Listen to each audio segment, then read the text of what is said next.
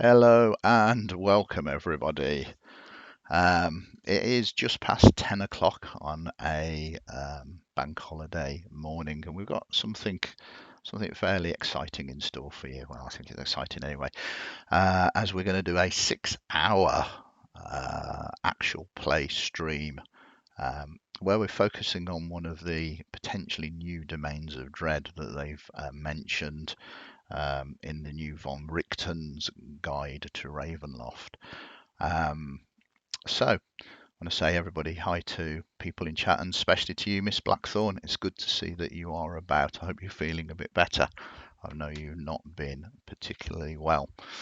Let us see if the technology is working first of all, because we've had a few tech problems. Yep, that is going very, very nicely. So I want to say a big thank you to our players as well that have gave permission for the game to be streamed so that you can watch it and enjoy it. We are doing a heroic action point, so if you in chat want to donate to help the players out or hinder them, you can do. A little word of warning: this is a Domain of Dread. This is a horror-based D&D game, so there might well be subject matters that might be disturbing to some people. It's obviously for your own comfort levels. We will be fading to black with many things. It shouldn't be too disturbing, but I think it's only fair to warn that we'll be covering interesting and kind of adult subject matters during this stream. I truly don't know how it's going to go, as the narrative is given to the players a lot of the time. We want to say a big thank you to Hero Forge that allow us to use many of their images from their website. Many of the character images are designed using Hero Forge, a wonderful way to create your own custom miniatures and get them 3D printed.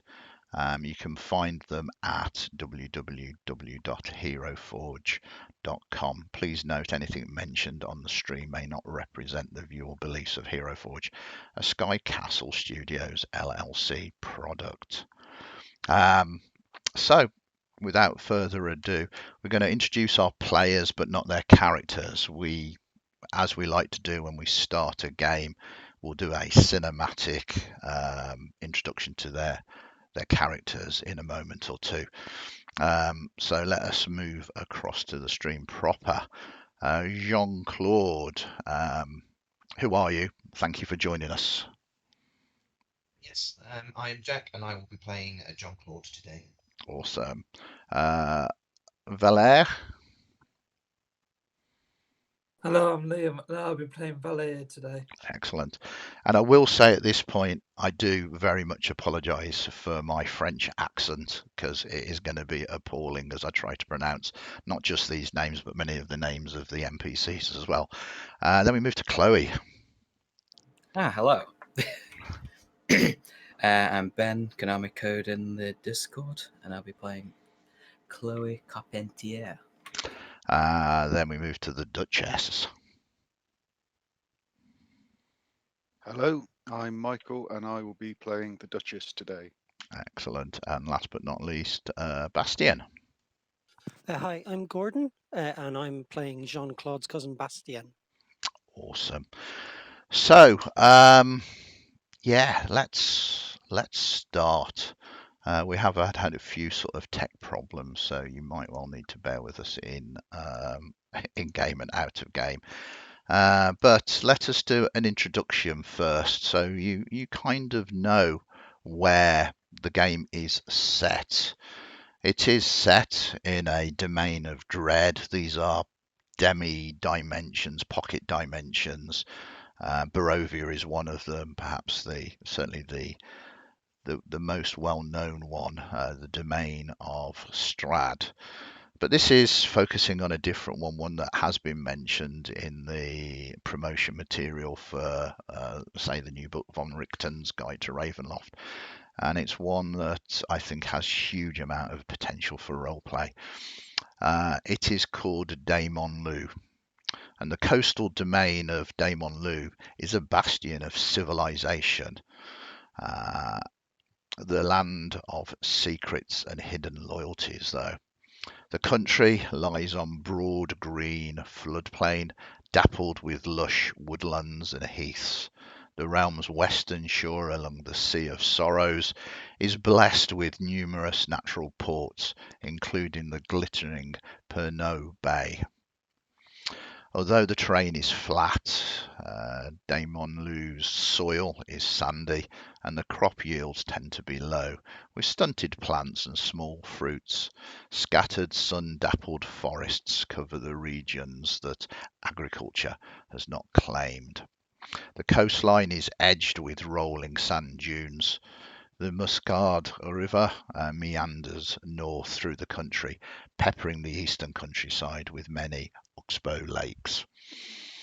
Dementlieu's highways bustle with activity, funneling people and wealth towards Port-à-Lucine. The buildings in the city are tall and narrow, densely packed edifices of dull brown stone that loom over narrow, twisting village streets. Windows and doorways are trimmed with whitewashed wood, and the shallow gabled roofs are shingled in rich dark brown wood. Towers are crowned with elegant stone ornaments and statues of legendary artists and civic leaders. Dementlieu's climate, blessedly mild, is characterized by frequent precipitation and moderate temperatures. Severe winters and sweltering summers are not unheard of, however. The law of the land is an aristocratic republic. An individual known as Marcel Guillemot serves as the Lord Governor of Dementlieu, advised by five member Council of Brilliance from the capital at Port-à-Lucine. It has a complex and multifaceted society, though the feudal system has long been dissolved. True power still rests in the hands of the most powerful noble families.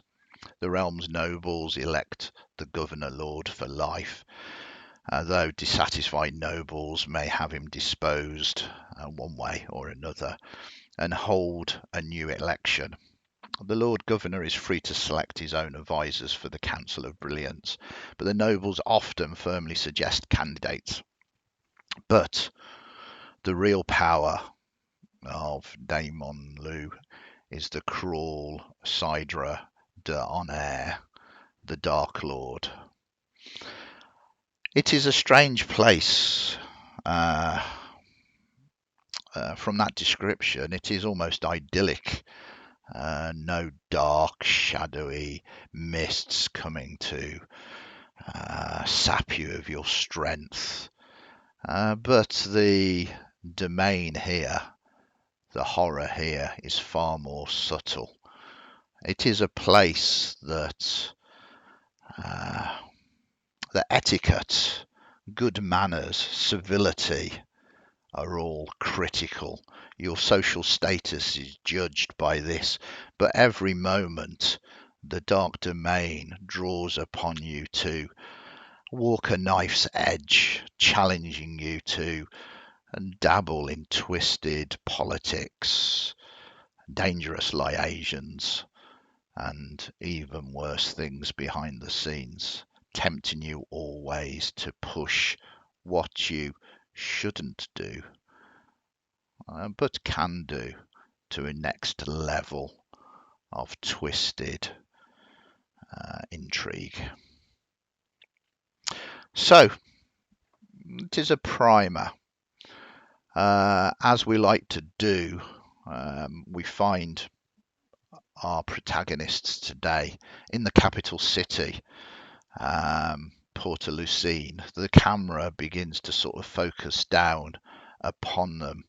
They are probably in their residence, going about their daily duties. We will focus first on the Duchess. Do you want to describe what the camera sees, what your character looks like, and what your typical day is? Well, this will age me terribly, but the Duchess's situation at the moment is very similar to that of the 80s sitcom To the Manor Born. The Duchess, probably, do we have rural? Can we have a rural area, Yeah, Andy, or is it all in town? absolutely. No, I mean, if you've got narrative agency here, if you've probably got townhouse, but if you want your main estate to be rural, let it be rural. LA wakes up early in the morning with many jobs to do around her reduced estate now. She lives in a very nice, a very smart, but very small building on what was the estates of her part of her family. The main estate, in exchange for various favors that she hoards as a dragon would hoard gold, is now in the possession of another family. Her husband, who died young, they were never blessed with children, so there has been no continuance of the line. So she wakes up every day knowing that eventually this part of the family will wither and disappear, and this tends to sort of adjust her mood when no one else is there beyond her faithful servant, whom she occasionally, in fits of I won't say compassion, but occasionally will refer to as Cece, who is her warforged servant. So she is up and about. Cece will help her make her dress and do her hair before she starts working on prestigitating the house, cleaning it as well she can, looking at whatever little business is left to her. It is not a side that others would see. It is not a side she would show to the rest of her family, where she appears quite differently. But generally, her day is maintaining what she has, which tends to be at the core of who she is. Once fully dressed, she is wearing good, but clearly continually mended clothing, still of the finest quality, but that finest quality was some time ago. Her hair, silver from the age of 18, where it passed into fashion, out of fashion, and then just a sign of her age, is tied up at the top in a bun. The only thing that perhaps links her to the glory days of her family before is her choker that she has worn since a small child, resplendent with a blood red gem in the center of it.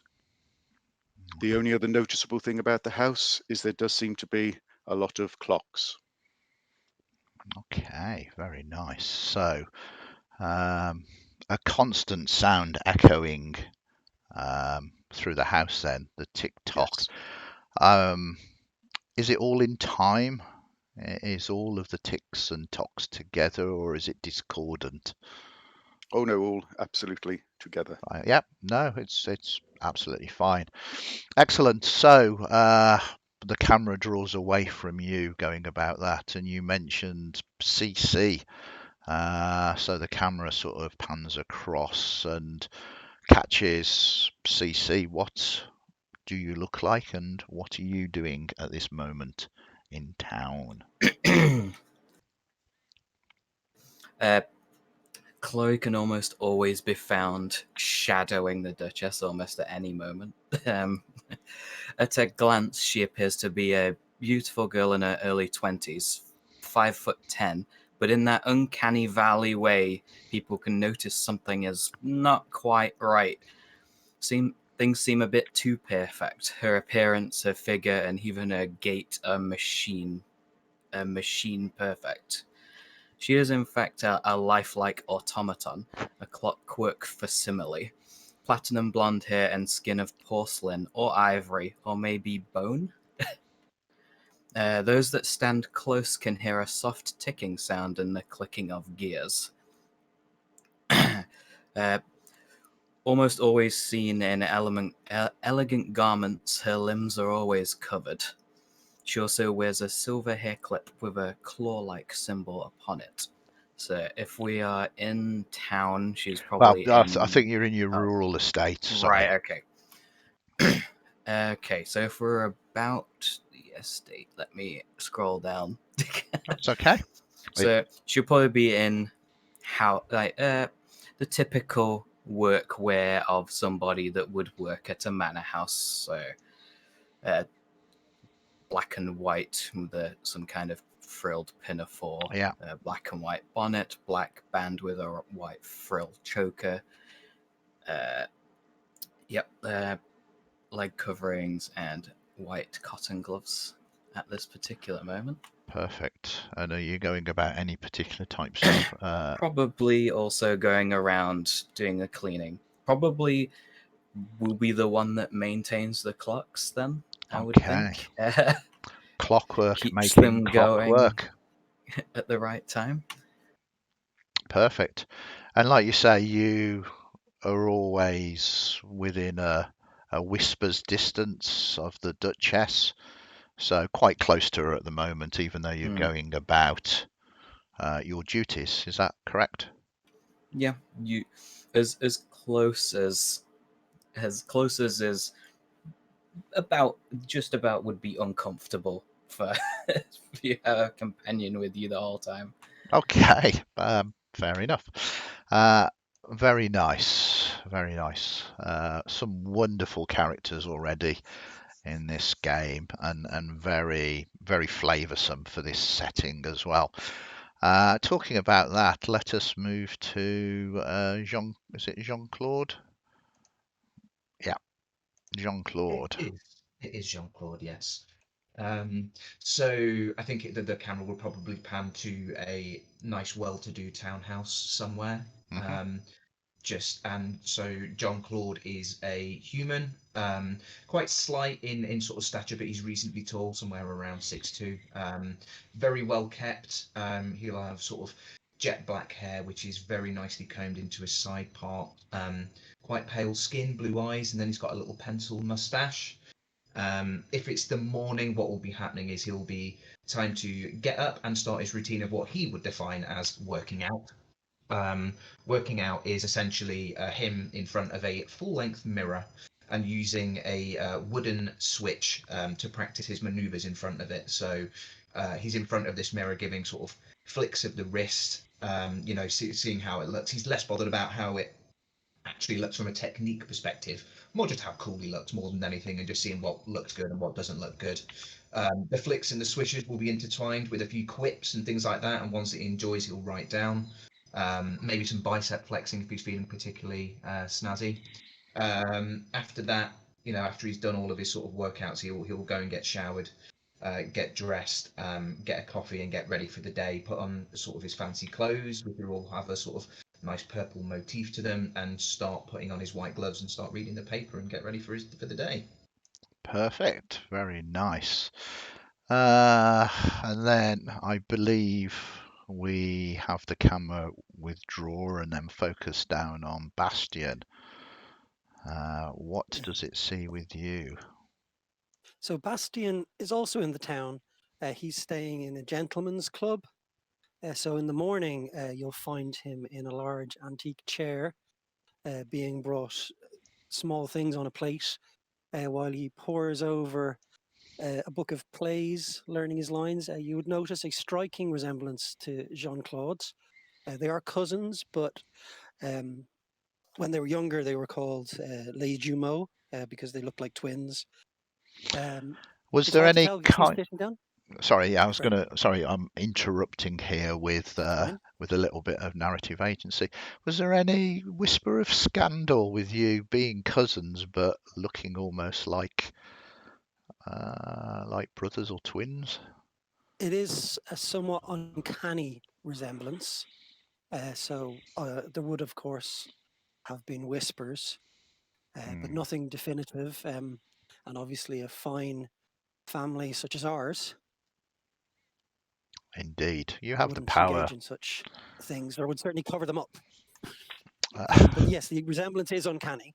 Less so now as we have different bearing and grooming styles, and it's not obvious because he's sitting down. But Bastion is a little shorter than Jean-Claude, and as befits his more sedentary lifestyle is not quite as toned and is certainly not starting his morning by working out.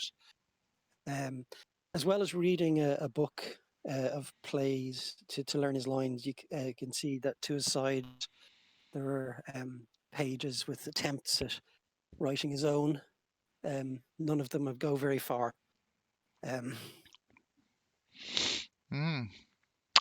What you perhaps need is some kind of inspiration, some kind of muse maybe, to get those creative juices flowing. Yeah. Some genuine life experience to provide the heart of a truly great play. At the moment, he's an aspiring playwright, but a pretty well-known actor. Perfect. Excellent stuff. And then last but not least, the camera again sort of moves out from the gentleman's club and then crosses town and begins to focus on a different individual, Valère. What does the camera see with you? I'd been in the library looking at, trying to find out the history of the area, and trying to find out if there's any historical artifacts around at all. Okay. Interested in uncovering the histories, and maybe even the archaeology, things of legend within this dark domain, studiously looking through your books. Okay, you are all going about your day's business. The first person to be interrupted is there is a knock on the door of your estate, Duchess. You're a large manor house. Obviously, the staff open it, and there is a hierarchy in the staff, and messages get sent from one member of staff to another until it receives to you, Chloe. It seems that there is a messenger here with a message of great importance for the Duchess. You have a couple of options here. You can obviously go and tell the Duchess that someone's requesting her presence, or you could try and deal with it yourself. What would you prefer to do? She'll most undoubtedly report back to the Duchess. Okay, so you find her quite easily as you are an awkward distance away from her. What do you say? Miss, it appears that you have a messenger.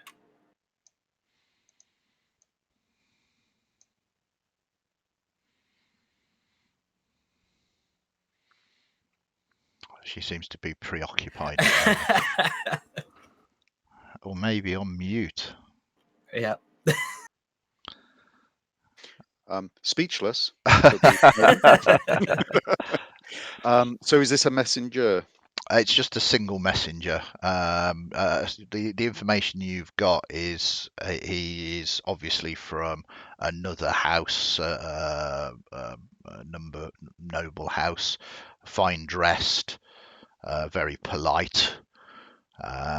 But that's all the information you have at the moment, because you came straight to speak to the Duchess rather than go down and investigate it yourself. Oh, thank you, Chloe. I'll receive him here. As you wish, Miss. So do you I'll leave briefly. Yeah.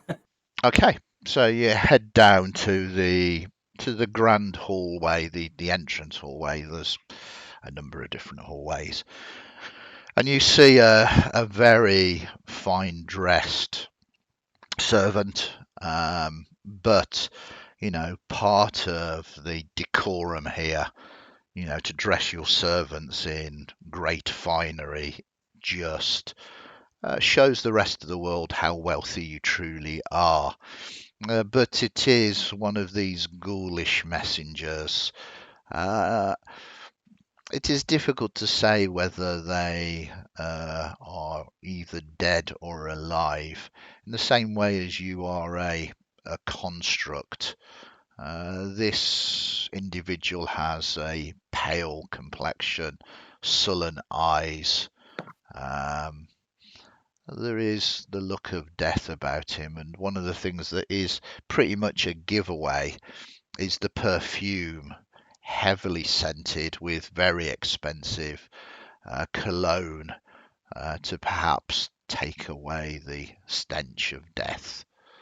He smiles and bows and says, I am here upon the orders of Madame Dorothy Courbet. I have, and he kind of reveals a sort of scroll case. I have instructions to deliver this message to her. Yes, the Duchess will see you. Which room? What room were we in? Being as it's a little bit smaller than the manor house, probably just what would be the drawing room, whatever Renaissance word would be drawing room. Yeah, Yeah. probably drawing room. Yeah. Okay, so She shall yes. see you in the drawing room. Please follow me. He kind of nods and smiles, and these are not zombies. They're not mindless dead. They are well schooled and trained in etiquette, and you've seen them before. There's nothing. This is a common practice within this dark domain, and he kind of follows you. He takes his hat off, and he has a fine wig of white, and follows you into the drawing room. There he bows formally, says, "My lady, I have a important message for you. One of great," and kind of looks around, satisfied that the place is secure. One of great secrecy and sensitivity. Andy, do I know anything? What do I know about the house that this person purports to Uh, have come from? well, I mean, things are always changing in the political scene here. Give us a history roll. Oh, one Oh. tries to keep up, but it's so difficult. Oh, that house. From what you know, um, herself and her family are currently in the favour of Sadra de Honor. Um, the you certainly are aware of who she is, and to work side by side or have an invite or a message from her is very good. This could improve your social standing no end. So is he holding out the message? Yeah, he's kind of waiting politely for you to. He's not awkwardly just holding it out. He's waiting for you to want to receive it. She will make a gesture that it's appropriate for him to pass it to her. Okay. He passes it to you, and there is a scroll case sealed with the Colbert seal upon it. Is your mistress expecting a reply? It would be preferable. Due to the nature of it, a verbal reply would be acceptable. Do you wish me to retire while you read the message? Ale was going to suggest that he goes and does whatever etiquette demands an undead thing does, because it can't be go get you a cup of tea or something, or I but mean, just it's one of the whatever one does with one of these. it's one of the great things about these ghoulish messengers or servants is they require very little feeding, watering, or anything else really. He kind of bows again, and when he smiles, you see that his teeth have been replaced.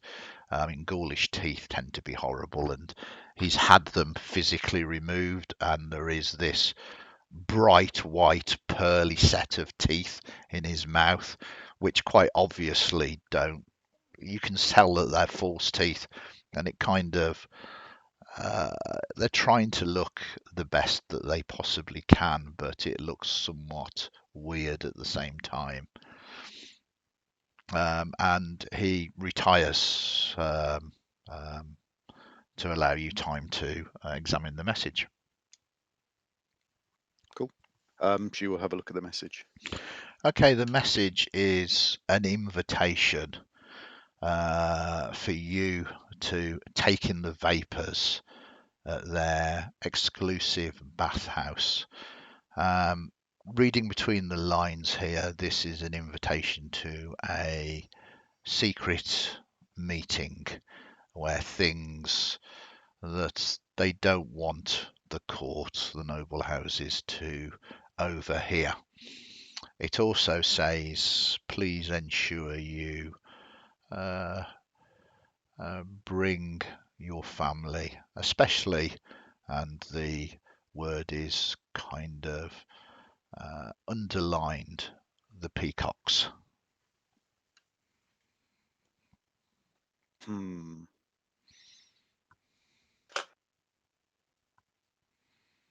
I take it the peacocks are my delightful nephews. Yes, absolutely.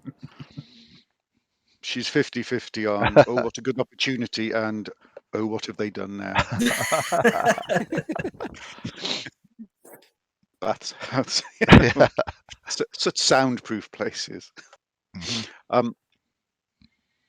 She will, again, etiquette, does one give these back? Like it said, for a matter of sensitivity, if you just want to tell the messenger that you would be happy to take in the vapors and give them time, then that is suffice. If you wanted to write it down and put it on paper, you could. No, You could do that was fine. Yes, so she will respond in the positive that they would be more than happy to. Is there any suggestion of, is this in a day's time? Is this today? There's no time on it, but it's kind of at your earliest convenience type effect. In which case she will suggest to the servant that I think tomorrow will give sufficient time to make gaps in people's itineraries. And yes, I will be certain to make sure the peacocks are in attendance. Okay. He kind of nods and smiles and says, Madame Colbert will be delighted. And he basically waits to be dismissed. I'm sure you have many other matters to carry on in your mistress's name. Mm-hmm. Thank you for your attendance. And turns and leaves. And you see that there is a very fine carriage awaiting him that he climbs into, and it is drawn by 4 beautiful white horses, and it kind of sets out across your grounds and leaves you to your thoughts.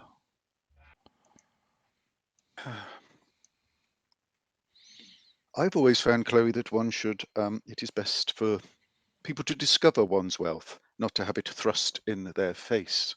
But things change. Andy, how do we communicate with members of the family who are off in the city? Is it Yeah, you can send a messenger, or if you've got magical abilities, you can send magical abilities. There's no telecommunications in this domain of dread. We might have somebody in the house that can maybe do a sending Yeah. or something. Absolutely. If you are prominent enough to have somebody like that, there is magical means. In the Waterdeep Dragon Heist game, there is a magical item called magic paper that you can, or magic bird, that you can write a letter and throw it, and it will just fly to them. And it's more than acceptable for you to, as a noble person, to have some of those. If you wanted to do that. I think given on the sort of general on the down resource wise for this particular branch of the family, although she will never admit that, she will say it is much less flashy to use such things, she will send a messenger. Okay. Easily done. So, what did you want the messenger to say? Did you want to bring them to your estate tonight, or did you want to rendezvous with them the following day? I think to the estate tonight, so we may discuss an opportunity that will be presenting itself tomorrow, which you will be attending, and phrase it like that. Let's meet up for a family discussion before you go to where you are being asked to go, and the message will include the name of the family who's inviting us, just to impress upon them that Okay, this is an opportunity for them to shine. perfect. So more or less at the same time, well, I suppose it's a single messenger that you send out. So both you, Jean-Claude, and you, Bastien, you receive a messenger from, I guess, your aunt. That's my understanding? You're both nephews, aren't you? Yeah, Yeah. Tante Elise. Yeah. So yeah, from your aunt requesting exactly that. The messenger literally repeats it word for word. Obviously, you don't have to react to this, but it is up to you. What are your reactions? We'll start off with you, Jean-Claude. I mean, I'd like to think we still have a nice relationship. So once I receive the message via a messenger, there will just be a nod of affirmation to the messenger, and then back into my house just to sort of pack up a few things for the trip out to the house. Just maybe a few bits of perfume, or maybe just something, going through the wardrobe to try and find something nice to wear. But yeah, just getting ready to head across. Perfect. And you, Bastien? Yes, I'm very fond of Tante Elise, and she's a sensible lady. So if she says something, then it should be done.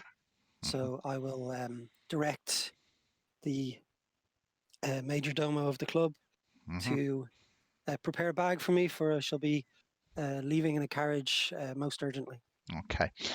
There is something about the message. It's something that I mean, this could be the start of an adventure. And during your time within the club, you have spent a good number of weeks, maybe even a month, in the company of an individual called Valère.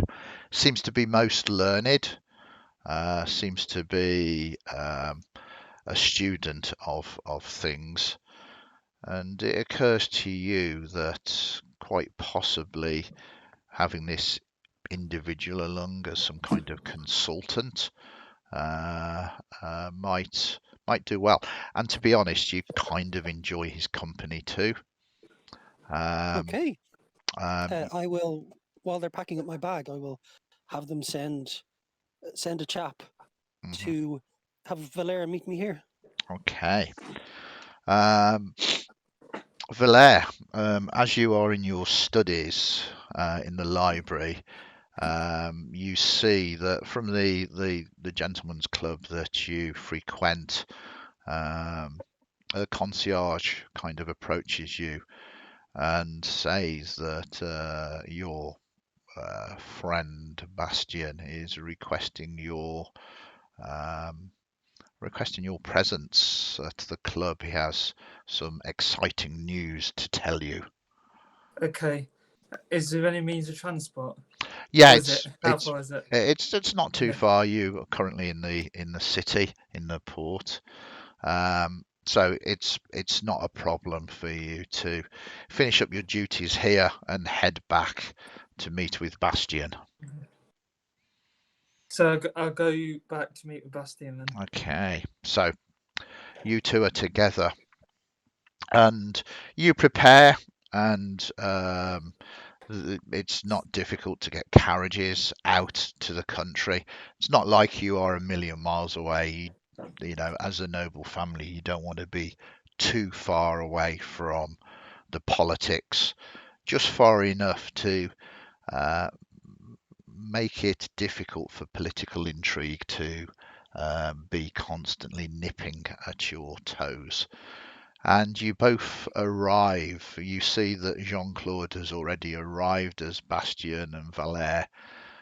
You enter the estate.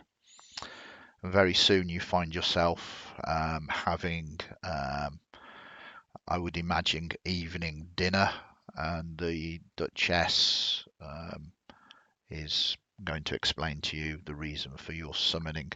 But before we go to that, what is evening dinner like? This is a general narrative agency to all of you. Describe to me in your estate what kind of, how does it take its form? I think very sort of provincial French, Yeah. Not an over abundance of spices, sort of more sort of hearty meals, not attempting to sort of sidestepping the fact that she can't afford to put on the type of meals that are found in high society. So she's not trying to ape those at all, and to have her own furrow, which is sort of very much a more rustic type of food, very fine food, to sort of make it very different from maybe what they'd find in the city or the town. In the Yeah, same way as perhaps you like game or something. yeah, exactly. In the same way, Andy, you sort of said this is sort of a respite from Yeah. the constant. She wants to sort of have that as a this is without pretense. Yeah. This is exactly what it is, so that her family can feel relaxed here. I think Excellent stuff. having grown up with this, that will certainly for Bastien, that will be the equivalent of comfort food. Yeah. That there's something satisfying about the simple fare you get at the estate. Perfect. So it's homely and comforting. It's not. It's a place that you can relax, and you are not stuck in that formal etiquette that you have to have when you are in the capital. Duchess, what do you say to your company? I mean, obviously, Bastien, you need to introduce Valère too. Yes. I hope it's okay, Tantalize. I've brought my friend Valère. He's a educated young man and possibly useful. I imagine he'll be able to help us with the opportunity that you are providing. Ah, hello, Valère, and would you like to introduce yourself? What family are you from? Family of Armand. Ah, I think I will make another badly done history roll, and then do a hopefully better persuasion roll as she goes, "Oh yes, those." Okay. Is Valère from this domain? Yeah, it Or would be from his yeah. domain. So yeah, give us a history roll then. Duchess, do you like offer your hand or anything along those lines? Not across the dinner table. Oh right, okay. I forgot about that. We're relaxed here. We're I not. did mean when we first met. I mean, at the when they start, first- I think it's been between now and dinner. It's been her rather bemused, going, "Someone's going to tell me who this person who is at this some guy? point." I assume it's one of your friends you play with, to whatever level of play it is now. This one followed me home. May I keep him? Well, you'll have to ask your parents, but as far as I'm concerned, if you want to home him here, he'll be here whenever you visit. Well, it is a place of intrigue and dangerous liaisons, so who knows? But you are aware of the Armand family, Armheld family. What kind of reputation do they have, Valère? Is it a good one? Ish. So they have maybe broken etiquette a few times and fallen from favour. So that is what your 20 tells them. probably one of the reasons why he's doing sort of studying and making his own way in the world now. Rather And than yeah, go on. oh, sorry. No, I agree. It seems far too much like work for some nobles, but she quite takes to him. Yeah. A little bit of etiquette breaking and some hard work is nothing to be frowned upon. And Valere, are you a good friend to my cousin, my nephew here? We've only just met, but so far we've got along pretty well.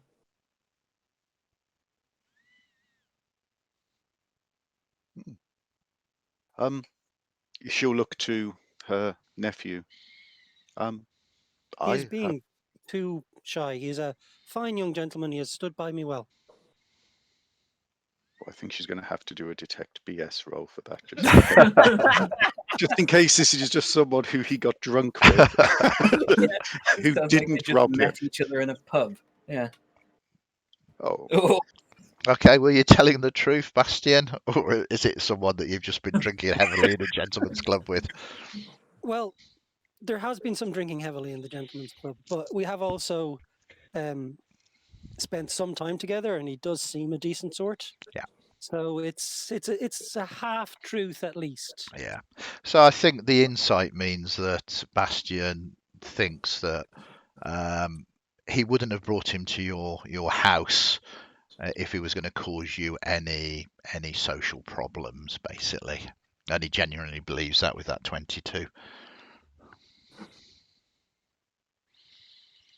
So what do you do around here usually?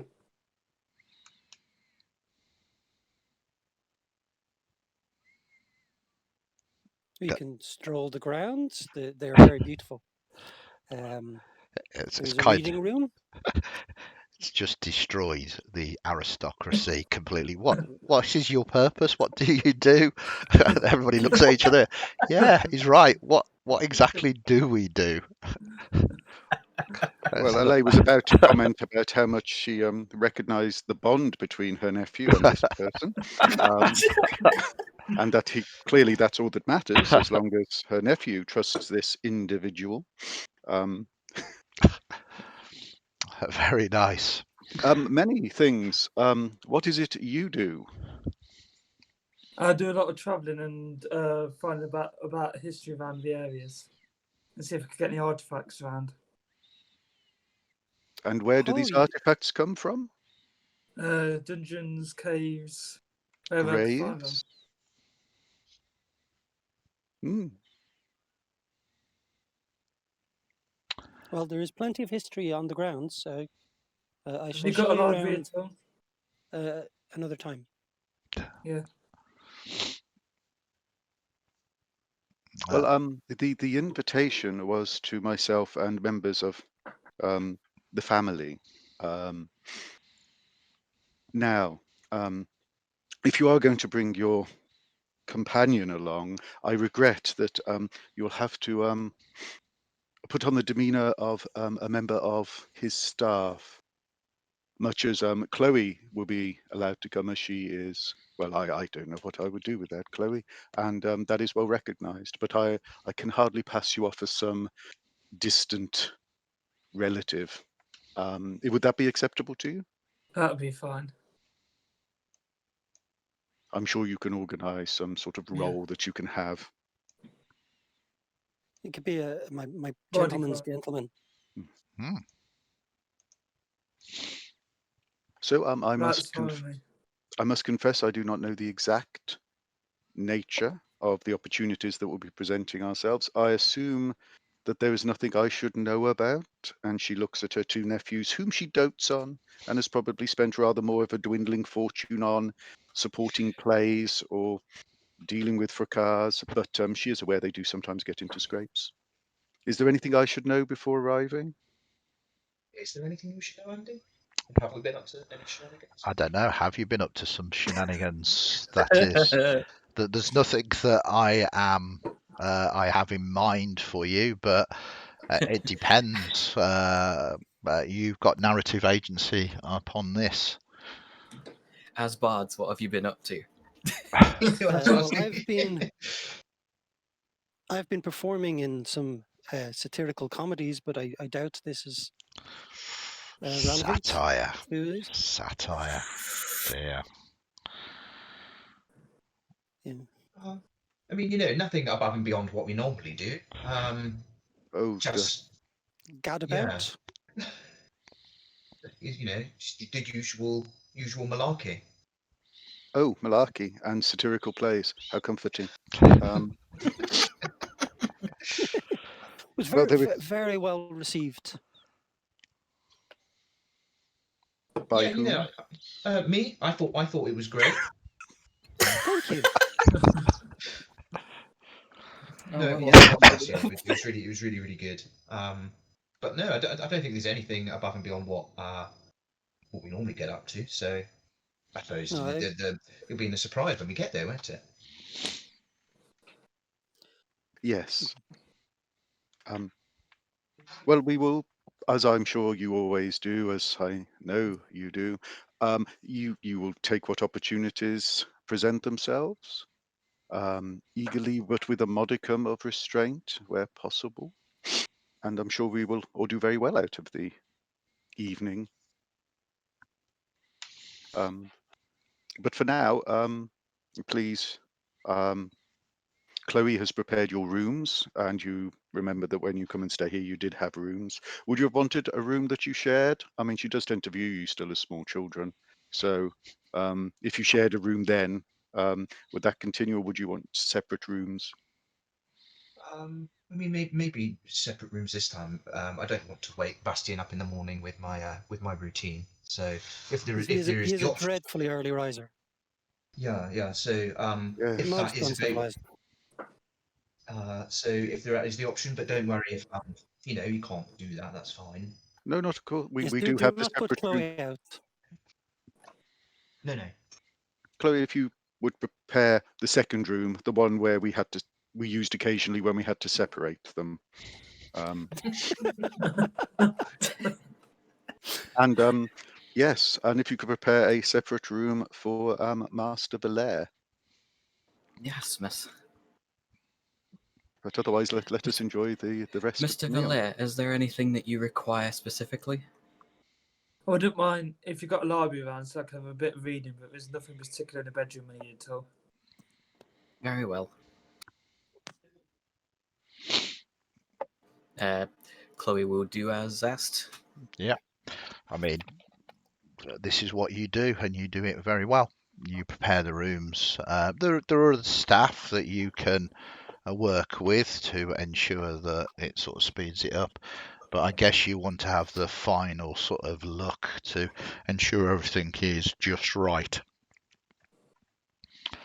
And everybody's performed perfectly, so you are satisfied that the rooms are set for tonight.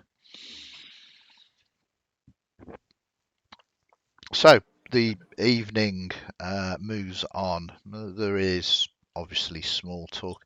Is there anything particular that any of you want to do as characters? If not, you can retire and we can cut the scene to the following day.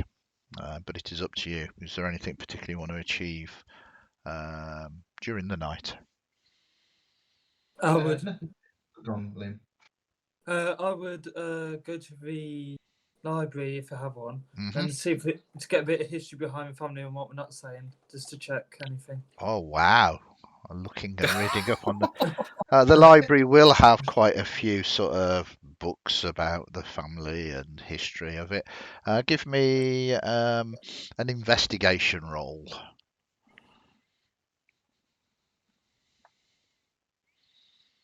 Don't find anything. Oh, well, I mean, you find some books and you kind of read. What you don't find is anything other than you know about the family already, and you kind of know a little bit of history Yeah. about them, but you don't uncover any dark secrets about them. Maybe there isn't anything to uncover, but you spend a fair amount of time. The library's not extensive. But it's a nice way to pass your evening outside of the city. New scenery, some nice food, and to be honest, quite good company, really.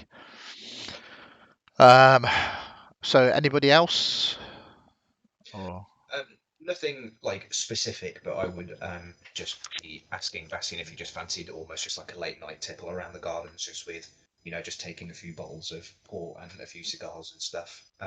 Nothing necessarily to discuss, but just a bit of a late night stroll, a bit of a catch up, and then Yeah. bedtime. That sounds delightful. Okay, and I'm assuming there are kind of like follies on your estate as well, Duchess. So you revisit some of the places that perhaps you both used to sort of play.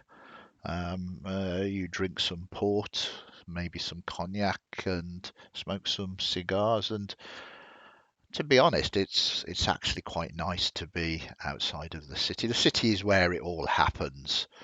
You can't be a actor or a writer of plays out here. You would have to be in the city. But it's also substantially sort of more relaxing out here. Almost I like think we'll also interrogate each other a bit to see if we can come up with anything that could be what they're asking about. Let's go over in detail. So, you knew this person. Could anything have happened there? Yeah. Or what about this? You were seen with another family. Yeah, I don't think I killed him, but I had a lot to drink that night, so yeah, it's okay. We'll be fine. We'll be fine. We'll just like I It said, cannot be us. It cannot have been us. We no, are no. above reproach. Exactly, and I always make sure to cover my tracks if there's anything untoward. So no, I'm we'll see. Yes, perhaps I mean beyond reproach, not above, beyond. As I say, the pressure of this domain, it pushes you to your limits of testing etiquette, and it's all about covering your tracks and ensuring that you are not caught red-handed. And as long as that doesn't happen, it couldn't have really happened, could it? No, there was nobody, nothing to say, nothing to do. Perfect. So then, with that, you get a good night's sleep, awake to a nice provincial breakfast, and then it's time to head out back to the Port de Lucine and go to this exclusive bathhouse. Is there anything anybody wants to do during the day to prepare for this, or are you more than happy to begin to arrive now?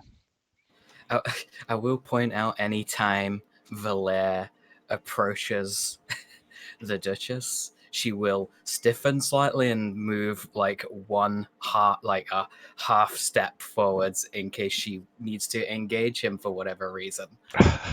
Okay, that's absolutely fine. As she does not know who this person is particularly well. No, totally understandable. Boom, boom, boom, boom, boom. Okay. So I guess I will be going around packing the missus things for her. Yeah. And making sure everything is set.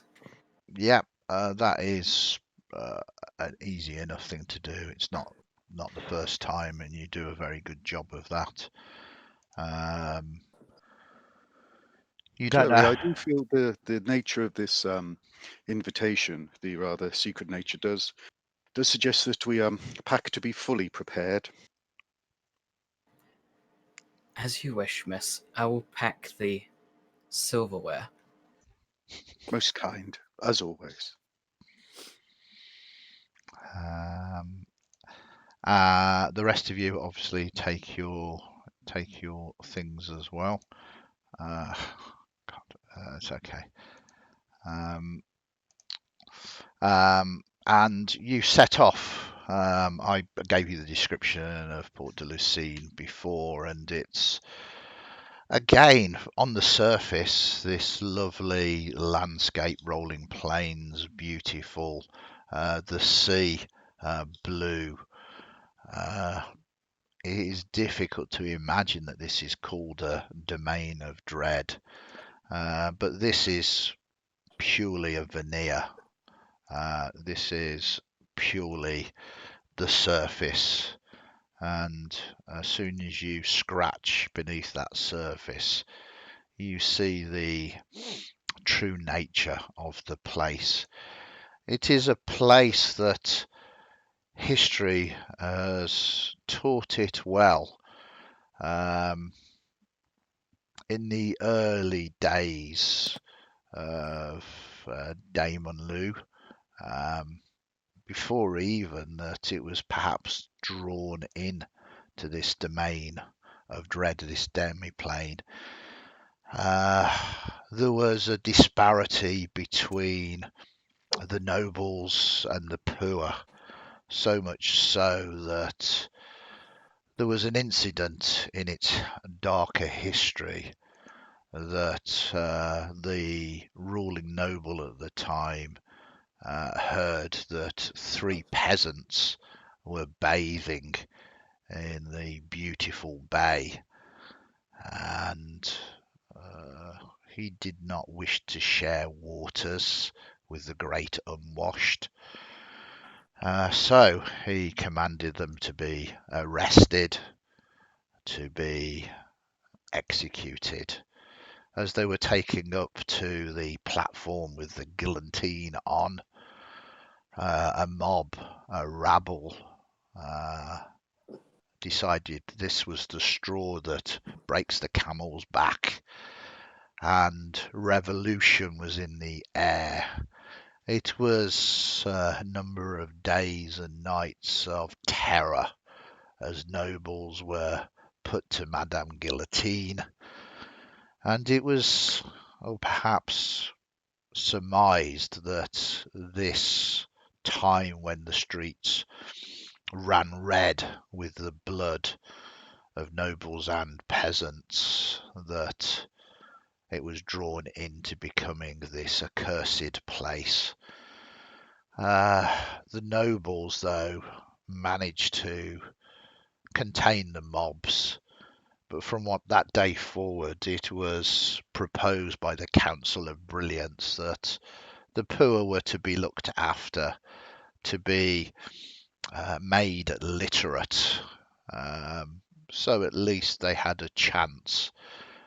Also to be provided with housing and food. So as you move through the streets, there's no signs of beggars or homeless. Again, an idyllic, but the pressures of this dark domain, the scant remembrances in the nobles' minds of that revolution, causes them to treat the poor with great disdain and cruelty, even though that they are both educated, housed and fed. It still goes on, just hidden beneath this veneer. And this is the town, the dark domain that you arrive in. Your carriage, are you getting the carriage to take you directly to the bathhouse, or are you doing something else first?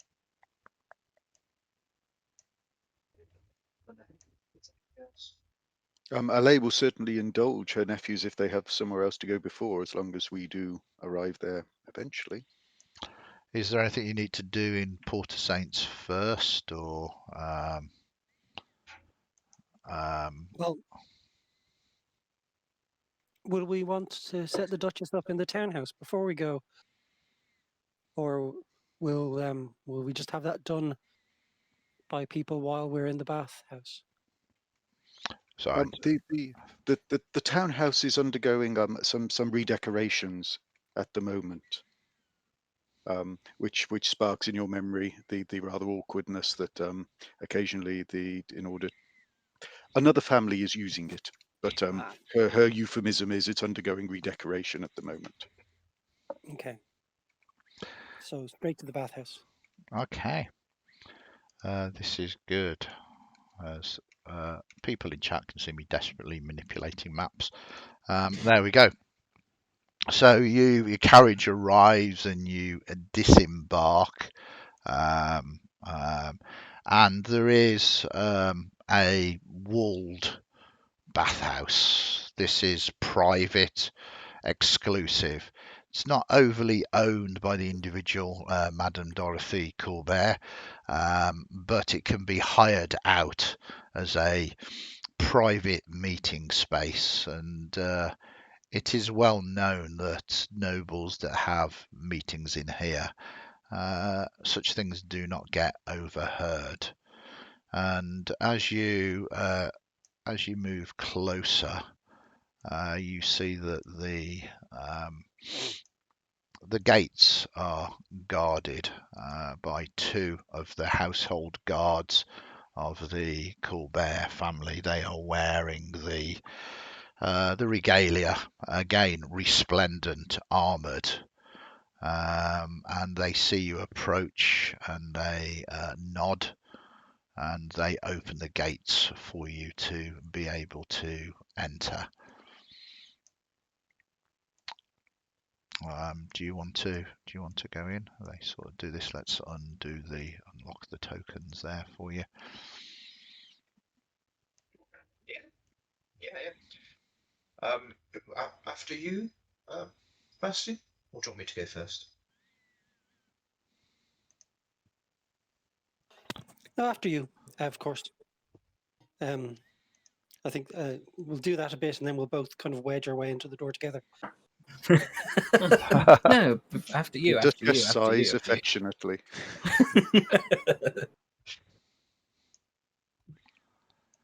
Little chat.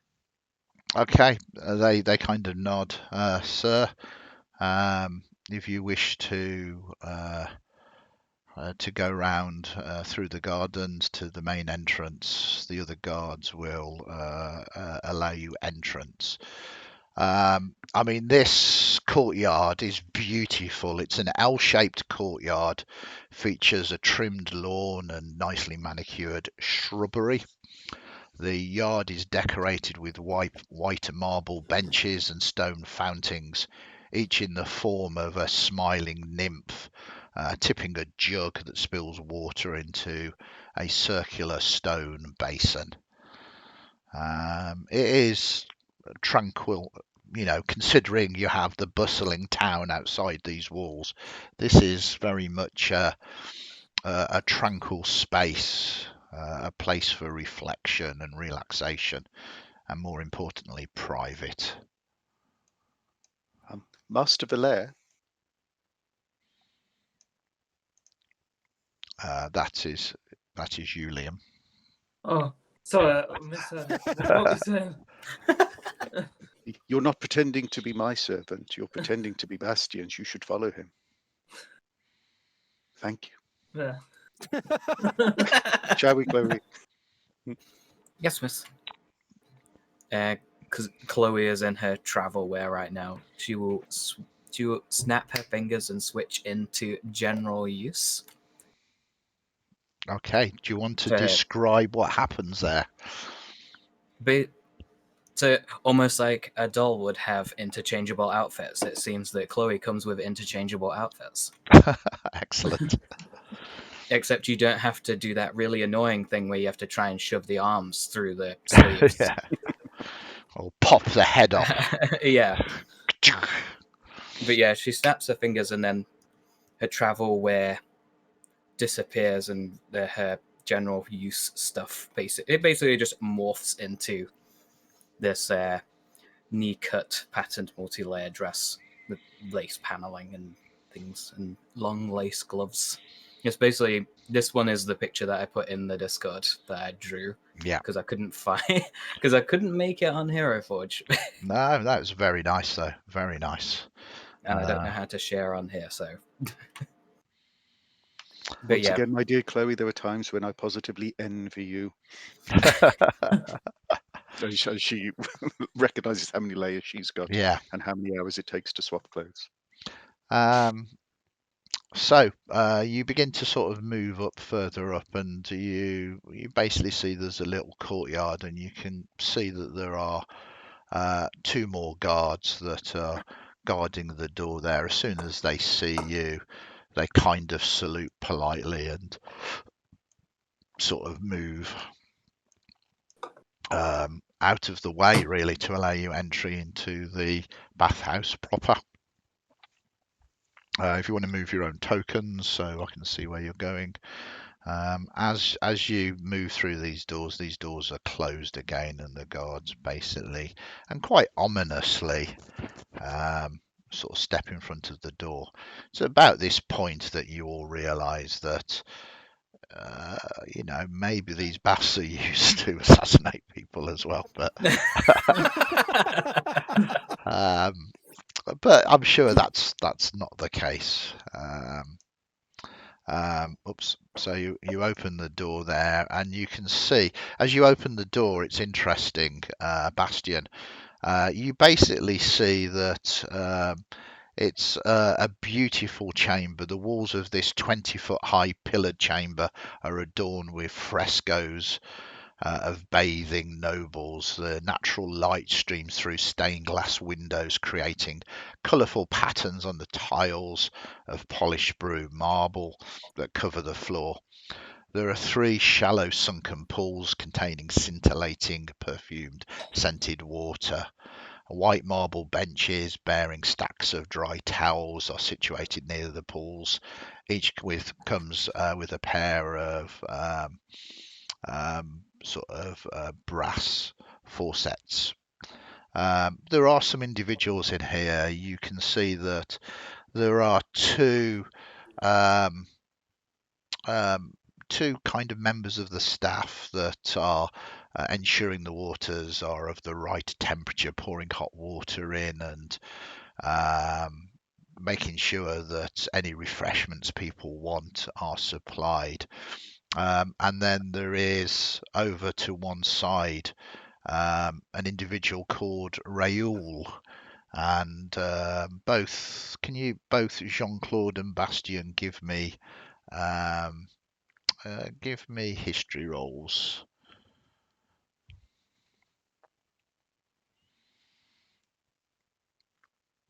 That's very good, Jean-Claude, and that's very good. Both of you are aware that Raoul is an entertainer, and he's currently playing some music.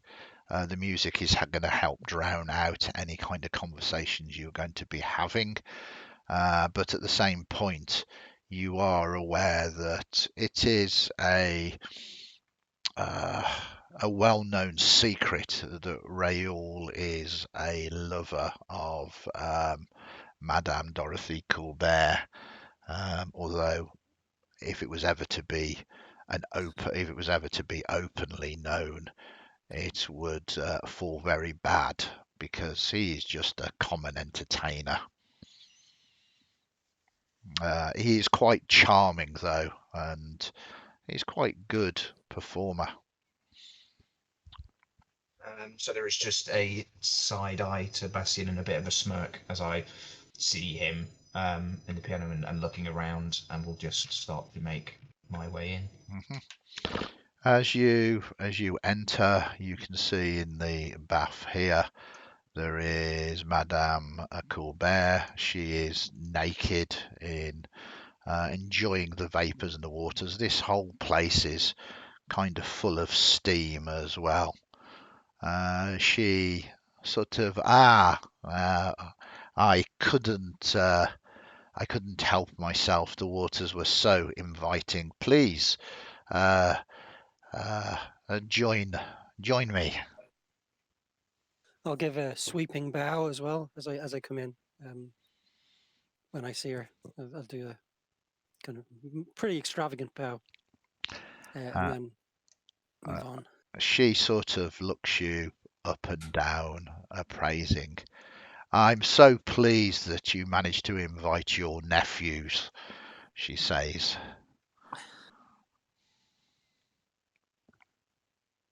We are all pleased to be invited, madam. Please, come, take in the vapours, and we have business to discuss. Most salacious business.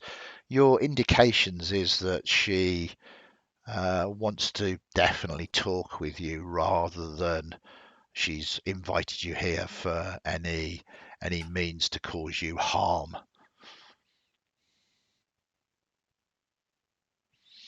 So I'm going to stay behind the Duchess because obviously I think it's her that she'll want to talk to, Mm-hmm. but I want to be to hand. Yeah. So Is anybody getting into the baths? Jean-Claude twice, he will just start stripping, I guess. Yeah. Obviously, it's going to take me a little while to take the things off, but Yeah. yeah. Okay. yeah, Start the process. Bastian's quite keen to get into the bath, but he wants to wait and take his lead from the Duchess because if it turns out that this is a kind of power move where no, you. Well, it's up to you. So, she kind of the baths are kind of stepped, so she kind of a bit like a sauna. Really, she kind of sits up on these beautiful tiled things. Again, completely sort of naked and completely unabashed, as if this is just a natural thing. She says, "Please join us. We have much to talk about, and I think you and me could become great friends." Who is she addressing all of us? Because just as she said that, it appears that one of my nephews. Just a swan dived in. Yeah, it looks like it's just a cannonball. When I Starfish. said take upon opportunities with restraint, She is looking. She's looking at you, and she says, "Becoming great friends," but she can't help but admire the physique of Jean-Claude.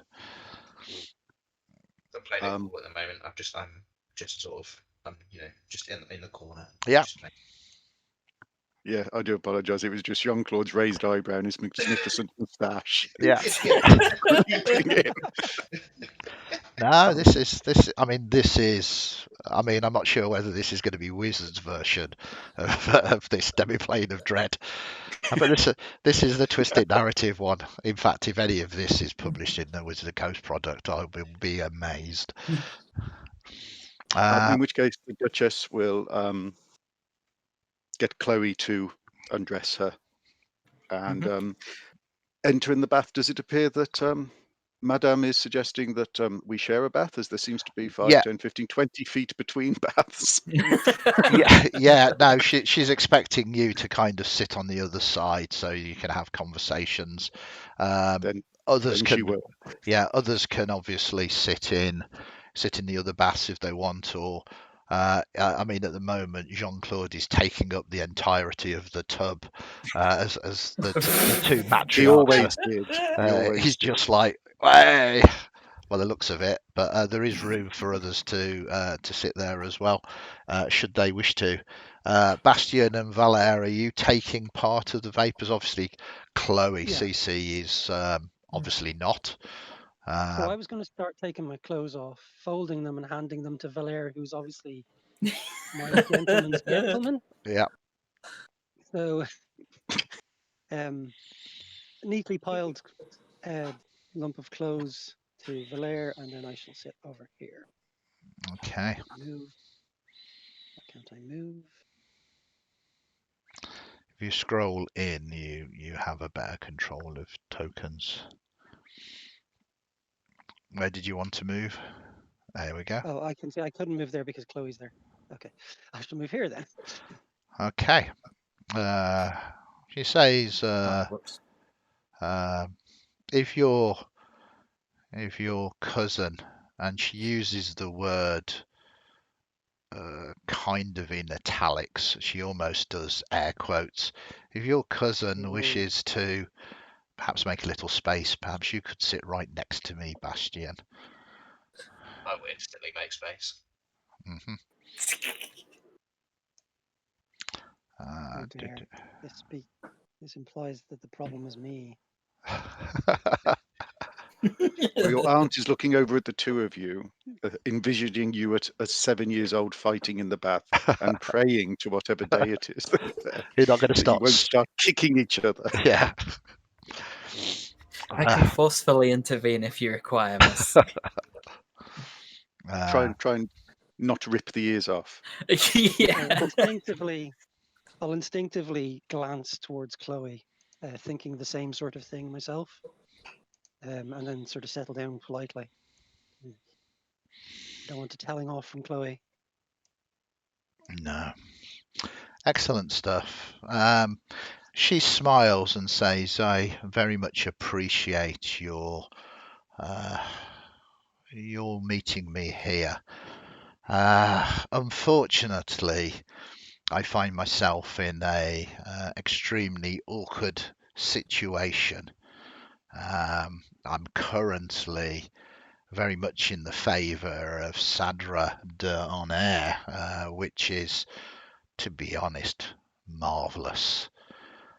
But it means that other nobles and the like are seeking and secretly writing my fall from grace. So anything that I do is being watched with a great scrutiny. Of course, here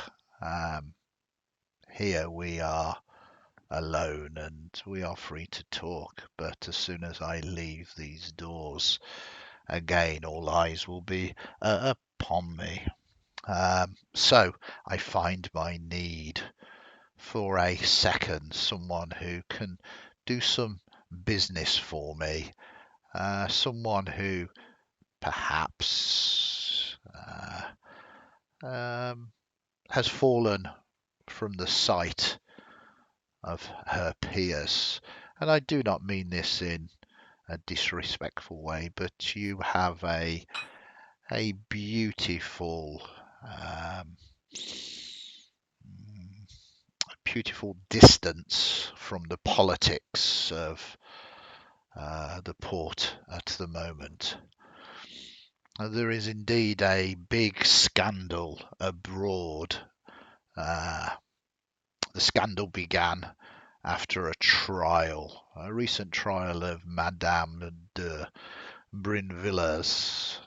She was accused of having conspired with her lover, the army captain Godin Saint Croix, to poison her father and her two brothers in order to inherit their estates. I mean, and she kind of feigns a yawn. Such things are commonplace here. There were also rumours that she had poisoned poor people during her visits to hospitals. But she was accused and she fled, was arrested and questioned heavily at the point of torture, one would perhaps agree, and confessed. She was sentenced to death.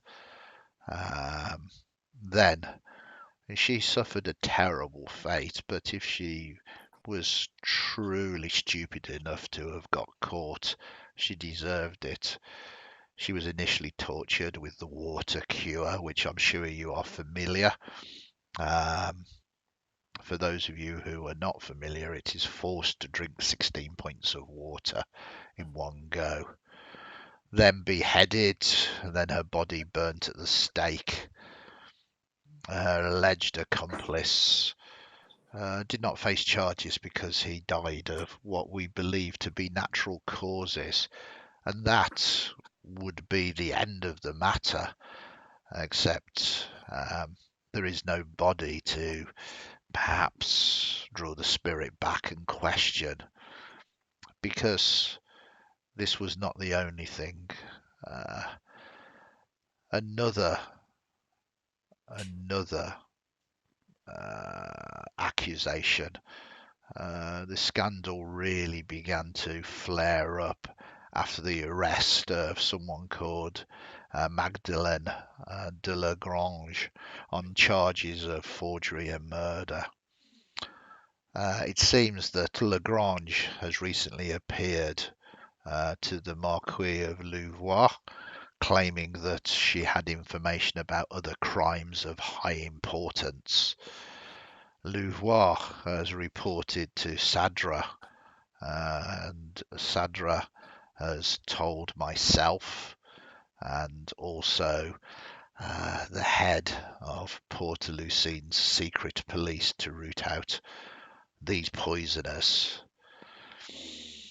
Now, this is causing some problems. As you know, it is relatively common practice to dabble in the odd sideline of poisoning, and it seems that many of the noble houses are under investigation, being accused of being potential poisoners, accusations of witchcraft, murder, and more. There is chaos now on the streets, and any legitimate poisonings have had to be put on hold. What I would like you and your family to do is begin to flex your investigative muscles and find out who is behind these poisonings, so that we can just put this matter to rest, so that Sadra Donair's attentions are drawn elsewhere and we can all go about business as usual.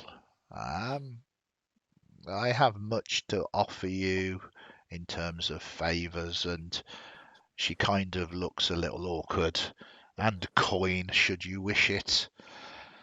I would very much like us to be very good friends.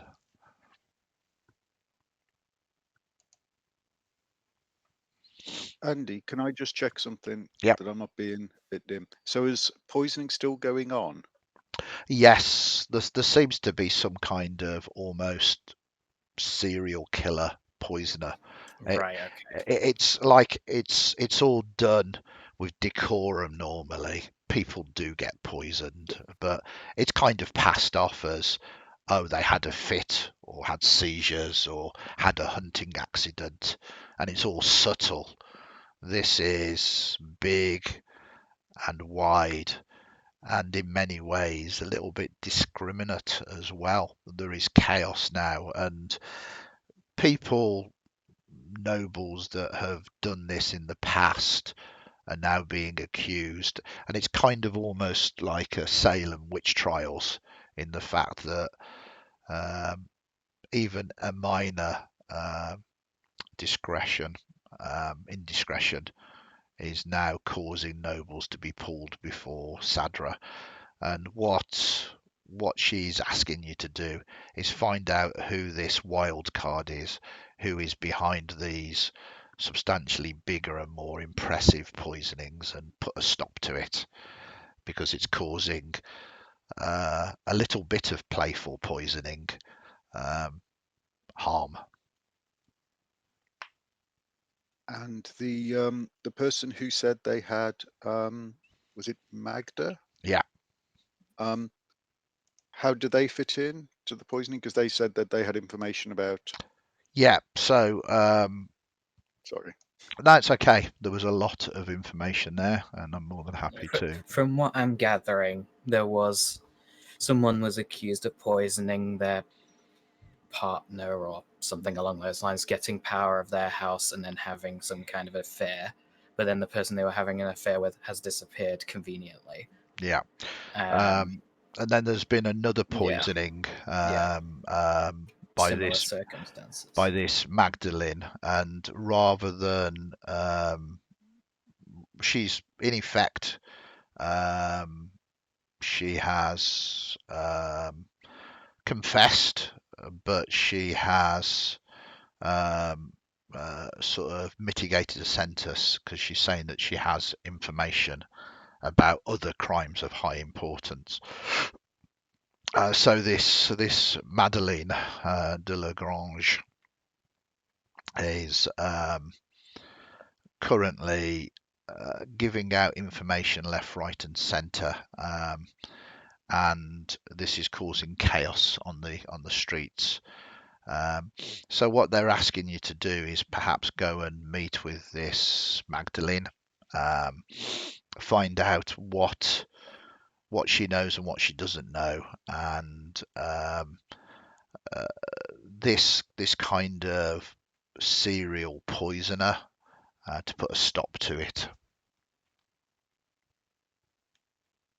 Cheers.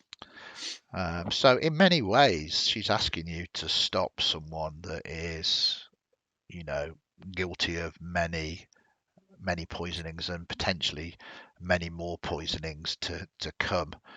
And because all these poisonings are not adhering to the rules of etiquette and decorum, it's causing the other noble houses that do these things more subtly to be scrutinized. And you kind of read in between the lines without an insight roll. She does not want to become scrutinized herself. Is Gabriel Nicholas de la Reine, is he noble? Boom, boom. Captain, I think, or something. Sorry. The chief of the secret police. Yeah, sorry, Gabriel Nicholas de la Reine. He's not a noble, no. He is army, but ex-army. You just wanted to sort of get the idea whether this is someone who would understand these things or someone who is likely to be good at their job and less. Yeah, no, this is why she stepped in, and she's happy to confirm that she thinks that this individual will just happily, being army and coming up from the lower ranks, will happily take it out on the nobles. He's basically almost been given carte blanche to, go and find out whether nobles are breaking the law, and if they're breaking the law, to have them executed by a sadre. And obviously, Dorothy does not want to be one of those nobles. Most unfortunate, but yes, I believe that we can certainly look into the matter. I am in no way suggesting that our noble chief of police, and she puts accents, speech marks, underlines the word noble, chief of police is in any way inadequate to the role. But we might be able to work with a little more finesse and a little less bluntness, perhaps. Indeed. I mean, it will be a relief to just bring this terrible person who is most skilled in poisonings to justice. Don't you agree? Of course. A terrible state of affairs.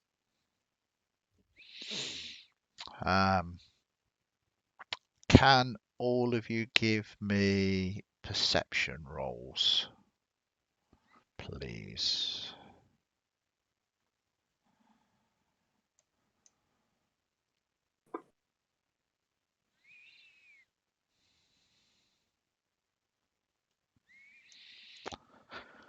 Boom, boom, boom, boom, boom. So it is unfortunately only you, Jean-Claude.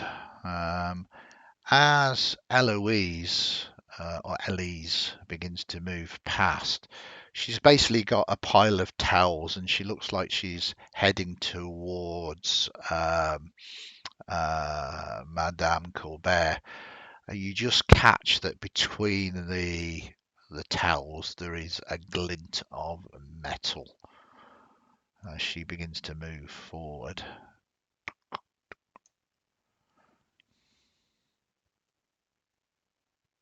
And only bastions like that. Yeah, only you saw that, Bastion. Is there anything you want to No, it wasn't Bastion. Sorry, it was the 18. So it was Jean-Claude. Oh, yeah. Oh, right. I'm sorry. Yeah, they look the same. I Yeah. I was looking at the history check for some reason.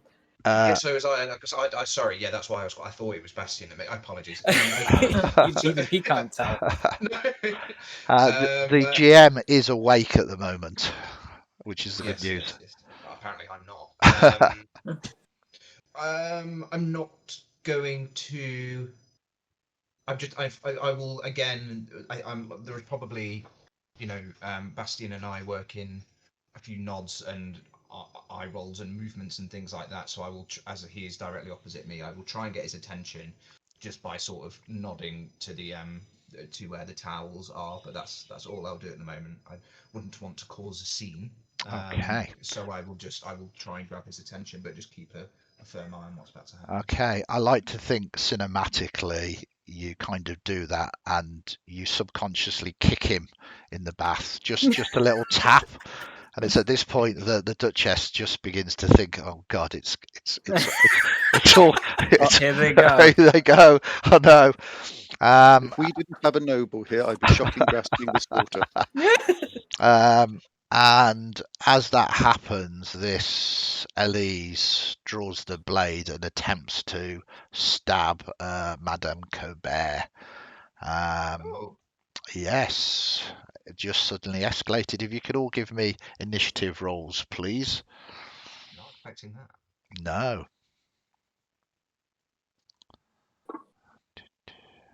Why do I always do this so that I can't tell what I'm rolling?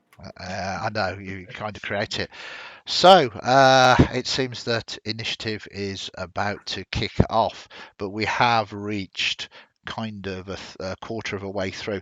So, just to allow everybody to just kind of stretch their legs and get a drink, we're just going to have a quick, it's a cliffhanger, quick sort of 5-minute break, and we'll be back quite soon. So please stay in chat, chat in chat. Let us know what you're thinking so far, and we will be back in about 5 minutes, 5 to 10 minutes. We're back very soon, though. Bye.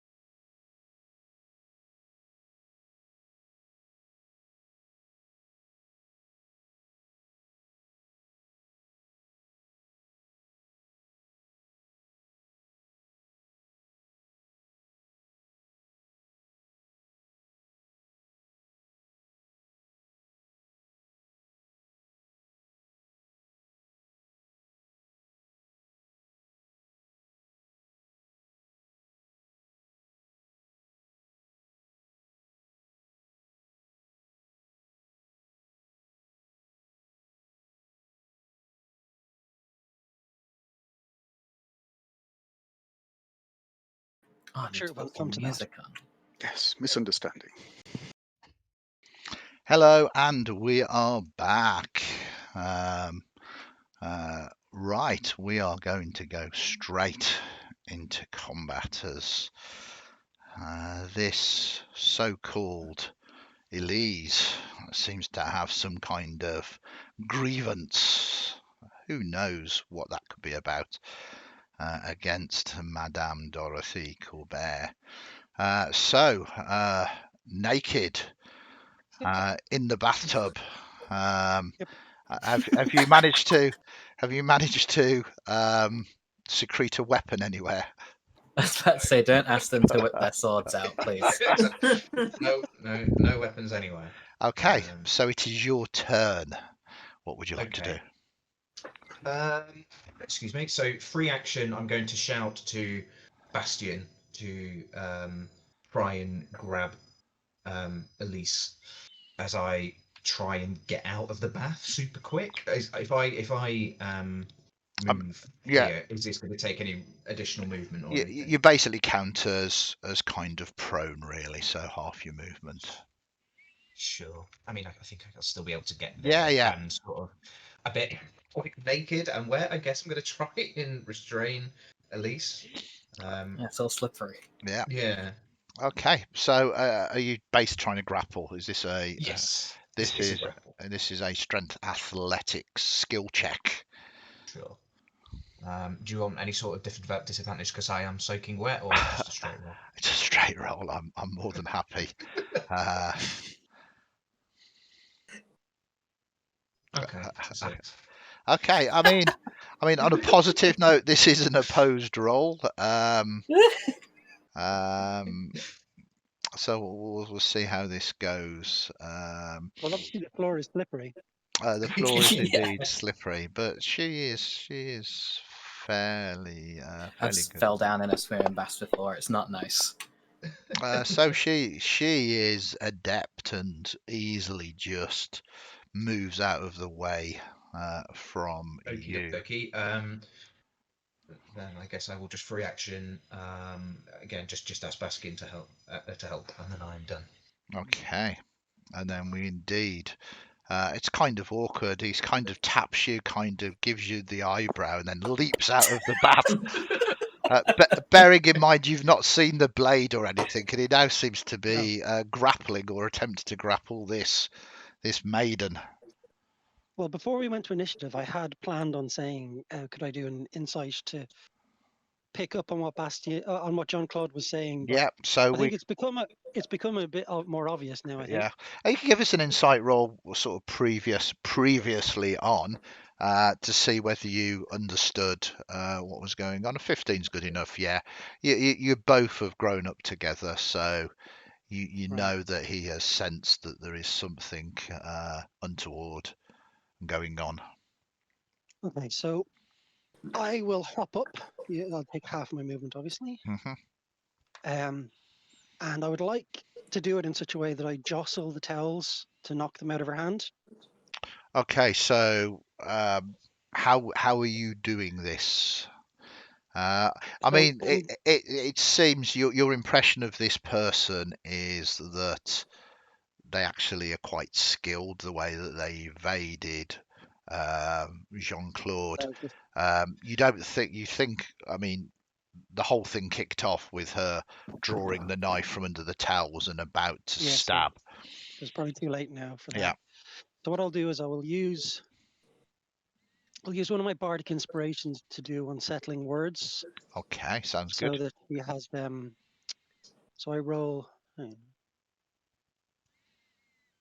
I roll a bardic inspiration dice and give her. She subtracts that from her next saving throw. That's a bonus action. Okay, so that's just a saving throw, yeah. It'll subtract from her next saving throw. Yeah. Which will be against my dissonant whispers. Okay.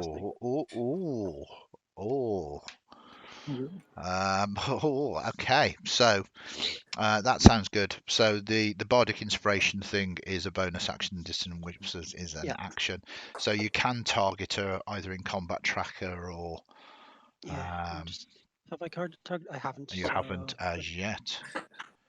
Very nice. And do you just literally leap up out of the bath, turn, Yeah. face her, then she is perhaps going to flee in terror from you? So what's my bardic inspiration dice? Eight. So I can roll that. It's a It's a D8. D8. Okay. Yeah. Okay. So she can she can take 4 off whatever her save is. Okay. And I've targeted her. Dissonant whispers.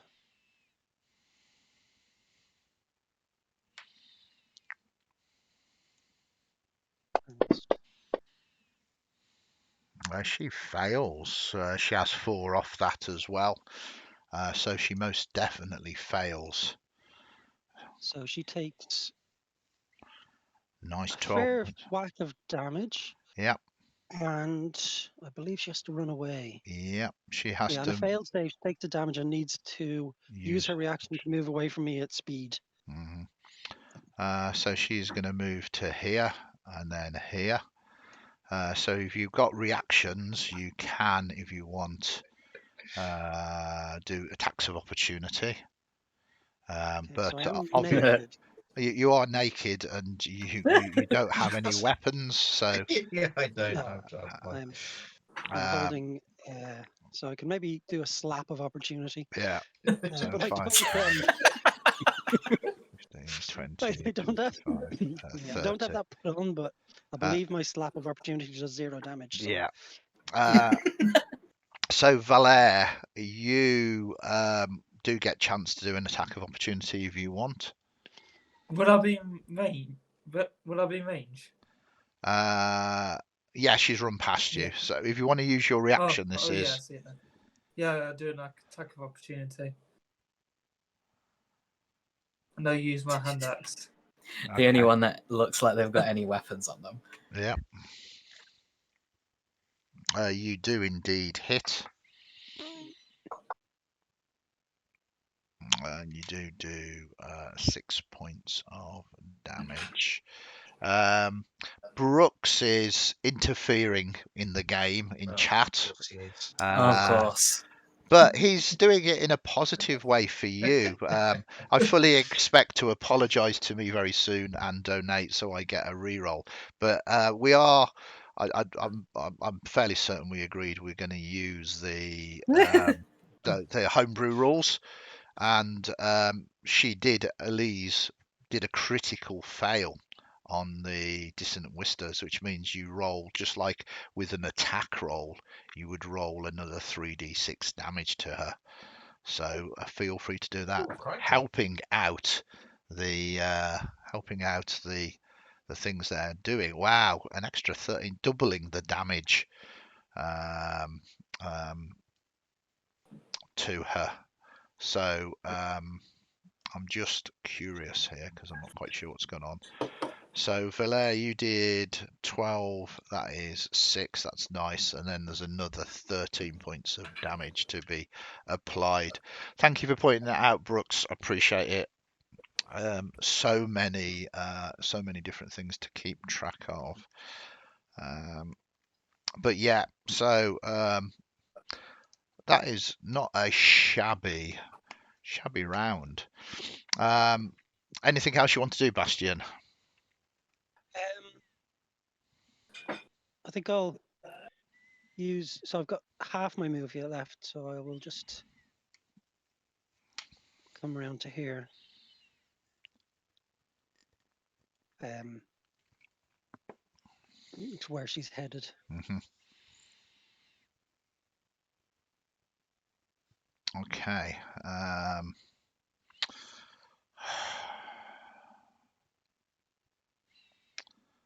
She is unhappy with all of that, but she is going to stick with the job that she's been tasked to do. So she's going to move.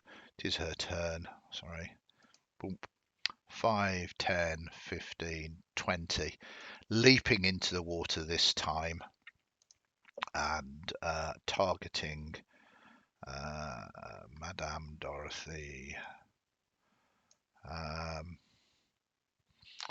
Now, none of you that are standing within 5 feet of her consider her to be an enemy, do you? No. Within No, 5 feet I of would think Elise. not. within 5 feet of Madame Dorothy Colbert. I would assume Not currently, no. No. Okay, so she doesn't get sneak attack, but all she does is get to strike this poor naked noble.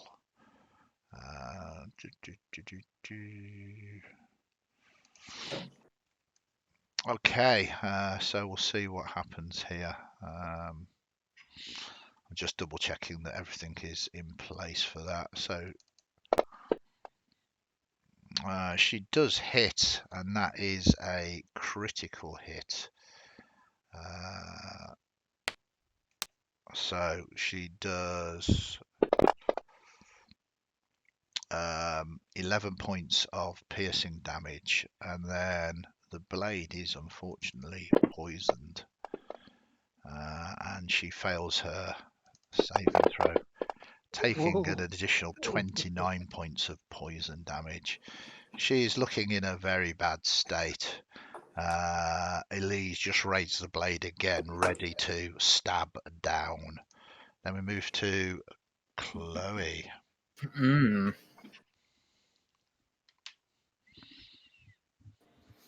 Someone with a blade near the miss. That's not very kosher.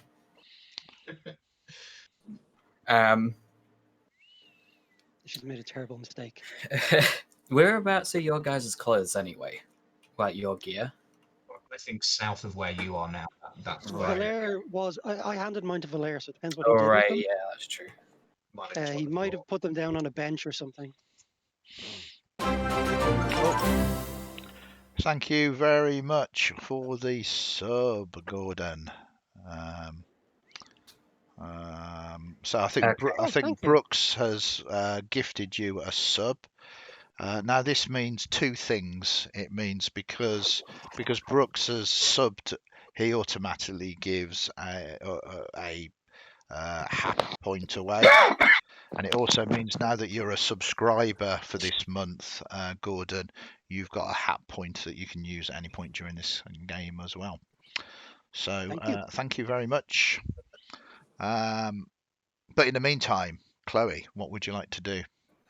Right, okay. So I will go round this way. Well, I'll step to this side. Yep. As she does that, you know how you have the dolls, and as you can lie the dolls down, their eyes like move. Yeah. As they do. But her eyes roll back, but they continue to roll all the way around until there's another pair of eyes on the other side. Very nice. But these ones have red irises instead of blue ones. Perfect. So she would enter her combat mode. Combat mode. As she does that, she'll put both middle fingers in her mouth and pull her gloves off simultaneously, and then you can then see the actuated joints in her hands, which she covers up with gloves, so they can't really be seen as easily. And then from the fingertips spring these like razors, basically, for lack of a better word. Wow. So kind of like spike razors come out of her fingertips. This is yeah, Madam Deathstroke. Not Deathstroke. Death. Just trying to think of the name of the character actually. Yeah. Anyway, yeah, razors come out your fingers. And then she will come around to assist her miss, as she has a weapon next to her, which is not good. Yeah, that's okay. You can. So I'll come round to here. Yeah. As she also does that, she will lift up a section of the front section of her dress, lift it away so that you can see the cage that she wears underneath the dress. And attached to the cage is basically like all the silverware that she packed with her. So basically, the cage is pretty much lined with knives. if the the two cousins would like to partake in a piece of cutlery, they may wish to do so. Very And nice. then I will then try to deal with this problem. Yep. But for my first attack, I would like to attempt to grapple. Okay. So yeah, give me a strength athletics. With advantage because I'm raging. That's the wrong button.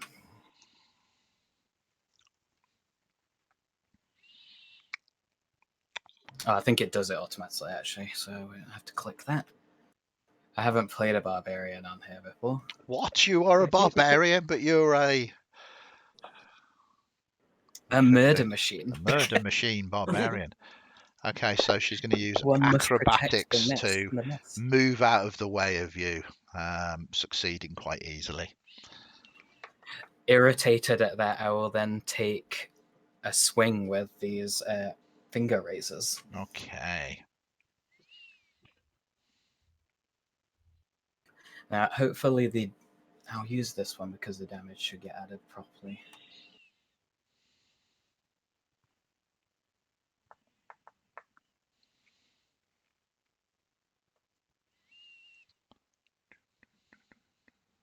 Oh, yeah, that is a hit. As you cut through her sort of serving clothes, you realise that she does have studded leather beneath her civvies. And you do, I mean, with the Dissonant Whispers critical hit, do us an extra d6 because that is also the finger razor. 26 is a critical hit as well, even though she's got this armor on. So for an extra 2 points damage, I can't complain at that. She was not anticipating all of this going on. And then I will take my extra attack that I get if I use my finger razors. Okay. Just for people viewing, I believe this is a reskinned Beast Barbarian, is it? Yeah. Yeah, perfect. So yeah, I mean, as it says there, you do hit, but it's not a crit, and you do some more damage. Yeah, it's adding up though. She was not anticipating this amount of resistance. Then we move to the Duchess. Well, goodness me. The Duchess is clearly terrified by this and clutches to her ruby choker in alarm, which she then uses to cast haste twinned, one towards Chloe and one towards... At the moment, you've got Elise targeted. Oh, sorry, have I? Oh yeah, let's switch off Elise. That's because the plans have changed. I've decided a stern look just won't cut it.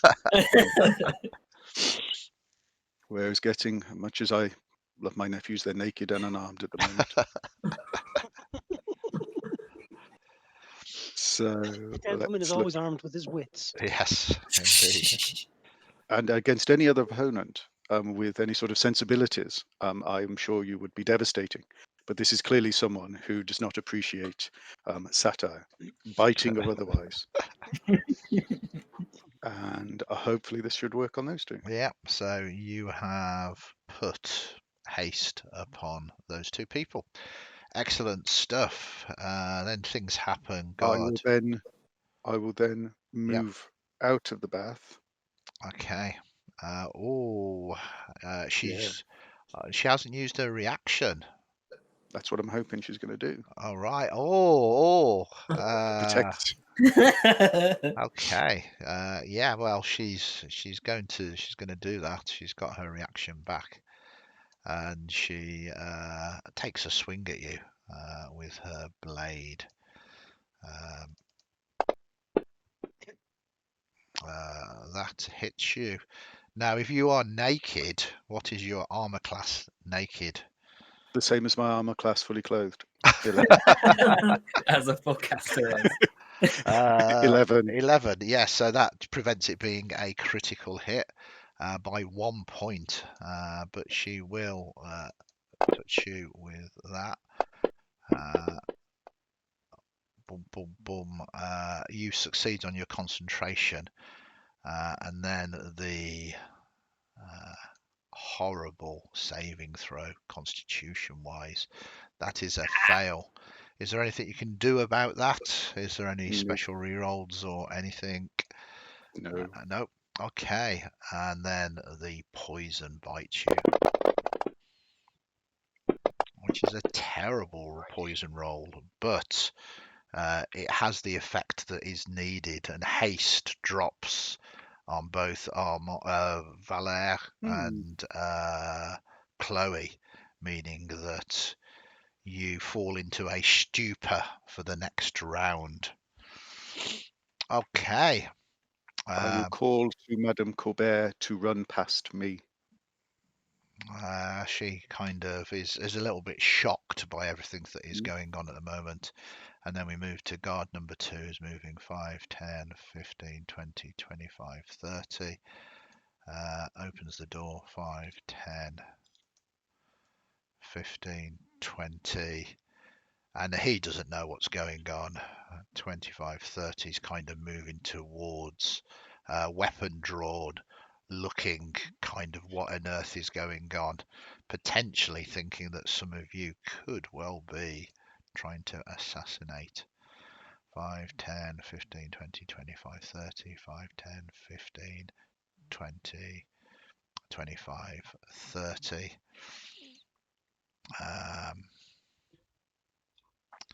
These 5, 10, 10. It's getting a bit cramped in here. Yeah, the guards shout out to their mistress, and she says, "Her," and kind of points to Elise rather than sort of you. So they don't automatically start trying to cut you down. They unfortunately though can't get to her. So that is what they do. And then we move to Madame Colbert. She at the moment is going to stand up, which is half her movement. She's going to disengage and move 5, 10, 15 to there. And then we move to Raoul, who kind of flees into this room here. Then we move to Valère. Unfortunately, you are suffering the effects of haste being cancelled, which means that you forgo your turn. And then we move to Esther, who runs into there. And then we go to the top of the round, Jean-Claude. Right, okay. I will still Starkers look at Elise and say, "You're bloody terrible at this. You would be dead by now if it was anything I, And I'm going to cast Vicious Mockery. Oh. So let's roll that. Well, she fails it. Lovely. I would have got away with it if it wasn't for you pesky kids. You pesky naked kids.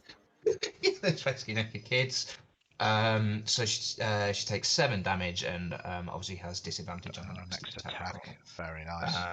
And then I'm going to bonus action, just shout at the Duchess and say, stay with us, don't go anywhere. And I'm going to cast Healing Word.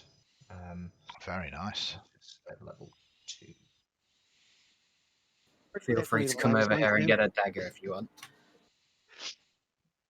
That's okay. And then 11 back to the Duchess. She says, "I feel." Yeah, he targeted me, Andy. All right. Oh, to the Duchess, not. I see. To which LA will give a look as if to say, "That's very sweet, dear," and make a notion point to the important person.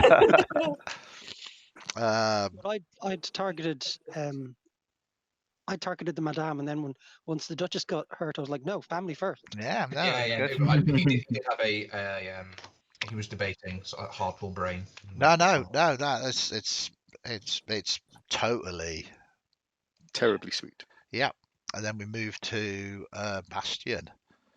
Okay, so what is it to grab a knife from? It's From Chloe. because she's in effect passing it to you because it's all kind of stuck to her kind of battle harness. It's just an item interaction, so it's basically a free action. Okay, so I'll grab the knife. I'll look over towards Madame Coubert, and I shall say, I do not believe it is as bad as it looks. And I also will cast Healing Word. Very nice. I'm going to go 3rd level.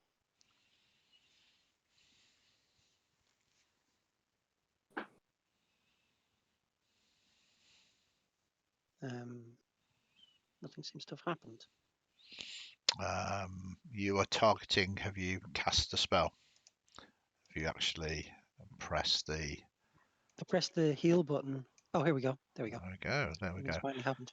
Yeah, maybe some kind of It's not a delay. great roll, but it's something. It's okay. It's better, and she's grateful for it. She stares at you, kind of looking you up and down, enjoying the view, and says, "You've made me go all tingly." And then I shall, Run away. with the knife I've just grabbed, Yeah. I shall strike at this malefactor. Yeah, that sounds good to me. So that is. I'm seeing this as a dagger, so. Yeah. You do hit.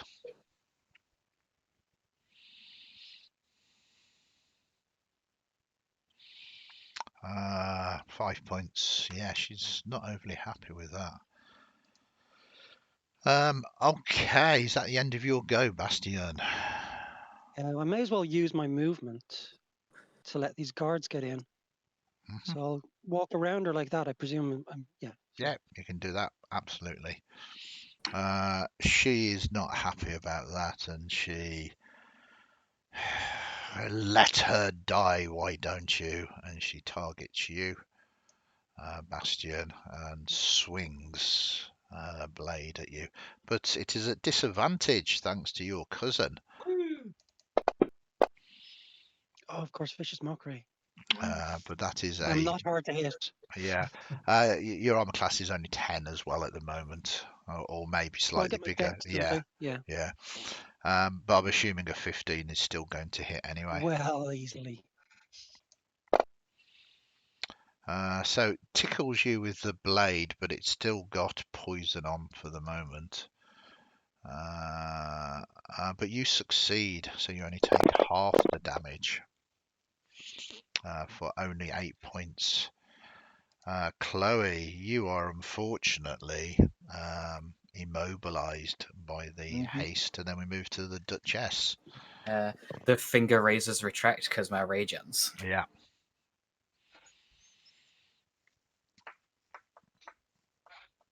So, Duchess, it is your go. Well, that did not work as expected. How rude. So she will give a very hard stare to Miss Elise, who is clearly not one of the better people here, and will hope that she reconsiders her actions and cast Mind Sliver against her. Very nice. Yeah, she fails that. So she'll have -1d4 on saving throws. Nephews on saving throws.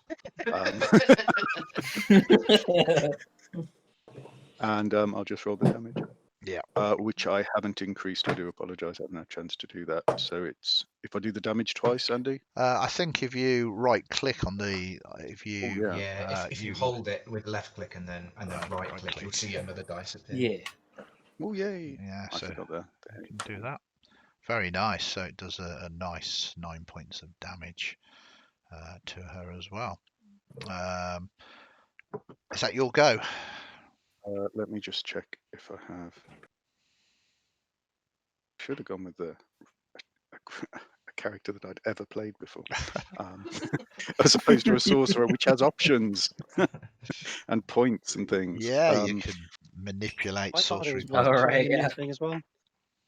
Apart from saying to Madame Courbet to a little further back, perhaps, we will handle this, and that'll be her go. Perfect. It's going to be interesting to see how these guards actually do.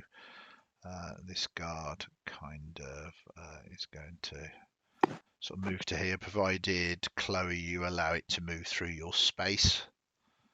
How long am I? Well, I'm basically stunned, sort of. So Yeah, it's not quite as difficult to it's not quite a stun. Yeah, It's yeah. basically you just can't take.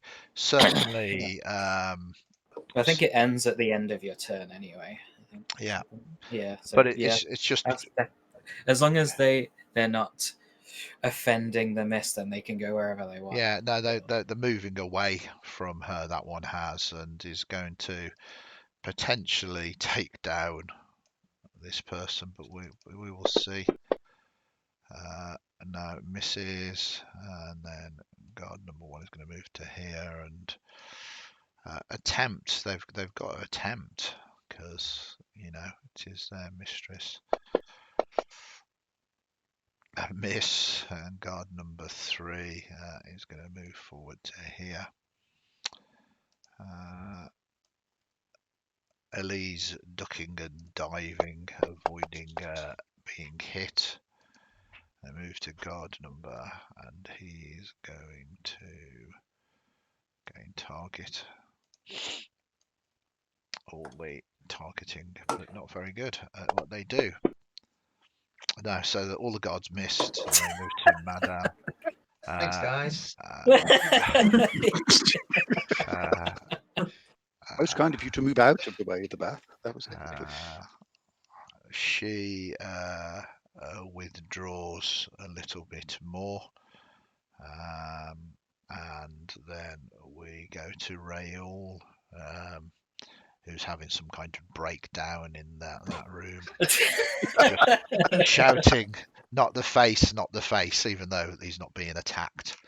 And then we move back to Valère. It is your Am I go. still stunned? No, or- not now. The No. effect has washed off you. I'm going to move on up. Do I get disadvantage at all if you use the spells in the bath? No, you could jump in the bathwater and yeah. What Yeah. are you? Yeah. What? It depends what spell you're trying to do. If it's a touch spell, then you should be fine. If it's a I'm range using a spell, touch spell. yeah, that should be fine. I'm going to inflict wounds at level 2. Very nice. So yeah, give us a roll to hit. I've just Yeah, you just retarget. Lovely job.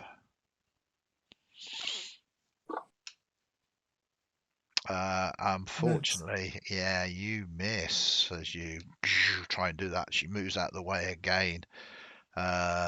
Esther is doing stuff, and then we move to Jean-Claude. Yes, so disadvantage on saving throws. I will just viciously mock her again. Okay. So just fundamentally, because you're rolling it, give yourself advantage.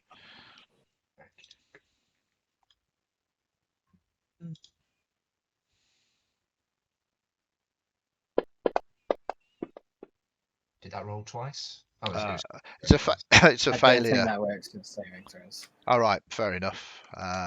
It should do. I'll write a letter to Fancy Grounds, but in the meantime, she fails You're it still- anyway.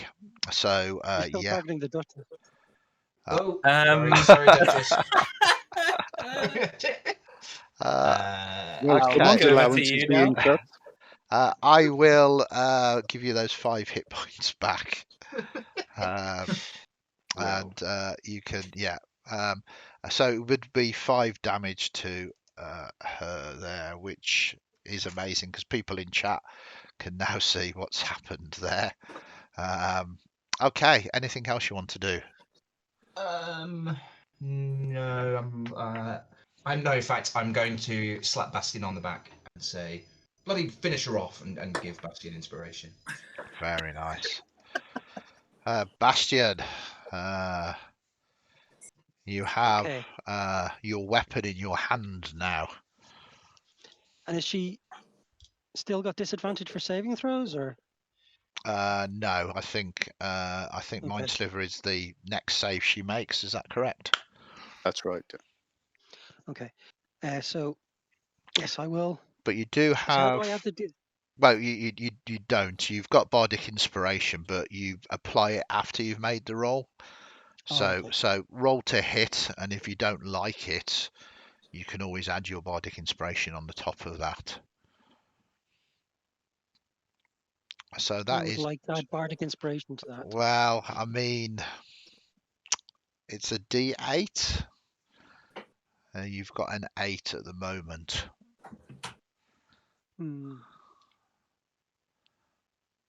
It's up to you. It's up to you. Is there a hat point, maybe? Oh, having true faith in your cousin there, cousin. Inspired. You hit. So yeah, you're targeting to do your damage as well, and that is enough. As inspired by your cousin, you plunge the knife. How would you like to do this? So I guess I'll like pull her hair back and slit her throat. Wow, brutal. All right. Brutal. It's effective.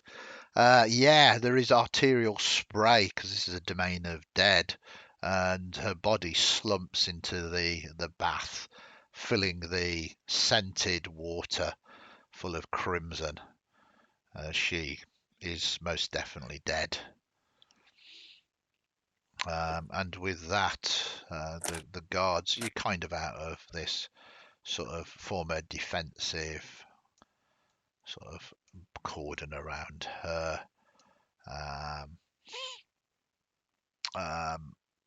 She looks at you all and says, well, it seems that you have saved my life today. So it seems that I am already in your debt.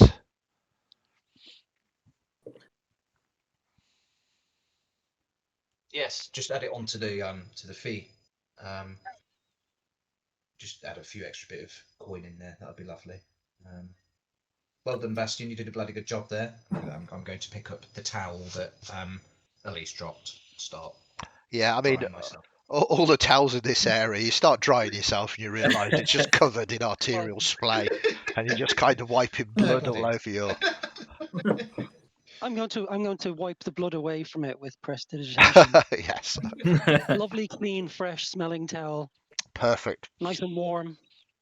Perfect. Absolutely perfect. Raoul Okay, sort of looks round the door, whimpers,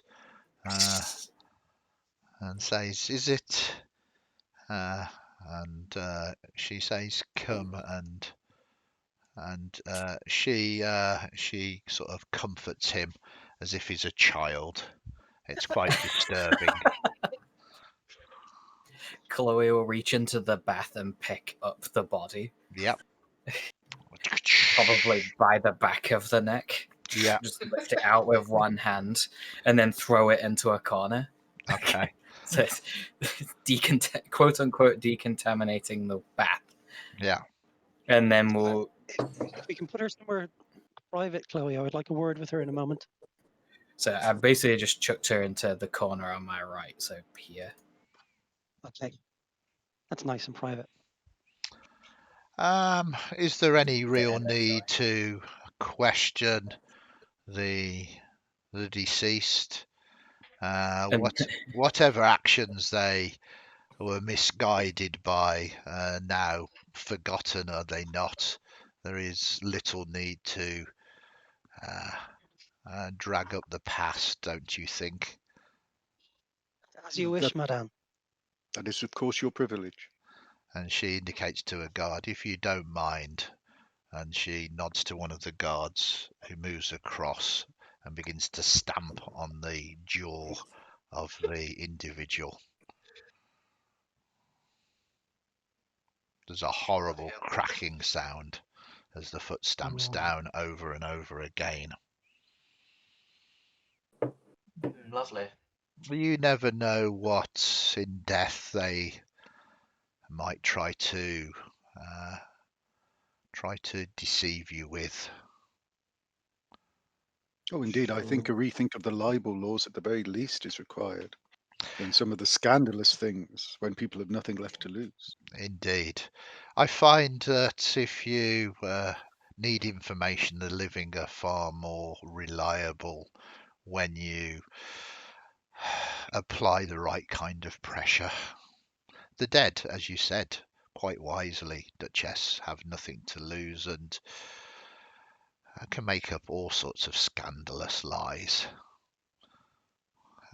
The guard, unfortunately, as he kind of does his final stamp, gets his foot stuck in the skull, and he's basically now, because the floor's a little bit slippy, trying to get it off and doing that, trying to kick it off with his other leg, and he slips and falls into the bath.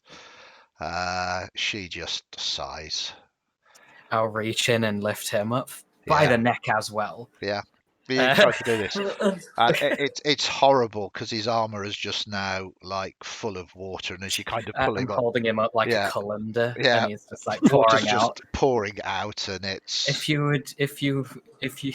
would you like assistance? I'll grab the leg with my other hand and then let go. So I'm holding him upside down Okay, by the just leg, check him. and then pull the skull off of his foot. She says, Duchess, I really need to get myself one of those. Is it for sale? I can say no. It is. She is not. Well, if you know of any others, then please, I would very much like to put it on a list of wishes. It is, I mean, aesthetically beautiful and in equal measure deadly. I must agree. And whereas she looks at the guards and tries to think of something nice to say. She just looks at you. I agree, she says. I take no offence. I have surrounded myself with imbeciles. They were keen imbeciles, though, which suggests that they may get better. Oh, wow. This will be their very last chance. I almost fled this mortal coil today if it wasn't for you and your family's very fast actions. As I say, I am in your debt and I owe you my life. And if you can put an end to these poisonings, that will be doubly so. She says, I suggest, and she clicks her fingers, and when she clicks her fingers, Rael kind of reaches into a pouch and brings out some, unfortunately now a little bit crumpled paperwork. She sighs again, and she goes to hand it across to you. I suggest you perhaps start your investigations with the one that is bargaining with her life for information. I obviously speak of Magdalene de Lagrange. She is being held at the moment in Chateau d'If, Death Rock. You are all aware of this. Just off the coast of Port de Lucine is a small island with a prison on it, and it has a terrible reputation that people are incarcerated there if they are not to be executed, but they tend to be there for life. The paperwork will get you passage and allow you, at the very least, introduction to the prisoner.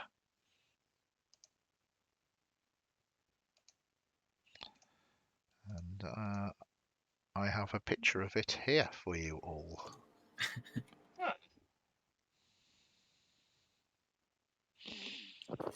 How very Alcatraz-y. Indeed. But of course, it is not my place to tell you how to begin your investigations. For now, I think she's still stark naked at the moment. I will robe and leave you to your day. And with this, the servant here, Esther, kind of comes out and puts clothes upon her. And when she is dry and dressed, they all begin to leave, leaving you to yourselves and this blood-splattered bathhouse. That's quite a good name, blood-splattered bathhouse. Okay. So, what would you like to do? You can double check whether you're alone or not, etc., etc. But you are currently alone. You might not want to talk here. You might want to go somewhere else. What would you like to do? Chloe, be a dear. That unpleasant carcass had a nasty sting to it. Could you check what it was using? Yes, miss. And she'll basically standing leap over the bath instead of going through it. Over to where the body is. Okay. And then strip it, basically. Yeah. For use of a better word. So, underneath the disguise, she seemed to be very good at disguise. There is sort of very plain, nondescript studded leather armor. And she's got a small single blade that has been coated or was coated with poison. There are scant remnants left as it's been used a few times now, and she was submerged in water for a while. But most definitely the blade was envenomed.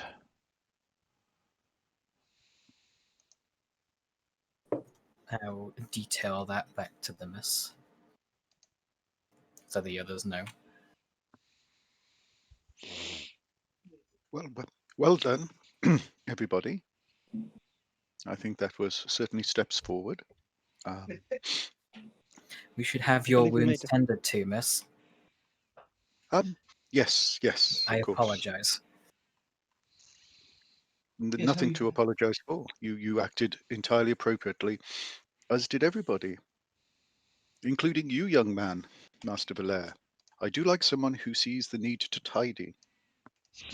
Speaks of good character. As you notice, she is also using prestidigitation sort of in areas in front of her. So she tries to... Do you think it's worth it to start going off now to a prison? Well, how are you feeling, Auntie and Bastian? You don't look particularly. Do you want a quick, an hour just to lick our wounds and stuff, or do you just want to? I think yes. I think if we have a seat in one of the cleaner areas, we can discuss our options while we examine how badly injured we are. Sure. Okay. Chloe will go off to try and find towels to dry and dress the miss. Yeah, in both of these side rooms here, there is kind of a massage table and shelves of towels and scented oils and the like, and it's fairly easy to find. This is exactly what it's about, and you can all get sort of dry and robed, etc. Once again. The Duchess will look pointedly at her. Sorry, that was two people at once, one at a time. Who wants to go first? Duchess first. Okay, no problem. The Duchess will sort of look pointedly at her nephews and their companion to go and get dressed somewhere else. In that we're okay being naked together, but it's most improper to watch each other getting dressed. Okay. Fine. I will find a room to finish my getting ready. Absolutely. And I will play a song of rest. I'm assuming you've got dressed before you start playing the Song of Rest.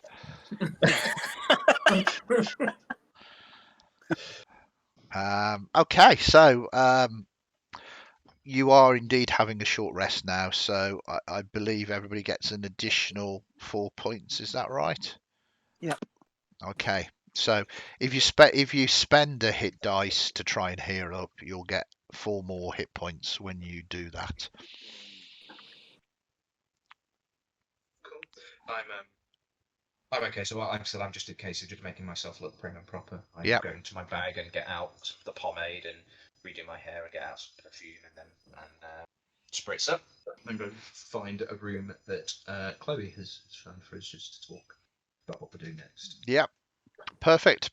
It takes time. You have time to do this, and you have an opportunity to talk and discuss what your intentions are. Just to sort of clarify, because this domain is new to everybody. I think you've got the crux of it, but poisonings go on all of the time, but it's kind of subtle, done underhand, and heavily disguised. It seems there's someone now operating without decorum, and or rather maybe sort of doing something that is causing the head of the secret police to investigate into all the crimes that are going on, and this is very bad for all of the noble houses. It's especially bad because this police chief isn't a noble themselves, so isn't doing it for any other reason than quite possibly vengeance for the poor. He's been given a free opportunity to drag in nobles and put them to the guillotine. Oh dear. Hmm. So when we are all together, so Artie, what's the plan? What do we need to do now? Then are we going straight off to the prison? Is that the plan? It's certainly a plan. What do you both think? And she looks quite pointedly at her nephews. You are the future of this family. What do you think we should be doing? One does have to wonder if someone in the police is doing this to provide an excuse. Hmm. It's possible, but this lady will obviously have some information. How good a job did they do on the corpse? It's not going to be able to talk, is it?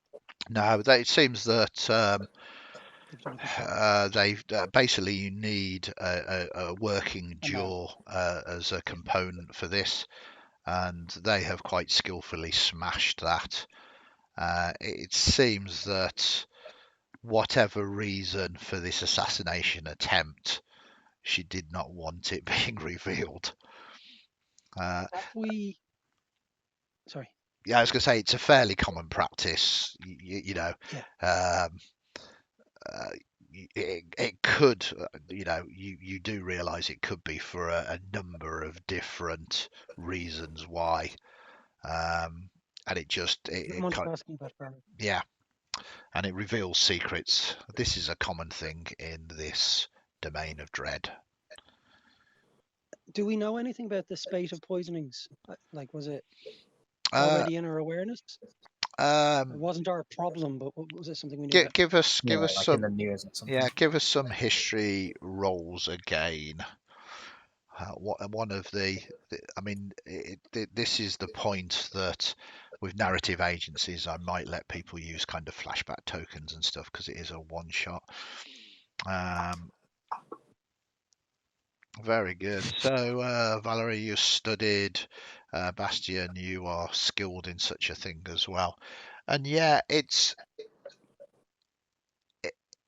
what is common, what is slightly more common knowledge is that the police have been making more and more arrests, And normally these kind of things would fall heavily upon the police, for if they accuse a noble wrongly, then they themselves could be facing the guillotine.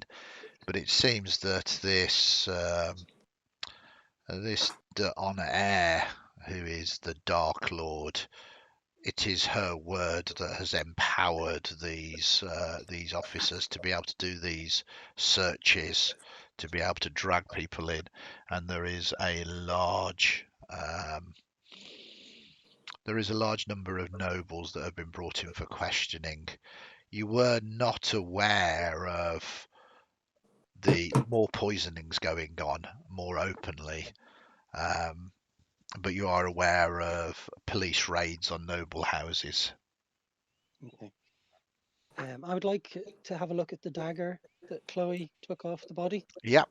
and get a smell of the poison. Okay. Yep. I'd be interested to know later on, if we do find out more about the poisonings, if this is the same poison. Give me a nature roll.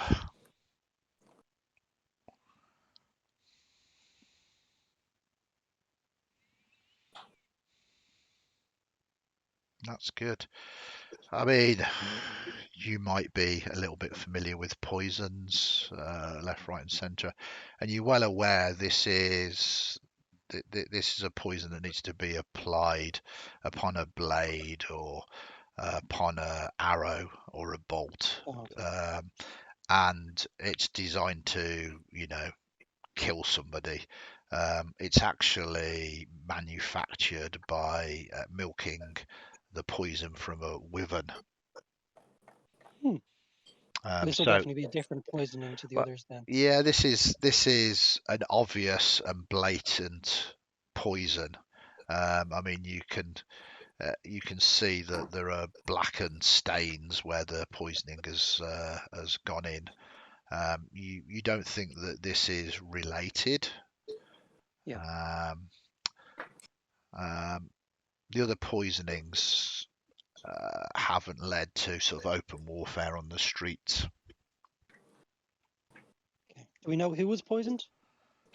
Well, there's been lots of deaths recently. You would have to Yeah. do some research into that. Yeah.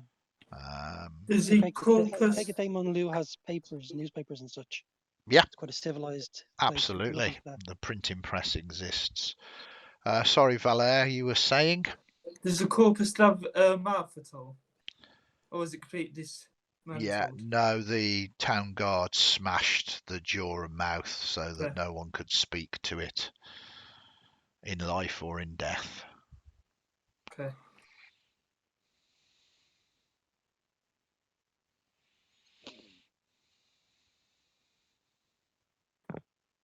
So I think we have gained all the information we can. Yeah. So Yeah. So I would take the advice of my nephews, and yes, let us make our way to this prison. What reason should we give, do you think, for attending here? As these papers are all very well, but I do not. We still need to have a plausible reason for visiting. Perhaps we wish to investigate what stories she may have linked to our own families, or perhaps families that we are less allied with, because obviously we are in competition with no families, but there are those which are less friends, although all are friends. What do people think? And she looks to Jean-Claude, who has been quiet for his input. He's just been like he knows specifically that Bassy would have a better sense of this sort of stuff. He probably would have just been trying to find a mirror or something whilst you were talking. I mean, there's probably a few things we could do. I suppose what we don't want to do is anything that would reflect badly on us. So we're not there to see anyone that is directly related to us, but maybe we're just there to see, like you said, onto the investigating some things like this. Or maybe it's just something as wild as, but we're just here just to run a bit of a holiday, and Bastian wants to do a bit of research for his next play. Maybe something as outlandish as that. Oh, that's a very fine idea, Jean-Claude. I was leaning towards an act of benevolent charity, but to speak to the poor mad woman. But yes, perhaps I want to have a mad woman in my play, and I Or need maybe to. or maybe you're doing an actual play about her or something. This is very good. Can I see the paperwork? See if anything in there would contradict this idea. No, the paperwork is it's basically just official papers to get you ferried across and allow you access to this Magdalene. It doesn't state reasons, but it is genuine. At least you think it's genuine anyway. And I presume it's not signed by Madame Colbert. So who's Yeah, I was going to say who's signed it? It's official paperwork, so it's by the head of the secret police. Oh, great.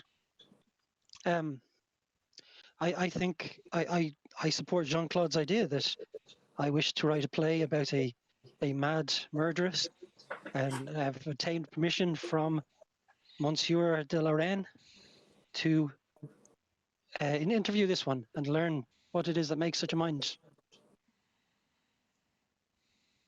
Very well.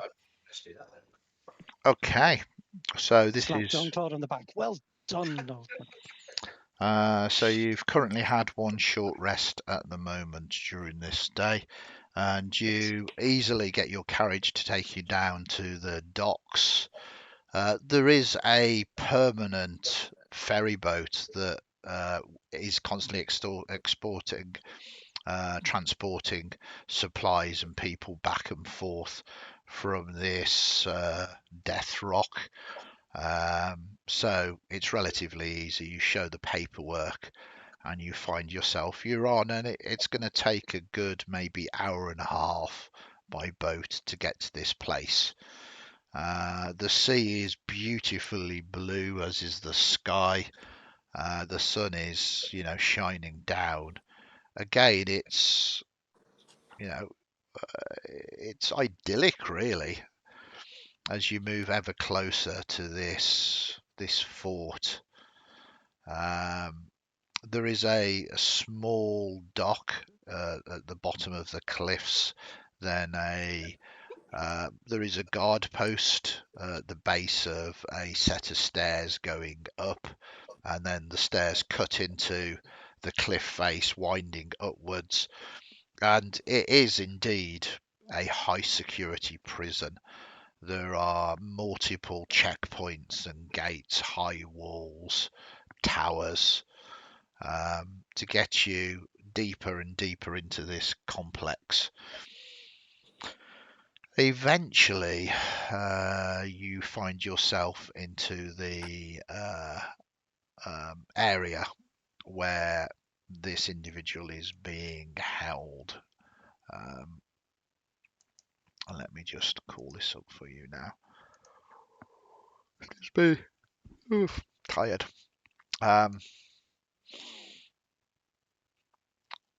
Sorry, I thought I'd saved it for you, but with my computer crashing, it didn't save what I wanted it to. So there doesn't seem to be any issue with getting you through here. Paperwork is most definitely doing the job that it is intended to do.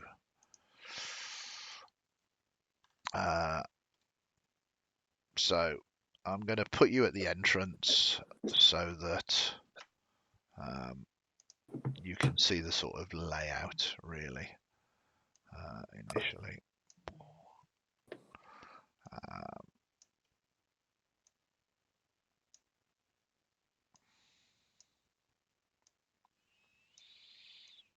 Okay, so I'll share this map with you. There are guard posts left, right, and centre, security checks, but you have been taken into the part which is the asylum, and even outside these thick walls you can hear bedlam. You can hear howls and screams, sobbing.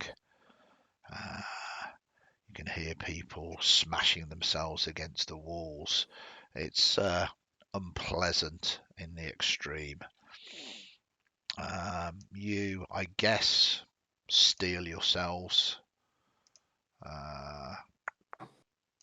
for the upcoming encounter, as it were. I'm just going to load some more modules because, again, my computer crashed earlier.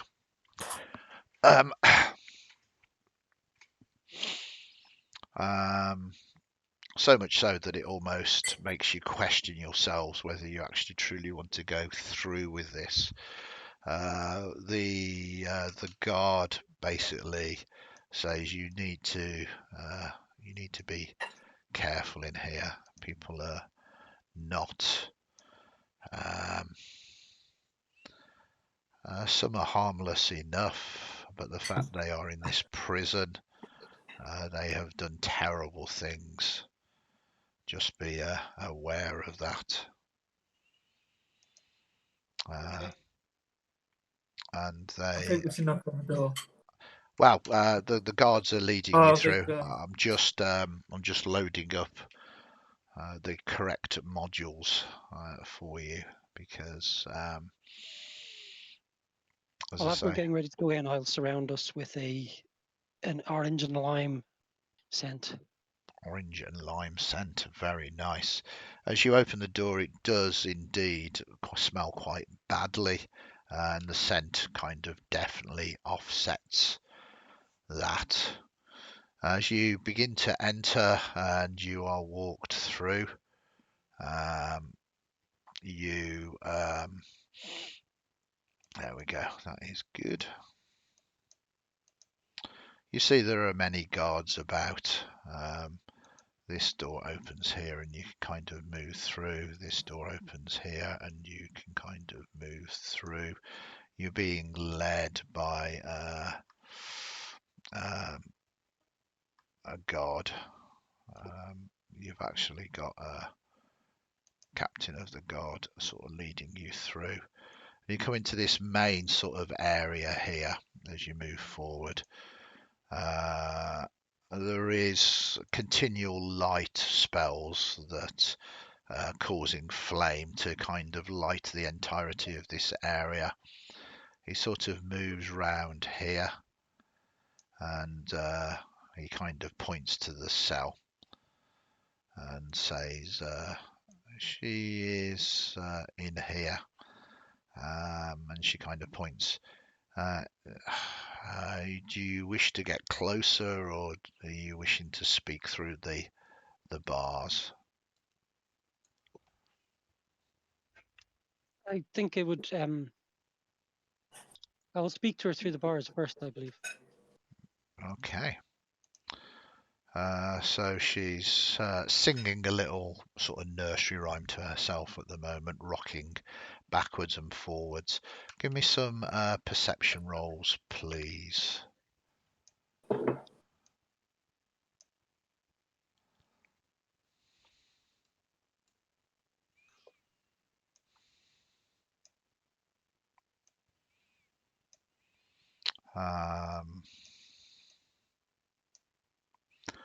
Okay, so the 17 and the 15. She looks in a bad state. She looks like she's exhausted. She hasn't slept in a very long time, and her hair is all in a disarray, and she looks exhausted. The guard says, "Do you wish me to stay for your security?" No, don't worry about that. Then we're the security. Don't be all good. We'll let Buster It'd just be useful walking. if you stay nearby in case we need to talk to her beyond the bars. I was about to say he's off. Okay. Bring him back. Nice. So yeah. So you you're there looking through the bars at her, and at the moment she's not overly noticed you.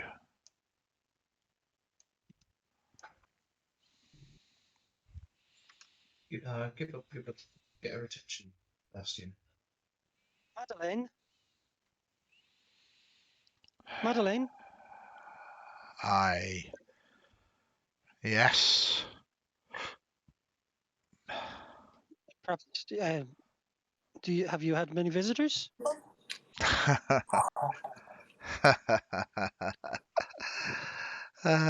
Yes, they come all the time. They come all the time. I don't want them to come. I can keep them away. I can keep them away. I know things. That's What kind of it. things? What do you know? Terrible things. Perhaps you could tell me about the poison. It's a trick, isn't it? You're one of them. You're one of them. She grabs basically what is a bucket that is full of a sort of effluent and throws it at the bars. It kind of hits the bars and splatters across. Be off with you. I am not asleep. Am I? Am I asleep? And she starts like sort of pinching herself, but so hard that she's drawing blood. I think you No, are. I think you are asleep. I'm not. I can't be asleep. That's you are them. You are them. No, my dear, you are not asleep. Now, please comport yourself in a manner appropriate. Now, you are not asleep, and the visitors will not come. We are visitors of an entirely different caliber. Now, if you don't mind, and she will tap on the bars and prestidigitate the effluent and clean that up a bit. Kindly come here and deport yourself in a more appropriate manner. It's going to take a roll to do this. She's not responding well. What skill are you trying to snap her out of this with? Probably more persuasion than intimidation, because it's not bullying, it's reminding her who she is and how she should be behaving. And just because she's fallen on somewhat hard times, that's no reason to throw effluent at visitors. I How support that. impolite. She, give me a persuasion roll.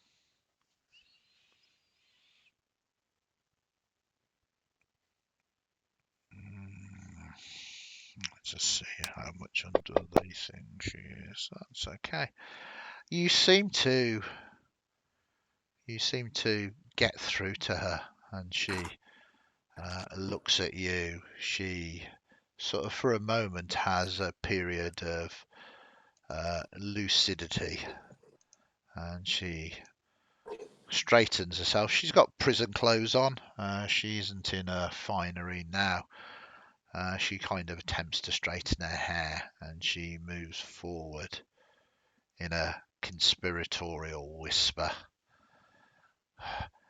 They can hear me. He can hear me. I'm not going to give him up. Not anymore. Tell him. It's fine. I just want to sleep. Whom should I tell? Are you with him? Not at all. Then I can't tell you, can I? He I don't know, knows. because you're not being entirely clear. Now, my nephew here is going to ask some things of you, some questions. I would consider it a personal favor if you could answer him as best you are able. And who are you? She says, not recognizing you. Well, my name is Alay, and I know what it is like to have unfortunate visitors and for circumstances to change so quickly, bewilderingly quickly, that you sometimes wonder how you got to where you are and how you are to move from this place. And I promise you, I will do all in my power to help you. Now, if you'd be so kind to just have some quiet conversation. I will be here still as chaperone with my nephew here. He was quite the brightest in my family. She will glance over to Jean-Claude, mouthing, "You have special skills too." But, I don't think he's in any way feeling like, yeah, fair cop. You're my special, beautiful boy. But clearly the brains have landed elsewhere. Wow. Wow. This was very, very true. Yeah, it's both skill sets are very important. We're just playing to one just now. And reach out her hand. What are the bars like? Is this full length bars, or is this one of these slidey across things? No, these are full length bars, so you can kind of see easily into the filth ridden. And as I say, this place is bedlam. All of the other inmates in this chamber are banging on the bars, screaming and shouting. You're not having this conversation in silence, but I mean, all the noise is perhaps hiding the conversation that you are having. And As you reach out to the bar, Chloe will also raise her hand slightly in case she needs to react. and pass her an unmonogrammed, because she's not expecting to get this back, handkerchief to her. She snatches it from you and gives it a sniff.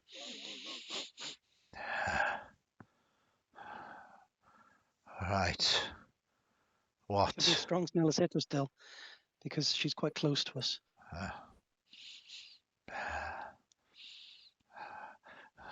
What is it? Why do you come here to torment me? Well, we wish to know more about you. Tell us what brought you to this state. Why did he let you end up here? You do not need to talk about him, but you can tell us about you. She begins to say, look, we all do bad things, and I became jealous, envious. I have worked hard all of my life to provide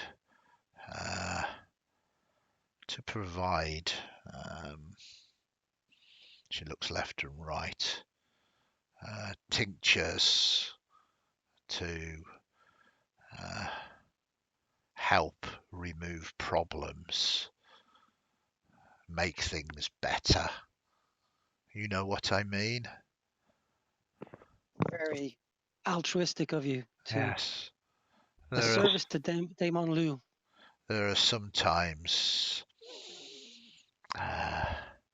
boils that just won't go away, and sometimes they need to be lanced, and I have all my life worked to ensure that I can make this happen. And then suddenly, out of nowhere, he set up shop. And more powerful, more dangerous. But he does not have the velvet glove. To anybody he sells, and to those that do not work with him, to those that do not become his servant, his employee, he removes as well. But his powers, they are terrible. They are terrible. He can speak in my dreams. He knows everything I says. If I tell you, you will be in danger. If No, I just want to go to sleep. I've not slept in days. Maybe death is better. Maybe if I take that death, I will at least sleep. I don't think you can get me when I'm dead. Still, even with you in this terrible place, he still will not give you peace. No, he taunts me in the dreams. He says, if any come here, he will know. If any come here, he will. And as that happens, you hear a strange as all the gates go click and Oh, all the good. bars begin to open. Can I have some initiative rolls, please? Oh, jeez. Now, since you said please, I know. Yes, I Oh, see no jeez. reason for the need for this, but if you wish, Andy.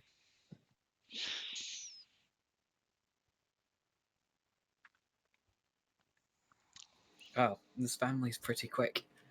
It's a good job, really, isn't it? Yeah. Oh, Um, I'm sedate, not slow.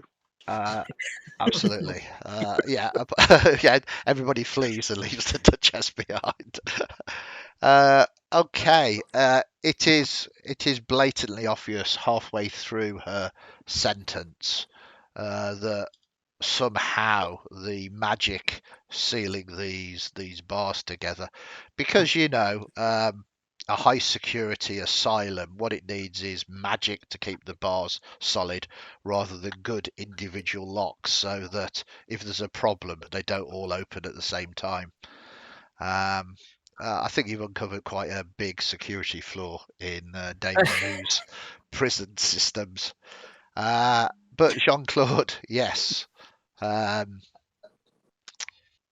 Yeah. and So yeah, go. yeah, go on. Sorry. No, that's okay. So at this point, just the doors have opened, right? There's nothing else that has really happened. No, well, I mean, your Okay, razor we can sharp. expect. I mean, Yeah.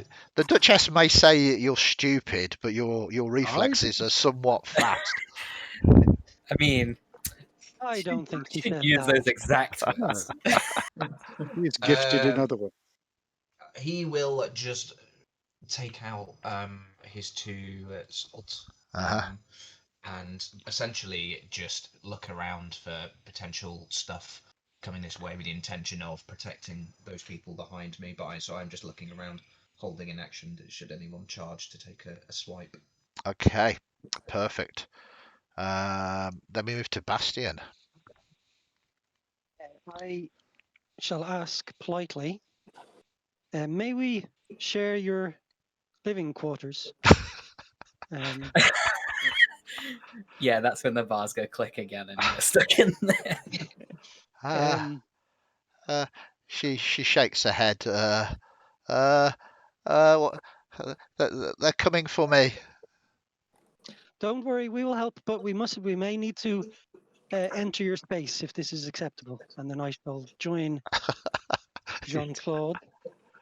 Okay. I can't seem to move. Can you say I'll join? And I will have a dagger and a rapier out. There we go. There we go. You have moved here. Very nice. Then we move to Chloe. Sensing danger is afoot, I will move up to the miss. Yeah. Number one priority. Mm-hmm. And as there's nothing in there, nothing in the direct vicinity, she used a bonus action to change clothing again into something more combat suitable, perhaps. So she'll click her fingers, the clothes will magically transform themselves again into this. Basically, it's like a cat suit, as it were. Fantastic. A paisley embroidered pattern that's it's encrusted with these like rhinestone type things. Very basically. nice. Very nice. I'm getting a lot of very, ghosts. very Catwoman-esque Yeah. type thing. Perfect. I hope to go with the doll-like image that it comes with cat ears. Then we move to Valère. I'm going to cast Shield of Faith Okay. just on myself for now. I can move it across if needed, can't I? No, you can't move Oh, Shield is of it? Faith. I It's thought it. Is it once you put it on somebody? It's yeah, it stays. Yeah. You cast it on other people, but it's concentration. So once you've put it on one person, that's it. okay. I'll I'd, cast that on myself then. yeah. So if you target yourself, It should be on now. yep, your armor class has been increased. So just to clarify, it only takes you a bonus action to cast. It's concentration, but can last up to 10 minutes. A shimmering field appears around the creature of your choice within range, and giving a +2 bonus to armor class. Very Yeah. nice. So that's just a it. bonus action. So you've got your action and move. There's nothing else I'm going to do this turn. Okay. Perfect.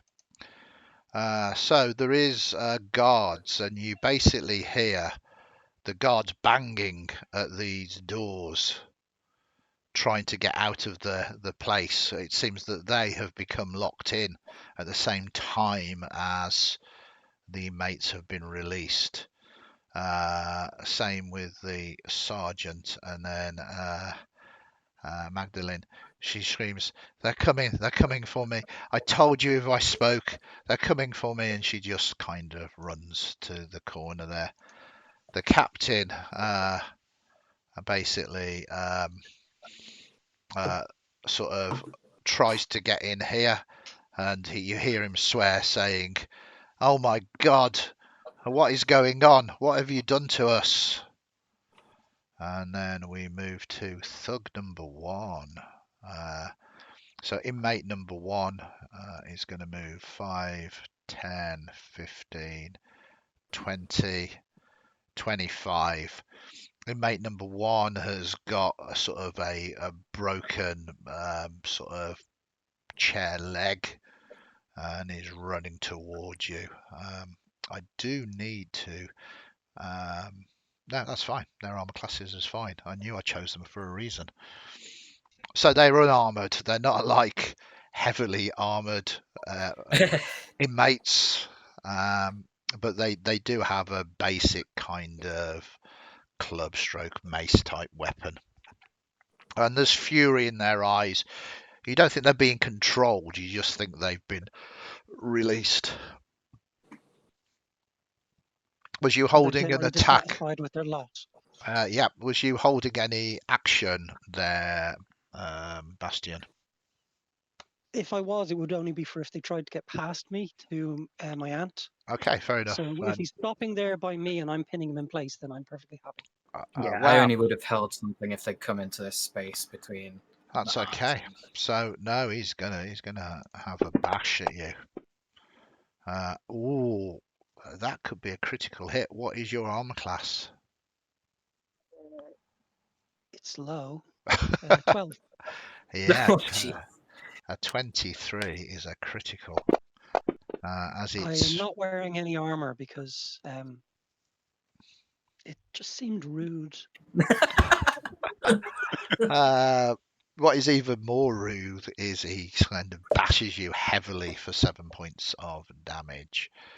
Then we move to inmate number 2, 5, 10, 15, 20, 25, 30, 5, 10, 15. He kind of moves down here looking at you all. We move to. Oh, sorry, was you holding something, Jean-Claude? I was. Yeah. I'm not as polite as Bastian. No, go for it. Especially seeing as the thug coming to attacking him here. As soon as he comes here, I'll give him a. Yeah. I'll give him a. Right, am I targeting it? You notice that he's been working on some kind of prison shiv, and he's going to shiv you right up. Okay. You do hit, doing some damage to him. Nicely done. Thug number 3 is here, and thug number 3 is going to come out 5, 10, 15, 20, and He's going to attack the Duchess. Anybody can do anything about that? No. I will do once it's my turn. Okay, that is a critical hit against the Duchess. Fortunately, I rolled very badly. And then inmate number 4. It's a madhouse. They're all coming. 5, 10, 15, 20, 25. This is going to be against you, Valère. Do you mind to put my shield on? Because I don't think it's gone up before it crashed. No, shield. Oh, sorry. Your shield. Yeah, let us sort this out. Hopefully, it's not going to crash everything again, because that was the thing that affected it. Oh, was it? What crashed it? It shouldn't be a problem. So shield +1, Valère. Yeah, Fantasy Grounds works with my computer much better when I haven't got everything sort of loaded. So there's your shield. Fine shield rather. It's your magical item. I will reveal it, and then I will equip it. So that now, has put your armor really up nicely. You've got a good armor class now with that and your thing. So it easily misses you. Then we move to a thug number 5, 5, 10, 15, 20, 25, 30. He double moves to there. And then last but not least, there is number 6.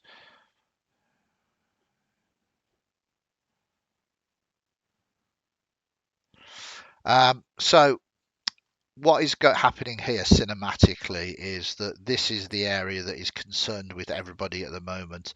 The other cells are open, but at the moment they are not flocking out. They may be unaware or fighting amongst themselves. I just don't want to put a million tokens onto Fantasy Grounds to slow the system down. So this is the clear and present danger and the clear present threat that you've got, but there is, cinematically speaking, a lot more inmates running around. Then we move to you, Duchess. Well, I will call over a well done, Jean-Claude. Sometimes propriety is not the correct way to go. One should just strike and not wait to be struck. And with that in mind, she will turn to the person who has struck her and attempt to apply some electrotherapy to it. Okay. Well, this could well work. Oh, nice. Now their armor classes is only 11, so if anybody gets a 21 or higher, you critically hit. So that is a critical shocking grasp, which I believe at 5th level would be 2 dice, so that makes it 4 dice. So I've now increased it to 4 dice. Is that okay? Yeah, as long as it's not 8 dice. I didn't know whether it did it on. Of course, because this is an in-house rule, it won't have done that. Yeah. So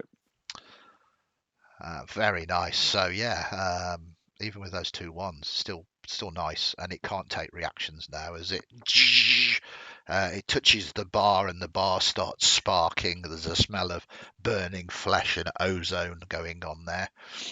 And take advantage of the no reactions and move into here. Okay, perfect. Is that your go? So go, yes.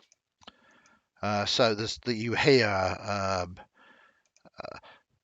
What is this system? Why did we not think about just mundane locks? Then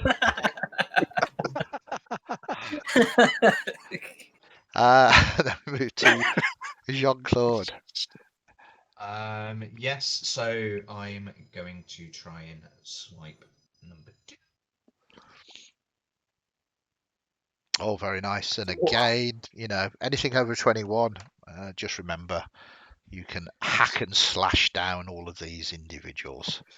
So one thing I was going to do, now I know it hits, I was going to use a slashing flourish, which is essentially additional dice. Now, do we want to roll that twice as well, or should we just do the Yeah. damage? So the way that I believe rules is written, because this is quite an interesting one, is that if it's part of the same damage, you double those dice as well. So, for instance, the easy one to compare it to is a sneak attack from a rogue. Sure. Those dice Yeah, would be doubled. Smite. Yeah. But if it's something that they have to do something else too, like for instance, if it was poison and have to make a Constitution saving throw, then that isn't doubled because it's a second package of damage. Sure. So Yeah, this is all one package, Yeah. but essentially what thematically is happening is with a flick of the wrist, I slash the thug in front of me, but then with the end I slash the guy next to me as well. Perfect. So what I'm going to do is this. It might be a bit clunky until I find It's the best okay. way to do it. this. But It's fine. We're not in a great rush. One of the great things about doing a one shot that is 6 hours is it gave us all the time to kind of flesh out the characters a little bit. If this was a 3 hour one shot, we wouldn't have been able to have all of this glorious role playing. So that's lovely. So that is it. I need to have a look at what's happening on the roll. So this thug still takes an additional 9 from that, and then I will untarget him. I will target number So 6. that's apply that 9 to thug number 2 anyway. Yes, and then thug number 6 also receives a bit more damage as well. So thug number 6 will receive that. Very nice. And then putting my attentions back onto thug number 2, I'm just going to bonus action, just give him another swipe with my offhand. Ooh, super fancy. It is a hit. And yeah, and then that's that. Now, have you got dual fighting? Because you did add an I extra do. 3. Yep, that's okay then. You take him down. Now, were you striking to murder or striking to just render them unconscious but stable? Yeah, unconscious but stable for now. Okay. Let's keep them in this prison. Just a non-lethal final stab. That's fine. It's not going to affect the combat, but it affects the repercussions of the combat basically, which is always good to know. Nice turn. One of them is removed from play. Bastian, your go. So I shall also try some 2-weapon fight. Oh, I can't. That goes. Yeah, I'll do some 2-weapon fighting. I've only got one guy next to me now. Mm-hmm. So, thug 1. Have I targeted you? Yes, I have. So first with my rapier. Yeah.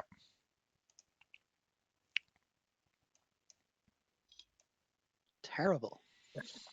That is unfortunately a miss. Can I use that thing from earlier to re-roll that? Yeah, if you've not used it, yeah, absolutely. Use your heroic action point. Even worse. It is. Oh dear. And you are now literally hapless. Yeah. Okay, and then I guess I'll try with my dagger. That's even worse. There's a steady decline in the quality of the attack. Yeah, it goes 9, 8, 7. Okay, is that your go? No. I'm going to risk the opportunity attack. Am I? Yes, I am. Okay, so this would be thug. Oh, no, I'm not. No, you're not. Sorry. Okay. Stick around. Yeah. Cool. Okay, so we move to Chloe. After seeing the miss be assaulted, but then also witnessing that Jean-Claude has not murdered that individual. Yeah. As I walk past the miss, ask her permission to use lethal force.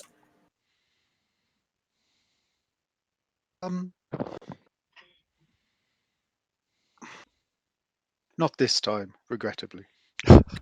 As you wish, miss. And again, we'll remove both gloves and we'll enter her more bestial mode. Okay. I'll remember to tick it off this time. and the finger razors come out, and I'll Mhm. move up again. Target thug number 3, as he is the one that is responsible for this damage. Yeah. Reckless. Okay, all the things going on.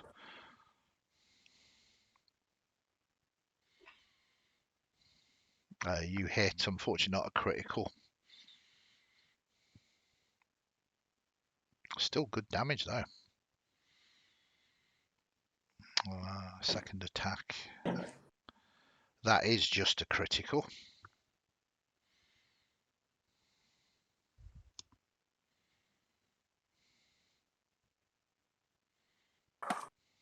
And you take him down, and Yeah, as the miss says, the slash comes through, and then an elbow to the side of the head to knock him down. Okay.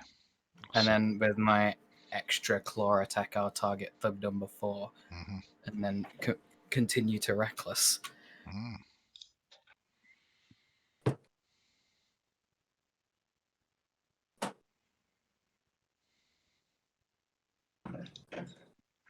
Yep, just a hit though.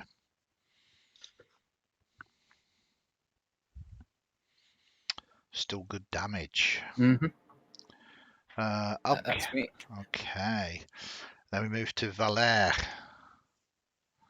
I'm going to use on Thug 5. I'm going to use inflict wounds. Inflict wounds. So at the moment you're still targeting yourself. So retarget. Then I need to retarget myself. Yeah, that's perfect. And then give us a go to hit. Oh, yeah, that's really good. It is a hit, not quite a critical, but you will do those damage. Very nice. 17 points of damage. He's not happy about that. Anything else you want to do? I don't think I've got any bonus actions. No. That's it. Okay. So these two do this. She cowers. This guard is banging, trying to get out. Then we move to thug number 1. He doesn't really have any tactics. This time though, he is going to use his multi-attack because I'm an idiot. And he's going to swing at you twice. Critical fail. So I'm going to say he can't attack you twice because he sort of swings and his weapon kind of flies off. You are safe. Then we move to thug number 4. He's going to target something else instead now, Chloe, because Chloe raked. And he does have advantage on this. I'm using a reaction to get rid of that advantage. Okay. Using restore order. That's There's absolutely ticking fine. sounds in his head. Okay. Cool. So I did roll with advantage, and luckily I got 2 16s. So I drop a 16, still having a 16. So that is still a hit. Is it, Chloe? It looks like it is. Yeah. Yeah. Anything at 16 or higher will hit. So that hits you, but you do partially do that. And then is your restore order only for 1 attack? Let me just double check. It's about to roll a d20 with advantage. Use your reaction to prevent that roll. Yeah. And it's only 1. It uses up my reaction. Yeah. So second attack is a hit. Not a critical, but does a little bit more of damage, and that's that. Thug number 5 is going to do the same.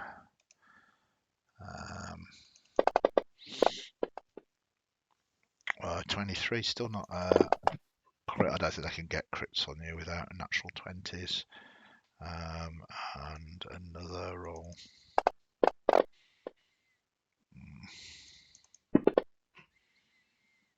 And then thug number 6, which is this one here. Boom, boom, boom. Is going to do this. It's not with advantage. I'm a super idiot of a GM today. It seems that I can't read the words multi-attack or pack tactics. But as I've just read, it's got pack tactics. I'm going to give his final attack advantage, Oh. which does hit. What is your armor class, Jean-Claude? 15. 15. Does yeah. he need an ally next to Jean-Claude, though? Possibly. Possibly. But hey, they should have had pack tactics last True. time. And I do a measly 3 points of damage. I'm going soft on you today. I'm going to have to just actually read the information in front of me. That there's a GM tip out there for everybody. If you're running a game, make sure you know what you're doing, because obviously I don't. Duchess, it is your go.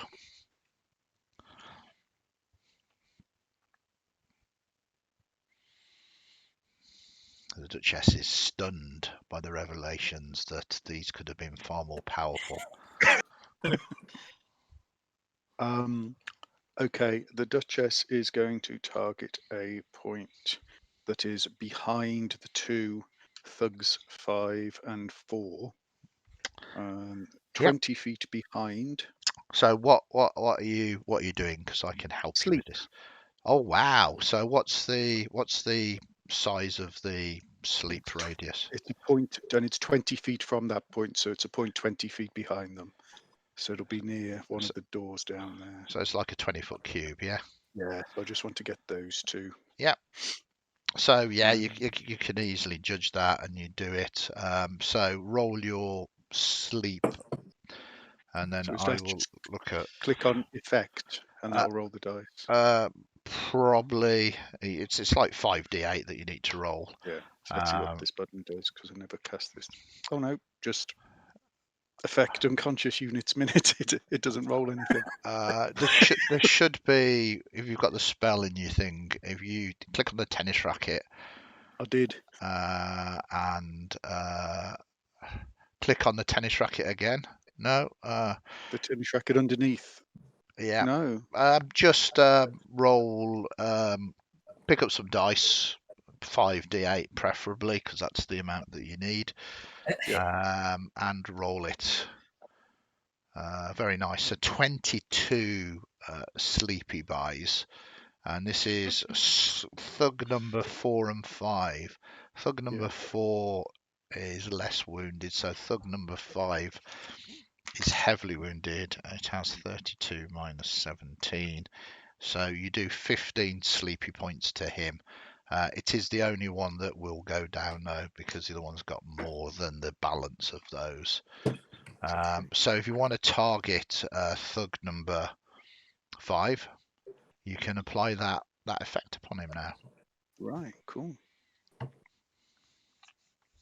There you go. So we know he is sleeping now. Anything else you want to do? I think no. I think that'll be it for her. Okay.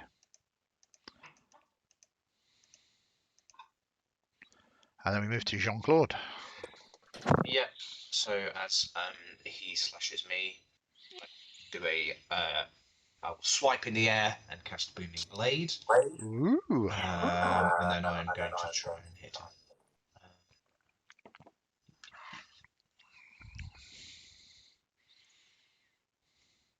You hit.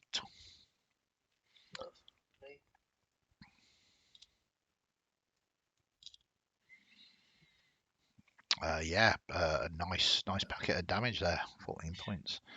Cool. And then I will, as a bonus action, duck down and just swipe at his legs. Lovely job. Yep. Perfect. Yeah, he's not looking good at the moment. Are you happy where you are? Yeah, I will stay there, and that's me. Perfect. We move to Bastien. Okay, so I will First of all, grant a bardic inspiration to Chloe, Okay. and then I will move to here so that I don't.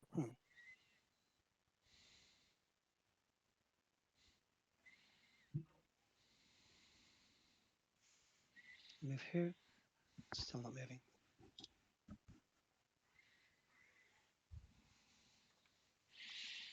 Oh, there we go. Okay, move there so that I don't affect my cousin. Someone's got I got someone's echoing. got echoing. Was that me? I think it might be me. Okay. So I will summon the applause of the crowds that are usually so impressed by my acting. And I'm going to cast Thunderclap on this gentleman. Oh, very nice. It fails. So So you do some there's only damage. 1d6. It's supposed to be 2d6. Yeah, you probably haven't increased it. Roll another d6. If it's a cantrip, it does scale up. So you do an extra 4 to number 1. Yeah. Let's choose him. So that is good. Okay. So that was move, bonus action, and attack. So that's me. Okay, no worries. And then move to And Chloe. has the inspiration. Yeah, if you didn't hear, you have inspiration, Yeah, Chloe. thank you. Very So nice. D8, right? I believe it's a d8 at this level. Mhm. D8, yep. Allow the mauling to continue. Mm-hmm.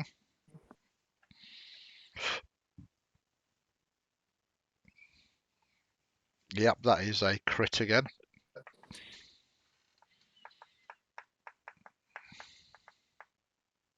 I am recklessing, by the way, again. Yeah. So just in case you didn't. No, that's good.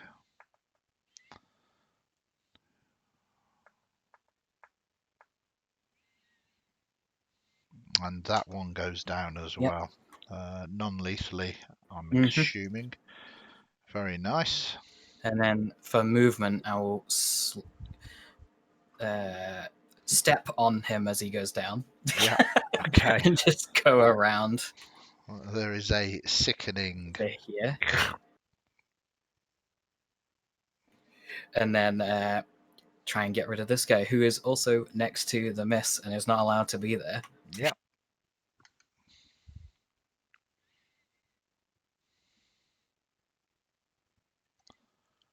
Whoops. Well, I haven't seen. My dice disappeared. Yeah, I'm not quite sure what happened there. 12 is just a hit though. This could be enough to finish this one off. Oh wow! As you zoom round, this could be good. 30, 35, and bolster Bastion over here. Very good. And then we move to Valère. I'm not stuck with this one because it's sleeping, isn't it? That's right. It can't do anything at the moment. As long as you don't wake it up, you can move across to that other one. I'm going to use Inflict Wounds again. Okay, retarget it because at the moment you're targeting Thug 5. And get rid of Thug. That's it perfectly. So you cast your Inflict Wounds. That is unfortunately a miss. They've only got an armor class of 11. I think that's the second time I missed them.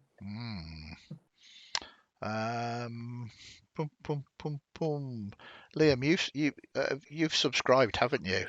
Yeah, subscribed. Yeah. So it's up to you. You can use when you subscribe, you get 1 free hat point. You could use that for a reroll if you wanted to.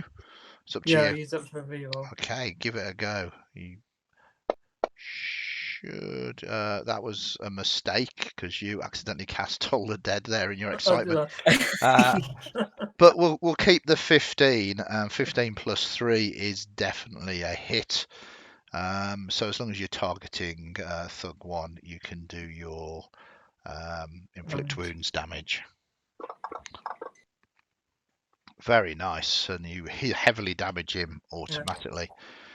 Very good, but that is your reroll gone. Then we move to down these, and it is really only Thug 1 that is left. It's not the optimal thing to do because of the craziness of your armor class, but because you hit him for so much damage, he's going to take a couple of attacks against you, Valere. Yeah, the first one misses, and the second one misses. He's just responding. Thug 5 is asleep, and we move to the Duchess.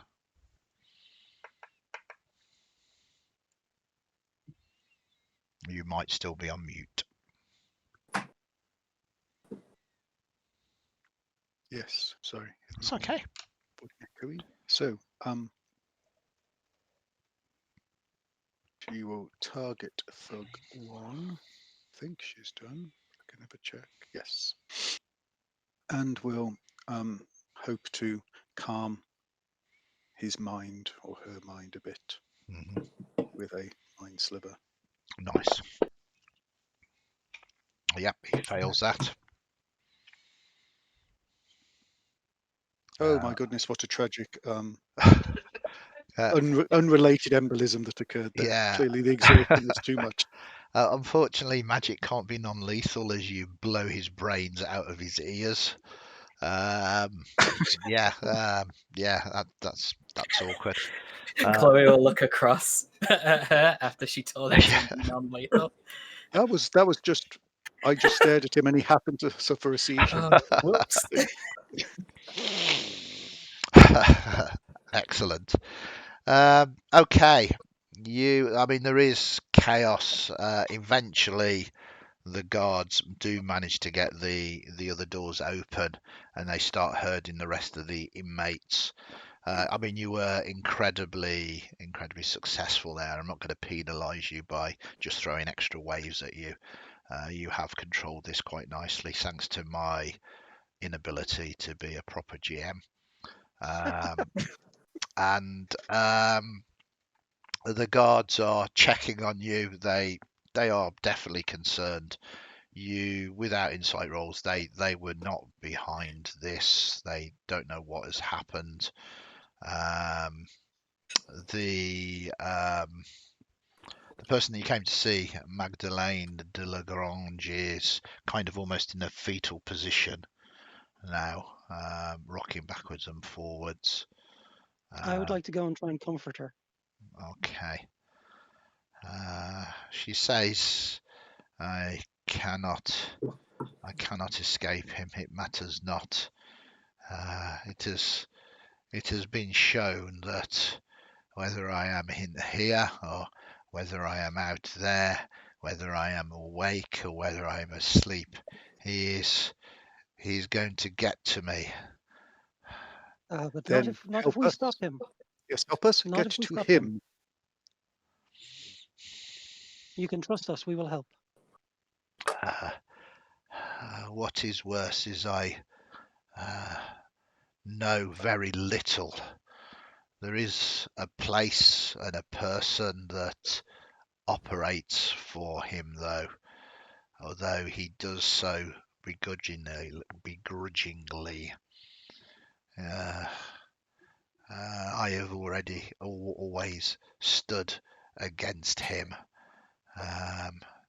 But if you can get answers, you will be able to get answers from him. His name is Sebastian Chagnon. He operates from a place in Port Lucine called the Snug. It's to normal appearances a bar, but it really is a speakeasy where you can buy more than just drinks, if you know what I mean. Sebastian will be able to give you the information you need.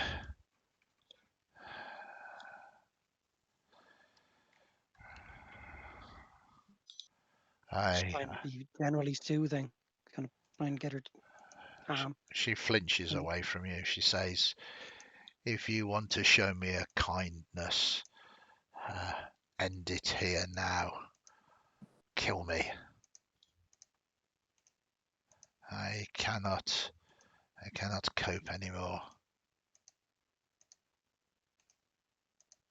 I still have the dagger from the bathhouse. Yeah, I'm assuming so, unless someone else has taken it. I will. I'll just gently put that in a corner so she can see me do it as I'm on my way out the door. Oh, nice. There are guards and stuff around, so give us a sleight of hand.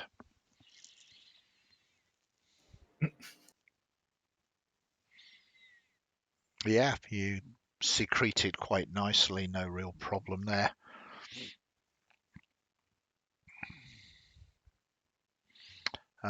Is anybody else doing anything? You can kind of. So I say that again. Safe journey, dear lady. Thank you for your kindness, but be careful. If he knows now, there will be no rest for you. Just like me.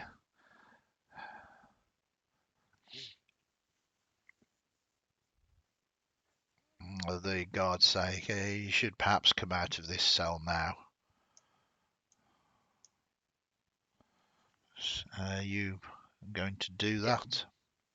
Yeah. Okay, so you kind of do that. And, you kind of begin to leave. And as soon as you've managed, Valère, to get right on the door there, that is good. I got stuck. Yeah, no, it's no problem. You are sorted. And Andy? almost, yeah. Oh no, it's okay. Actually, carry on. It's okay. You Sorry. sure? Yeah. Almost as immediately as you leave, she grabs the knife and digs it deep into her chest. And you hear the gurglings of her life force leaving her.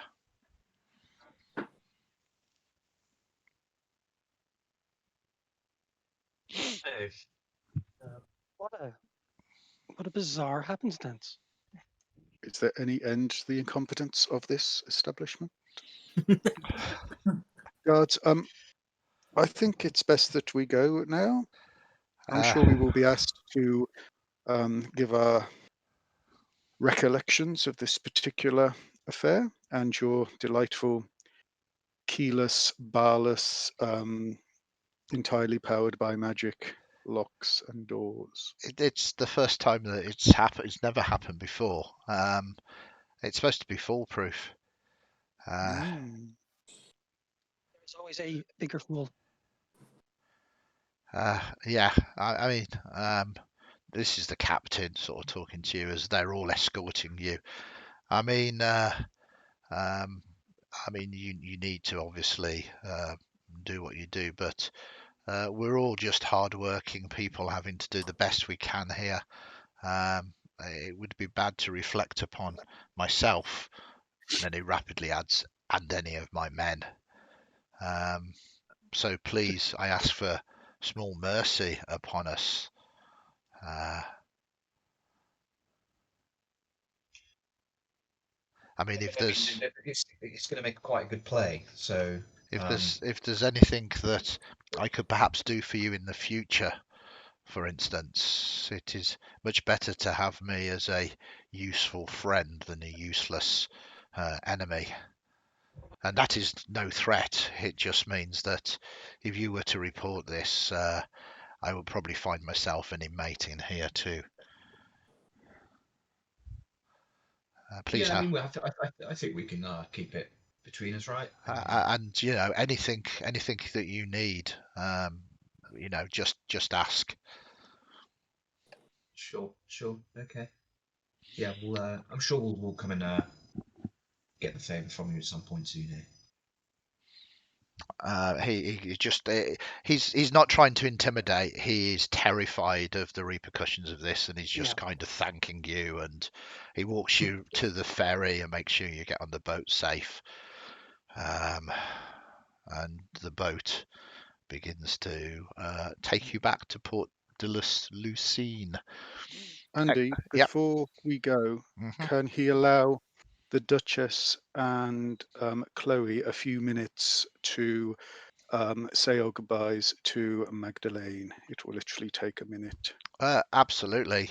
There's, I mean, are you pointing out that she, has died basically, and he's just basically going, oh my god, I okay, believe one of the inmates may have got in there and badly injured her. yeah, he's they kind of wrap the body up in a sort of Hessian sort of thing, and they move it to the morgue area, but they're more than happy for you to have access to the body. Thank you. Chloe, my dear, remove the jawbone. I think this kindness need go no further. As you wish, miss. Just puts the hand straight into the mouth and then just tears it off. Yeah, this is now a very common thing in this domain of dread. We'll turn back around after getting like covered in viscera and just Yeah. go, would you like to keep this, miss, as a souvenir? Having the jawbone in her hand. If you put it somewhere safe and just gives her a gentle tap doing prestidigitate, so she's nice and clean again. Absolutely, and it is As you wish, miss. a very good lesson well learned that sometimes secrets should stay with the dead and not be brought back to plague the living. Excellent stuff. There is no problem. You wrap the body back up. No one's going to know any difference unless they specifically come to investigate the body. You are escorted nicely to the boat. As I say, he's very thankful that you're not going to, take this any further, and he says that he's most definitely in your debt. You board the boat, and the ferry takes you back to the port. Excellent stuff. I think that is the perfect point for our second break, if that's okay with everybody. Gives everybody a chance to stretch their legs. We'll only be gone for about five to 10 minutes again, so please in chat about the game so far. Let us know what you like, what you've seen, any ideas that we can kind of do for this setting, and we will be back very shortly.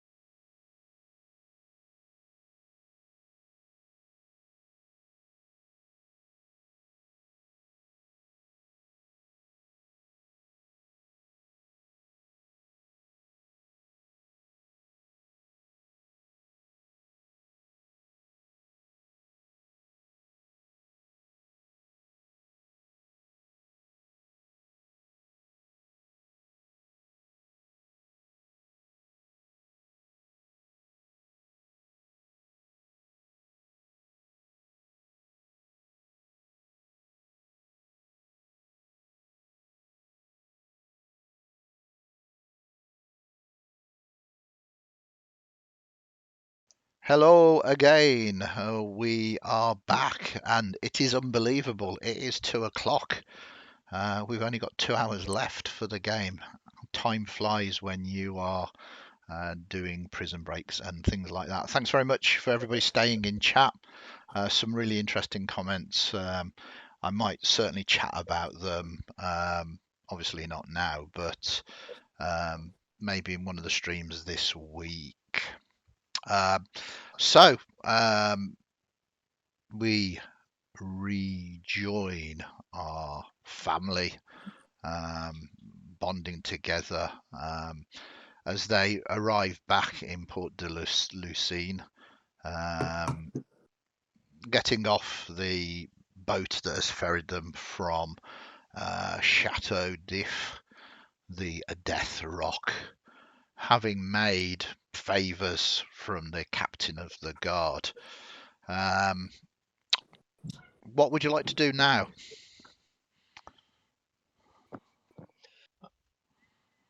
So should we go? No, go on. Sorry. I was going to say, Jean-Claude and I are both dandies and gadabout towns. So, are we familiar with this reputable In the tavern? sake that it's a one shot and that you are disreputable people around town, the answer is most definitely yes. Okay.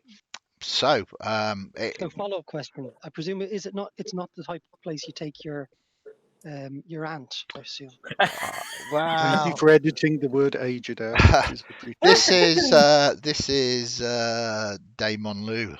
You know, this is the place that those kind of people shouldn't go to, but the Domain of Dread kind of wants to make them go there, and chance illegal speakeasies, the thrill. Absolutely, there are many people that would go there. Okay.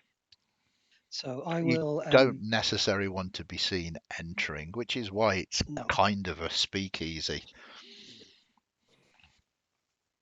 So I understand from stories I've heard in the clubs and such that the way to get to this snug is to go in through a store on the street behind it.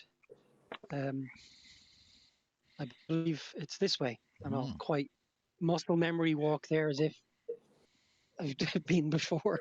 Yeah, I think it's the. Oh, here we are. I believe I was told it was this, and you do this knock. Oh, you wait. When the door opens and it says, Mr. Bastian, so good to see you. The usual. I'm getting the impression Thank you. that you don't actually need me anymore, so feel free. The door. Sorry. No, don't apologise. This is narrative. This is what it's all It was about. just the immense confidence. No.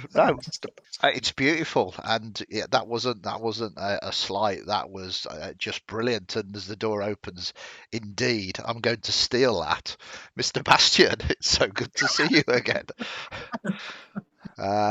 And you enter. Thank you, Antoine. Go on. I was just saying thank you, Antoine. I mean, I've never been here before. No doubt on your visit in handing out arms to the poor or something. I'm a very charitable individual. I didn't realise you had guests with you, so would you like a larger table, or should we push a table to your usual table? A larger table would perhaps be ideal. Yeah, absolutely. If you wish to peruse the powdered wigs for the moment, we will get everything sorted out. And it's basically a wig shop is the front of this, and the wigs, and you spend a few moments kind of sort of looking at them. It is the height of fashion. Moments later, from the back room, he says, your table is ready. And you descend down what is a secret set of stairs that wind down into it's not cozy. The word snug makes you think that it's cozy. This place has an ambiance all of its sort of own. It is kind of dirty and dusty, and the vibe here is let us pretend we are peasants. This is how the peasants like to spend their time in their muck and filth. It is And sparkling wine. fundamentally nothing like how the peasants spend their time. But it is nobles playing as peasants, and it's kind of strange. It's kind of like a release of that etiquette. The nobles who attend this place, they believe the peasants are unwashed, unclean, lacking refinement, and therefore, when you come down here, you can behave like that, and all sense of decorum sort of vanishes. And there's all sorts of things that nobles are letting loose doing down here that they couldn't be seen on the streets doing, and they are pretending that this is the way that peasants behave, but of course the peasants don't behave this way. So a table is given to you. There's a bar fight breaking out. There are both male and female sex workers, which might well be actors and actresses pretending to be prostitutes, going around. It's very much a theme park sort of vibe. So I believe what we do is I will put a drink on Sebastian Shergnom's tab, hmm so that he can be made aware that. Exactly. I mean, it's not like you've ever done this, but it seems to be a sensible thing to do. Just off the top of my head, yes. Yeah, I believe that would be an appropriate activity. Yeah, absolutely. And moments And later, around for the table, a craft. Yeah. Peasants drink from crafts but yeah, with their fingers. with their stick their fingers in and try and absorb it. Is that what you're thinking? Peasants don't use their mouths. The glasses with their hands in the glasses. Absolutely. A bottle gets thrown further down the snug. It's one of the reasons why it's kind of like an old sort of wine cellar, and there's a lot of alcoves. It means that if you want to stay out of the way a little bit from all of the debauchery, at least you can do that. Experience it vicariously. Yeah. So, I mean, how are the rest of you that quite obviously haven't been here before finding it? Well, I think that's literally what I'm saying to Bastian, pretty much that. So this is the snug, is it? I've not been here before. It's certainly delightful, isn't it? Yeah, as Very I sit down. It's got a Yeah. It's fine. As my eyes are sort of darting around. Yeah, you hear someone vomit in the booth next. Well, sort of one sort of down. It's pleasant down here. Andy, how long has this place been open for, years-wise? Yeah, it's been open for a long time. Is there a specific reason why you are asking? Just wondering whether she was going to mention how it hasn't changed in years. Yeah, you can certainly have. Yes, in your youth, for instance, that sounds absolutely appropriate if you want to drop that bombshell. Possibly drawing attention to something carved on the table or something, which is well worn with decades, obviously. Yeah. Yeah. So what is carved onto the table? Is it a love heart with a couple of initials or something like that? Yes, possibly the initials of LA and her long passed away husband. Wow. In our youth. Yeah, you certainly know how to do romance coming down here. Pretending to be peasant folk.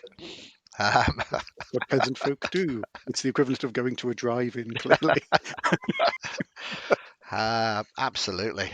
So, you do indeed put a drink on Sebastian's tab, and it's maybe 5-10 minutes that this quite a rotund individual.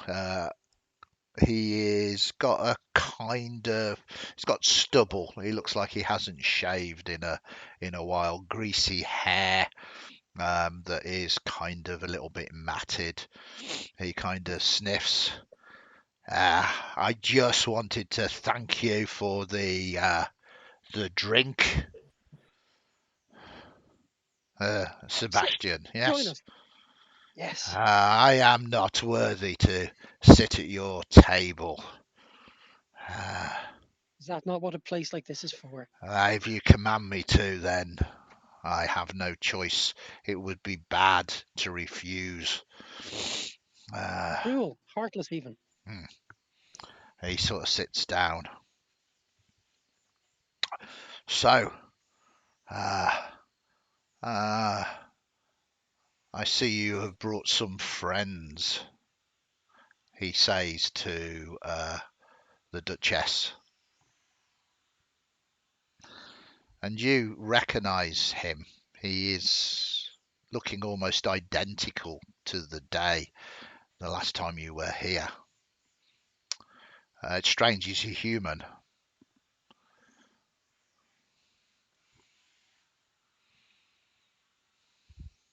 You might be on mute. Nope. Nope. I just didn't hear what you said. Sorry. He says it's been a long time, but I see you've brought some friends To the Duchess. to the Oh, Duchess. got you. Sorry, I thought when you said friends, he was looking at the Duchess, but talking to Bastian. No. No, And Maybe it's you. He recognises. you Yes. And where recognise do him I recognise him from? What, from as here. in what did he do back in He this was previous century? he was running this place then as well. Well, one has to introduce one's nephews to all aspects of life. I have seen one of them here before, although he's never brought me a Claude. drink at the moment. Really? Glances between the two until. Not me. Of course not. Thank you. But he looks either side conspiratorially. People come to, he burps, the snug for its ambience, obviously. But to put my name to a drink means you want something a little extra. And extra we can do. We have expanded our services, so what is it that you are after? We have opened the lower cellars at a dungeon. If you want to have some special attention given to you.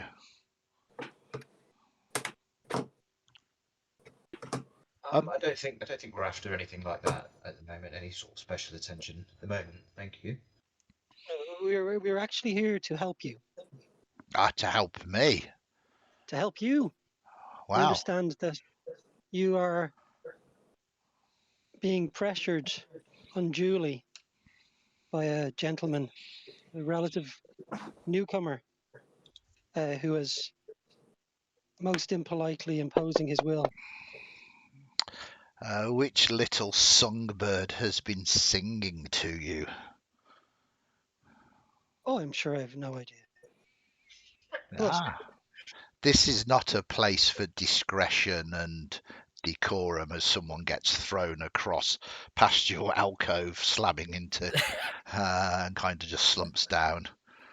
As No they're one in a like position to flying sing. past, if they No fly one- too close to the Duchess, I would just sort of hold my arm out and clothesline them out of the way. So they No one don't in a position to sing any further. Miss But- Chloe, would you mind retrieving the item that we had earlier from the Longbird? Of course, miss. She will I delicately assume you unwrap mean her the jaw, handkerchief. right? Yeah. Sorry. Okay. Lots of people talking. So yeah, you show him the jawbone. Yeah. Unwrap it from the handkerchief it was in and sort of place it politely as if it's just an objet d'art. I don't believe we need worry about the songbird. He kind of nods and then looks at you, Bastian, because you were asking him something as well, and says, "Yes, sorry. Continue." We would like to be able to relieve you of your burden, but we just need some direction. It is a dangerous game to do such a thing. I am not opposed to such arrangements. He has been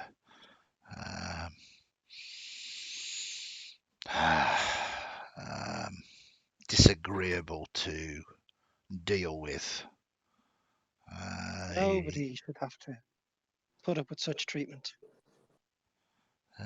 But if I was to turn against him, I need to be assured that you have what it takes.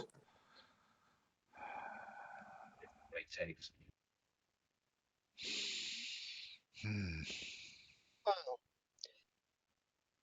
perhaps you should not do anything so crass and risky, but perhaps you could warn us of certain things to avoid. And then it is not it's not your responsibility if we fail to take your good advice. And do not avoid particular places or persons. That would be very rude of us, but hardly your fault.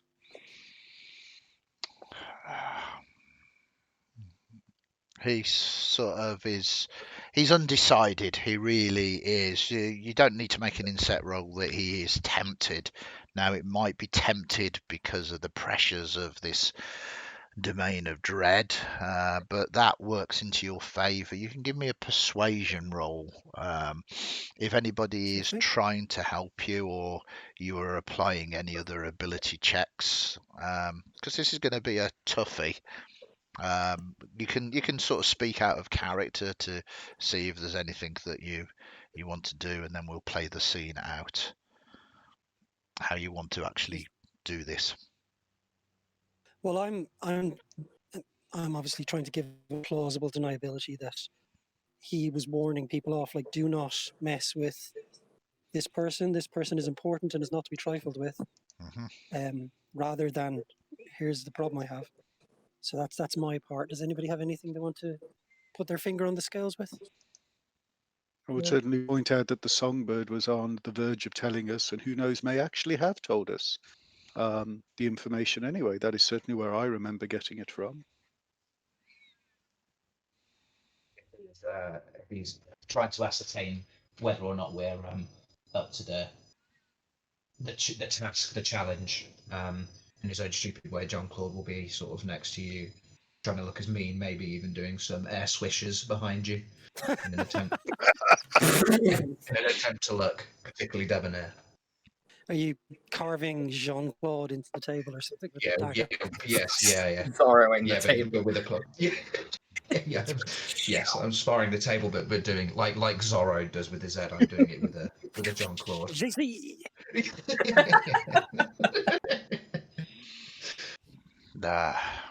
Okay, that sounds really good. So you can have definitely advantage if anybody has applied bardic inspiration to you. I'm more than happy for Jean-Claude to do that as well, because I don't think you can inspire yourself, can you, Bastian? I don't think I can. I don't know. Certain bards can, but it just depends on which one. But yeah, give us a persuasion roll. Sure. As you are trying to persuade him against his better intentions. Oh, very good. It's impressive, and it's kind of roundabout where you needed to get at this level. He's obviously very concerned, but he says, look, if this goes well,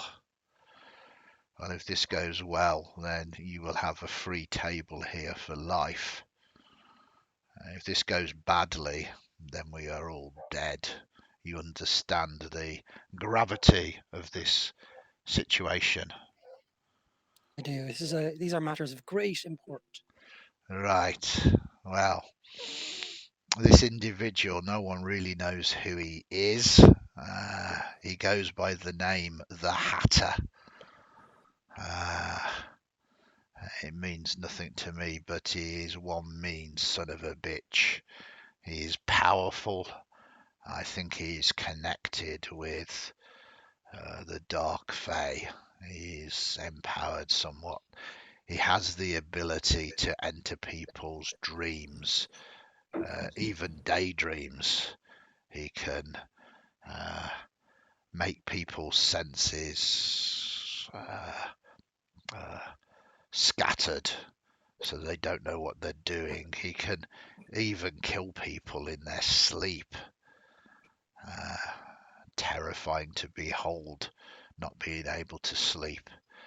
He has the ability to control people's minds, and he's happy to sell all sorts of narcotics, both recreational and deadly, to anybody.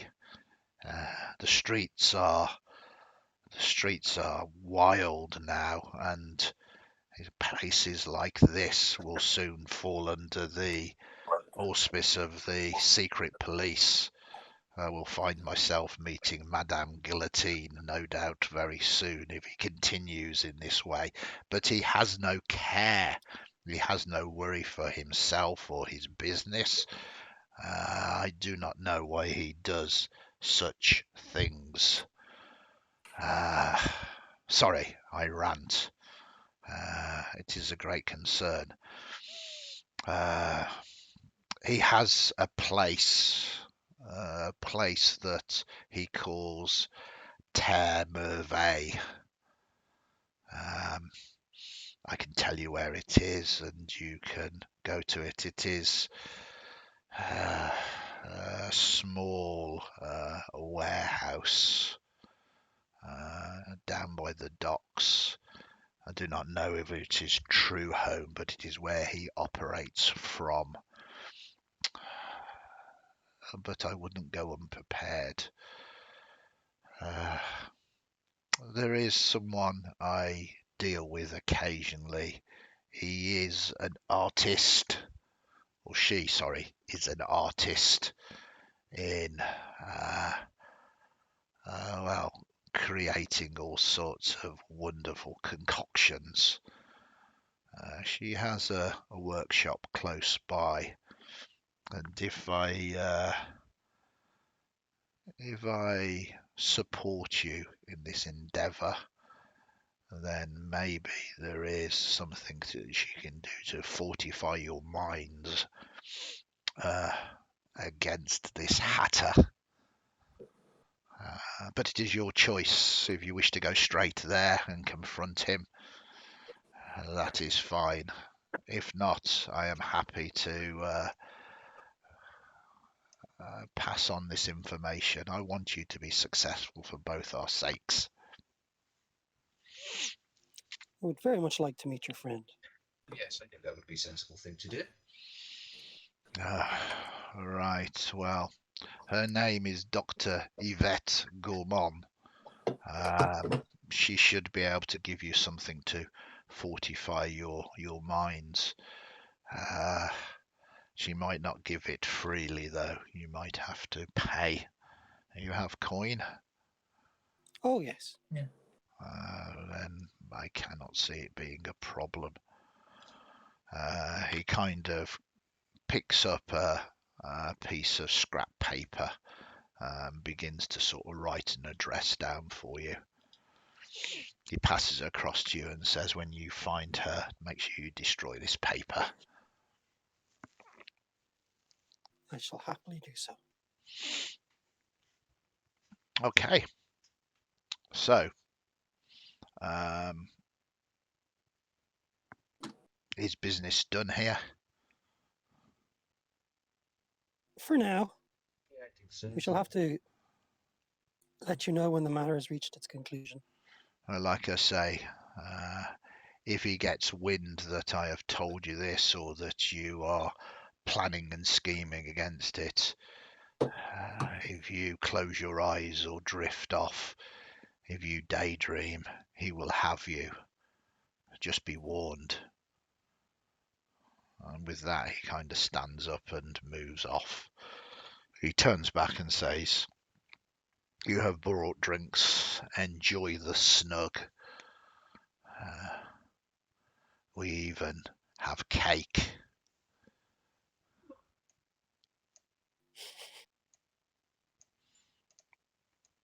And he moves off and starts mingling with the rest of the people.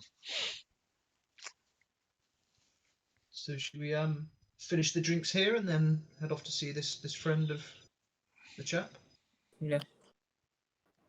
I will say at this point that Chloe probably isn't seated with everybody else. She's sort of like at the end of the bench, so basically a human shield in case someone bumps into the miss. So it's like she'll turn to her and say, "I'm afraid if we stay here any longer, miss, it could impact your health." And as someone like slams into the back of her from being like thrown across the room or something. Perfect. Yes, perhaps, and for the sake of the others as well. Yes. Motioning at the people who are only still standing due to the self-restraint of Chloe. Yeah. I would hate to discomfort Chloe, so I shall get up as well. Okay. I mean, you have got everything that you needed here put onto this contact, and you leave. A remarkable place that some of you actually were aware of and some of you that weren't. You leave the same way and you find yourselves out again upon the streets. You have the scrap of information telling you the directions to this secret workshop. If you want to follow there, you also have directions to this warehouse. I think we should see Dr. Gourmand first. Yes, yeah. Yes. Let's go there. And Okay. see if we can do something to We should also Yeah. probably make sure that we're physically able for this confrontation. Is there anyone around here, do you know, if we could have a little stay?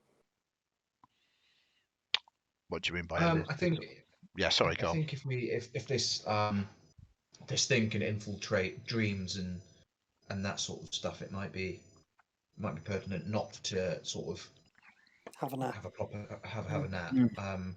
You know, I can if people are feeling a bit rough and worse for wear, I can certainly you know, give you some of the good stuff and make you feel a bit better if that helps. It's more so for spells.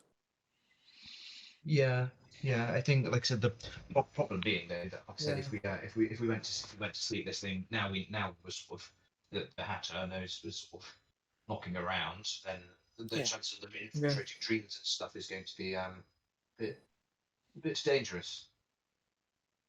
This probably needs to be dealt with quickly, unfortunately. We can Yeah. patch ourselves up at the doctor's. Exactly. That does seem appropriate. It is wise words. You're more than welcome to take a shorter long rest, but I think you have been warned off those. Suddenly it becomes a little bit more challenging. Yeah. Okay, so you make your way through the cobbled streets, and as I say, this city is beautiful. Cobbled streets, the height of civilization, Port-a-Lucene. Until you get to what appears to be a sort of, again, a terrace of shops, and you can see that there's some cellars you know the way that in terraced kind of large terrace houses, there are steps that go down the front of the front of the properties into a basement sort of property, and the address is seeming to indicate that you need to go down there. It looks abandoned, but as you go down the steps, the doors are all boarded up. Well, not doors, the windows are all boarded up, and the door is most definitely locked. But please give me perception rolls, please.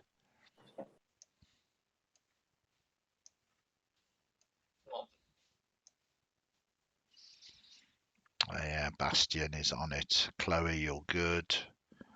Yeah, you're looking at 15s basically, so it is just... Oh no, Bastion was up as persuasion. So it is actually only you, Chloe. You can hear the sound of conflict from inside. There is the sounds of smashing glass. Yeah, it's faint because the property is sort of negating a lot of the noise coming out, but you pick it up with your sharp hearing, and there's definitely some kind of fight going on inside. I got to go straight down. You haven't heard it yet. Oh, You- but I heard it yeah, yet. no, Oh, of course, only to go check for her. it's Only only Chloe. Yeah. Chloe that has heard that. Turn to the miss. Miss, there seems to be a scuffle. I hear glass. Where from? Inside? Yeah, she'll point. Oh. She's trying not to look very old and get an ear trumpet out, having. Is there what? Who? Well, we should continue. After you, Chloe, lead the way. Yes, miss. And she'll Okay, so go up to the residence. yeah, it's you go down the steps to the basement, and there is it looks boarded up. You can't see into the property. The windows have been reinforced and boarded up, and the door itself looks also boarded up. It looks very much like the entrance to a drug den that has been reinforced.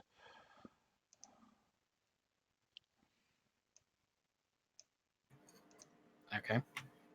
So I guess we come up to one of those doors with like the shutter Yeah, thing. yeah, kind of. And you can try it. You can still hear conflict coming from within, and it's obviously locked as well.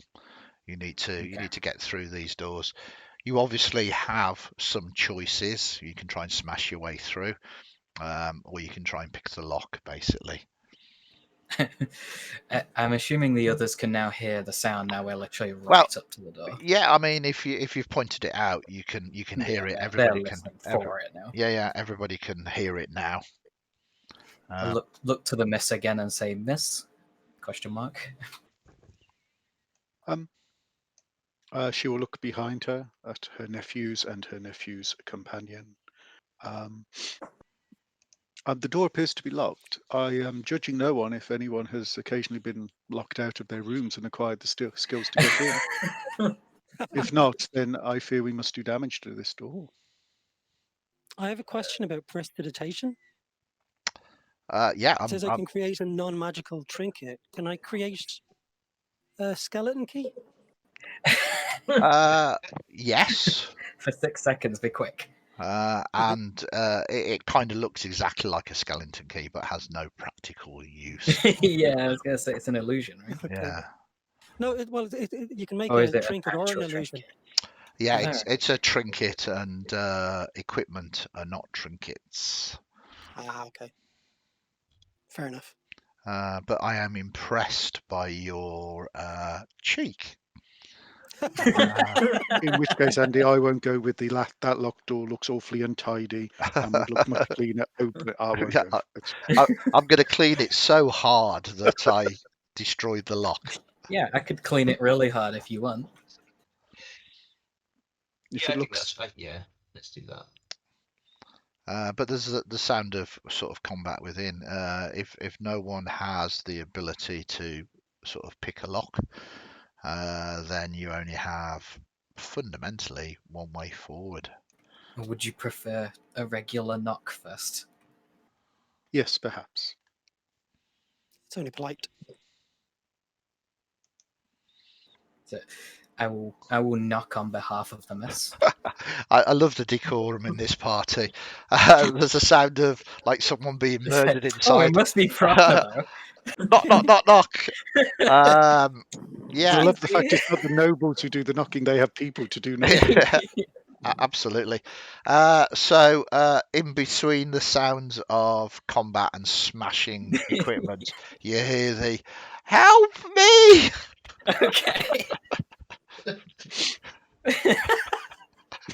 I will look towards the others and then ask them to please stand back. Lovely. And then Chloe will plunge a huge front kick into the door, into the lock of the door to try Okay. and Yeah. bust the crap out. Now, yeah, this normally for normal sort of doors it would be more or less automatic, but this is a reinforced door designed to stop.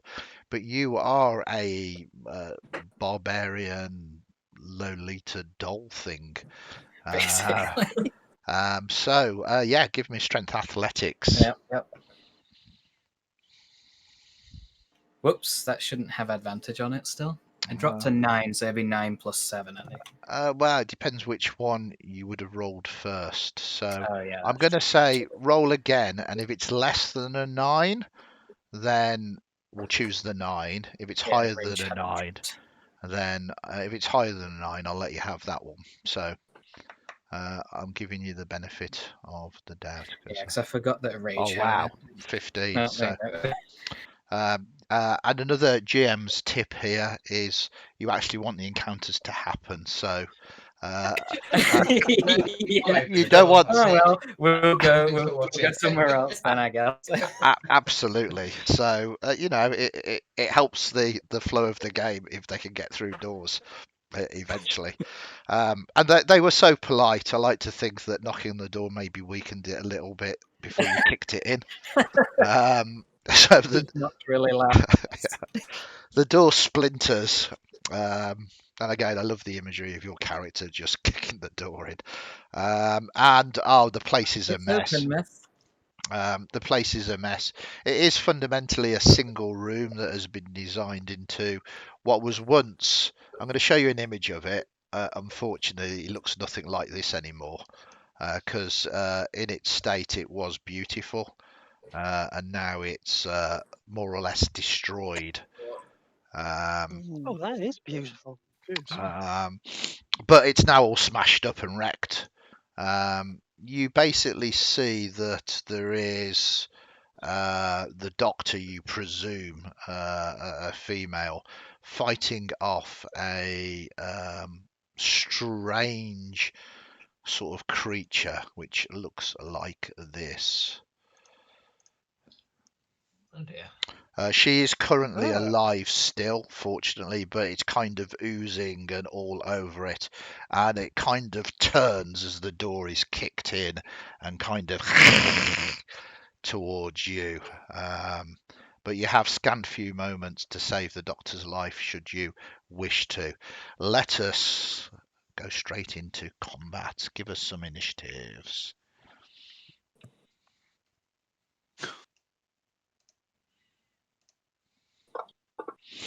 Jeez.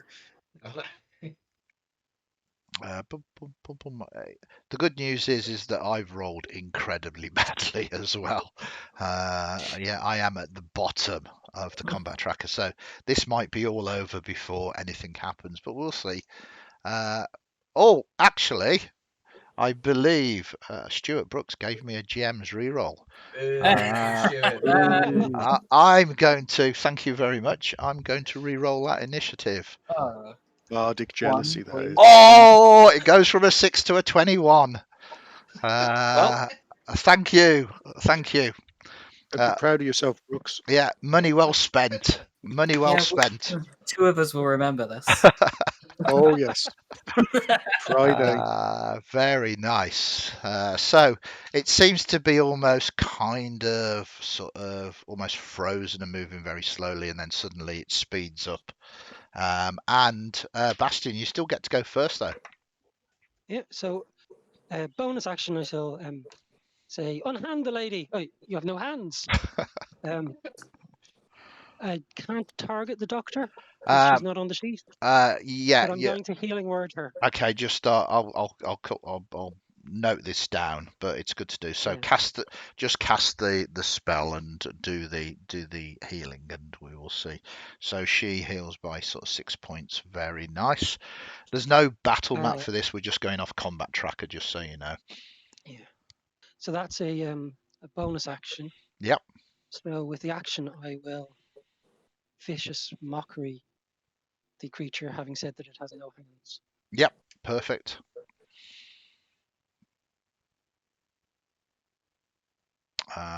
Very good. It unfortunately saves though with a 17, so I don't think it takes any damage. Doesn't take any damage at all, and it doesn't have disadvantage on its attack rolls.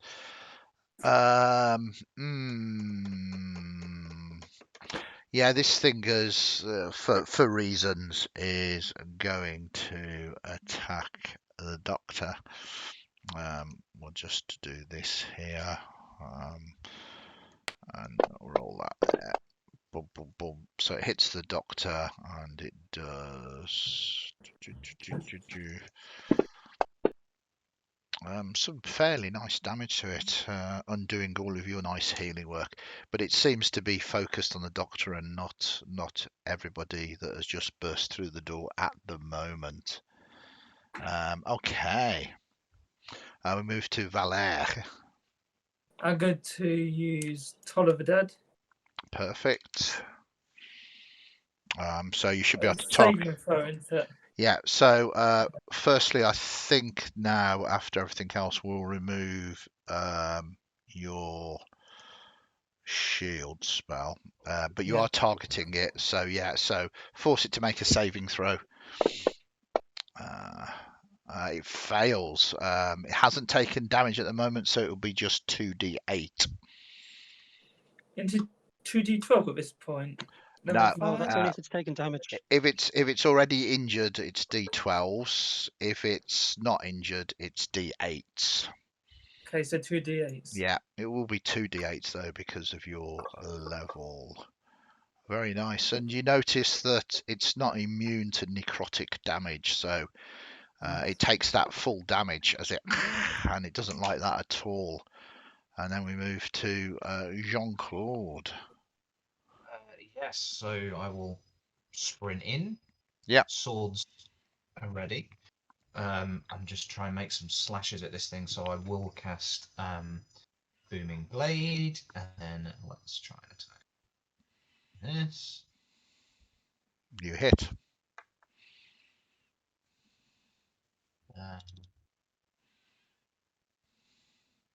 And heavily damaged. Yeah, this is rapid. Really, looks like you might have caught it just in time. Anything else you want to do, Jean-Claude? Yeah, bonus action. The right hand's going to come round and give this thing another slash. Cool. Thanks very much for the follow. Sorry, what was you saying? I was bonus action attacking, but I missed. You missed. So, yeah. So that's me. Okay, very good, Jean-Claude. Then we move to Chloe.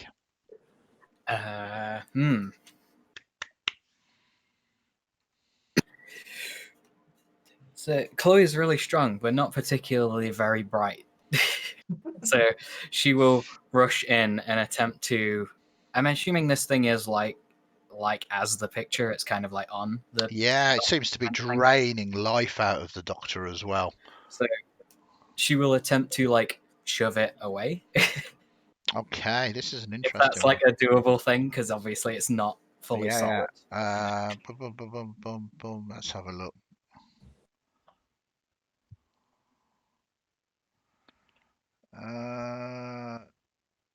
Give it a go. Give us a roll.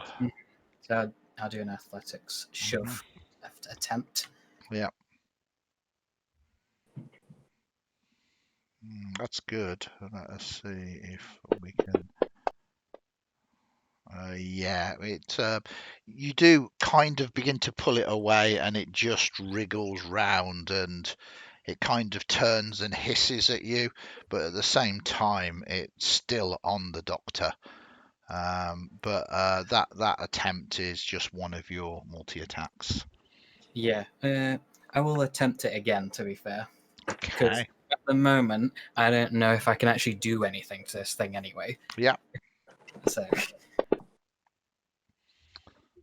Okay, I got a 17. You got a 22. So you do indeed manage to pull it off.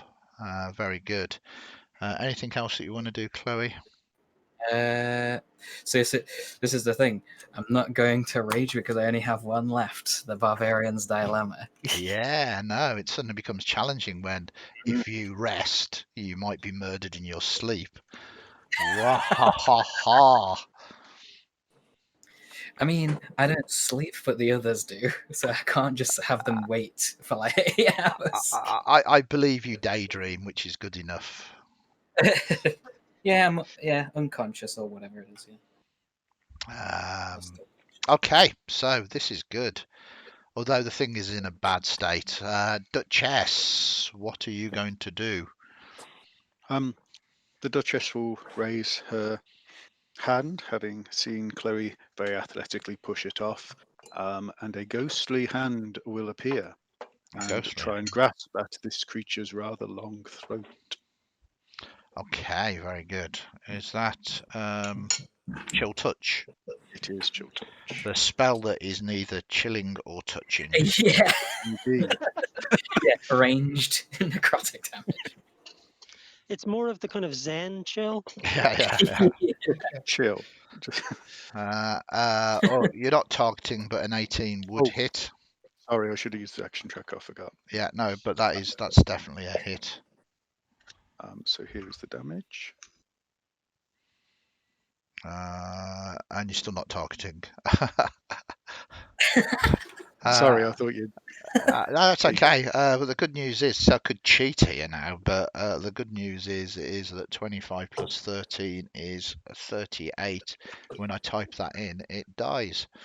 Well done. You have defeated this somewhat terrible creature. The doctor is spluttering and coughing, trying to stay conscious at the moment. She's in a very terrible state. It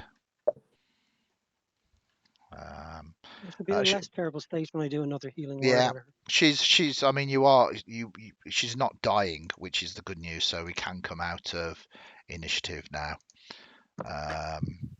So she kind of looks up and she's confused because she doesn't recognize any of you. But she's certainly grateful for what you have done. And she says thank you for it. It came from nowhere. It was it seemed to know what it wanted, which was to attack me. What was that thing? Sorry. She sort of squints at the remains, which are dissipating now. I have read tales about such things. For those that have, sorry, I've got quite a lot of feedback or echo off Liam's something. mic. I'm having a look. Yeah, sorry, Yeah. Liam. Do you want to put yourself on mute, Liam, or push to talk? Because it's just echoing back and I can't hear myself think. Cheers. She says, I have read about such things. This is a different kind of invisible stalker, one that can be coerced and summoned to target someone and murder them. the perfect killers, really. It seems that someone wants me dead. I do not find that particularly surprising here, but it seems that you came to my aid as well, so whatever gods there are out there, I guess I should thank them. It's just such a shame that I'm an atheist. Well, it wasn't just coincidence that we're here. We've come from the Snug. Ah, Um, how is he, the old fart? seems Delighted to know that he's now your god. yeah. In his dreams, she says, in his dreams. What on earth did he send you to me for? I'm assuming we are talking about Sebastian, yes? Yes, Sebastian Trigon. Hmm. Uh, He believed that we could use some mental fortification and that you were the lady to provide it. Interesting. Yes. Why would you need such a thing? Somebody else wants to take um, this, or well, we're off to up for a bit of a fight that somebody with someone or something that is able to infiltrate minds easily, and specifically in dreams and daydreams. So any sort of Interesting. fortification would You be you are you are going to try and confront the Hatter? possibly. Uh, or someone else. Who uh, could say? there are without doubt other things that you might need such things against, but it is the Hatter that is making all of the noises at the moment around here. He is no friend of mine, and he's attempted a few times to recruit me to his ever-growing entourage of freaks. I am no freak. It sounds like you know a lot about this guy. If we are to confront him, what are we expecting here? What are these freaks? What is he like? He's using various substances to empower people. There uh, seems to be bindings. They seem to affect people's minds, and whilst they empower them, they also um, change them, make them more compliant to him. Uh, he, yes, I have seen a number of people fall to his side. He's also careless or reckless, perhaps is more the word. Um, he has no care. He thinks he is untouchable. Um, he is dangerous for anybody that thinks they are untouchable. Maybe they are, maybe they are not. But I find it interesting that you think that you can stand against him. I'm afraid we don't really know that much about him. So okay. In regards to the mental fortification, what can you do for us? Oh wow, uh, it is something that I can do. Um, hmm. I have a choice for you, and it is important that you consider this. I have been working on things that could fortify people against him.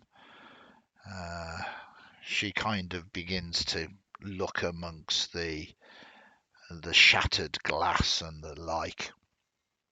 And she starts gathering some things together, and she puts a pile of small pills on the sort of workshop. There's two different colours. There's a blue pill and a red pill. I've not perfected it yet, but either of these should help. They do more or less the same things, but once you take one of them, once you make a choice, you will become anchored to one reality or another. You will see things that you couldn't see before, or become more set in your ways.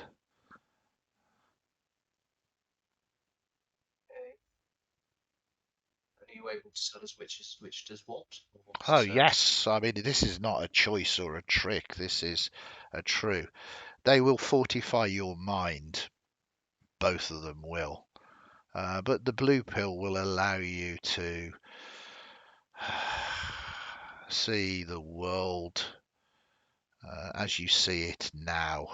You will be protected from influences outside of this world.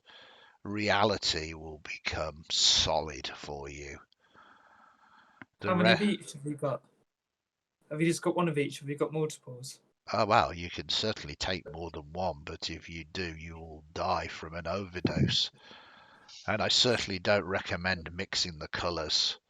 I still have yet to perfect a violet pill. The What's red, the violet pill? I haven't perfected it, so It would be a mix of both. who knows? The red pill, though, if you take this, it will give you sight beyond sight, and you will be able to stare into the void and see the world of the worlds as they actually are, even though your mind is fortified. The effects might be a little too much for some people. But those are your choices. Whilst you think on that, though, I have some other things that might be able to offer you a little bit more comfort. And she starts putting a couple of vials of red liquid down. These are simple potions that will fortify you, will heal you. It is the least I can do for you saving my life.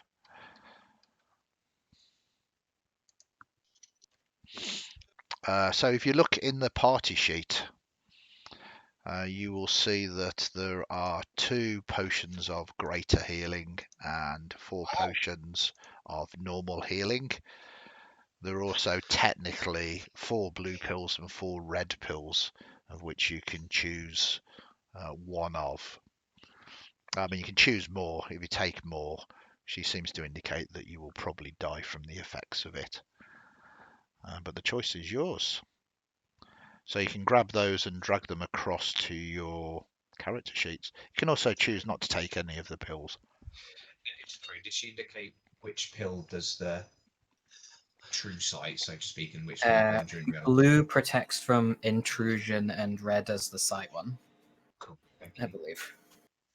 I just finished writing that. Yeah. So one of them makes your reality that you can see at the moment more solid. Mhm. The other one allows you to see the world or the multiverse as it truly is. Well, Auntie, I think you should probably have be the first to take. And do you want to take a couple of those potions as well? Because I think things sounds pretty grisly there, and I can sort of manage my wounds myself, really. Thank you, dear. I think at I my suppose age, I- this reality is quite enough for me, but I do not suggest that Nothing ventured, nothing gained. This family has not gained anything by stepping back and not seeing things as they are. But I feel at my age, I will be able to profit little by seeing this world. But you, as I have said, are the future of this family. So choose as you will. I will choose to see what there is to be seen. It's red, right? Mm-hmm. Yeah, Yeah. let's do Yeah. them together, Bass. That's the one where you Um, touch the mirror and go through it. Good lads. Sorry, I should have put sort of 5, so because I can't count even the number of people in the party. I'm having a good day today. So there's basically enough for you to either choose a blue pill or a red pill each. So yeah, go on. Can Chloe take the healing potions in the cage that has the knives? What, we like a trolley dolly? Well, Yeah. my intention is for the potions first of all to go to the Duchess, and I Yes. trust that Chloe would do that, and would be to hand to do it. Because obviously Chloe can't actually heal her with magic, so Yeah, you take the rest then. it should probably be using her combat thing anyway. Yeah, that's a good point. If you're raging, you probably won't be able to do. Here's a healing potion. Oh, no, I can still do that. I just will end up dropping my rage Okay. because it'll be an action to feed it to someone else. So I already had a healing potion, so I've got that in reserve as kind of potential action. Mm-hmm. Well, perhaps if everyone who doesn't have a healing potion takes one of them, Yeah, at least one, yeah. because we can more quickly administer it to ourselves than we can to others. I think, Andy, is that Yes. rule still in this one? Yeah. It's still excuse me, it's still a full action to feed a potion to somebody, but it's a Yeah. bonus action to drink it yourself.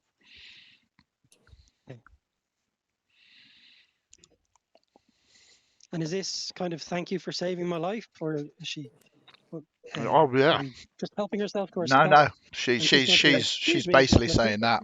She says, I mean, a couple of you look like you've had 1 or 2 scrapes. I am actually a medical doctor as well, if you wish me to tend to your wounds. That'd be very kind. And I she, require a I'll service. certainly allow that to happen. Yeah. so she has the healer feat, which is really useful. I just need to remind myself what the healer feat does. So, as an action, she can spend a use of a healer's kit to restore 1d6 plus 4 points, plus additional points to the creature's maximum number of hit dice. So it's going to be a 1d6 plus 9. So we'll start. Jean-Claude, do you want her to heal you? Yes, please. So it's 1d6 plus 9. So that is 11 points, which I believe clears all of your wounds. Yeah. So you can do it or I can do it. Up to you. Yeah, Sorry, perfect. Thank you. Then we move to Bastion. She moves on to you and gets the healer kit out. Do you want her to... That would be lovely. 1d6 plus 9. There's no way the d6 can't be enough to heal me. Well, you've got 10 wounds at the moment. So, yeah. So she clears you and heals you. Chloe. Might require some other kinds of tools, to be honest. Yep, she's more than happy to do that, though. And that is 11 points back to you. Then we have Valère. You are fine with your hit points. Yeah. Excuse me. And then we move to the Duchess. Do you wish to be tended by the doctor? Yes, that would be most kind. She, again, it's only 2, but it's plus 9, so that's 11 points back. You are healed as well. Very cool. You are done. This all takes about an hour, by the way, as she's kind of tending your wounds and using the healing kits and the like. but you are all done. So, from a tactical standpoint, do you want me to literally take all of the other potions? Is that what we're agreeing upon, or is that a yes? It's a yes for me. Am I still on mute? Oh, No. no. Yeah, you Can just hear. cut out, right?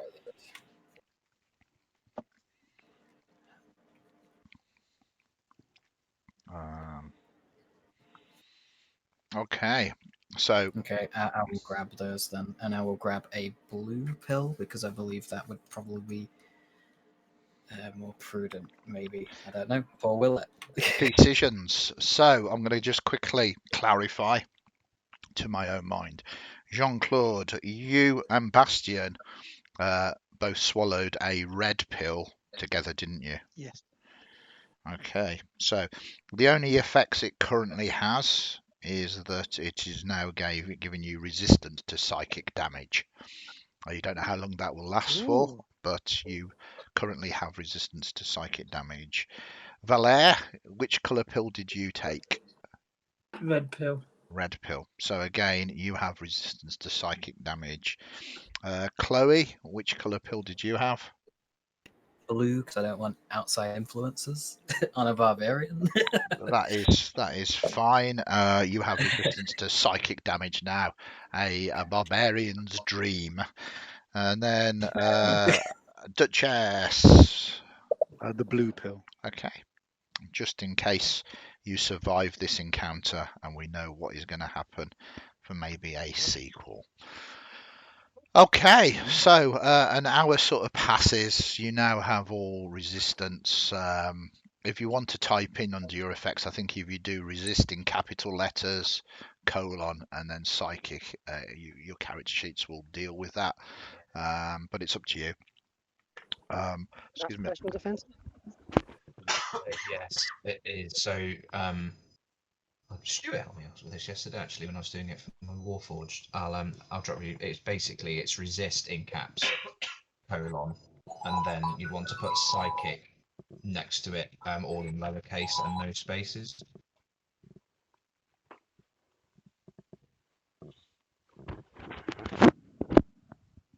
Very good. So,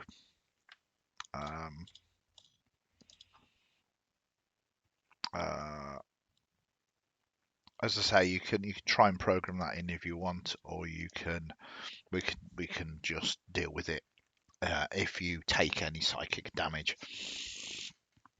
Okay.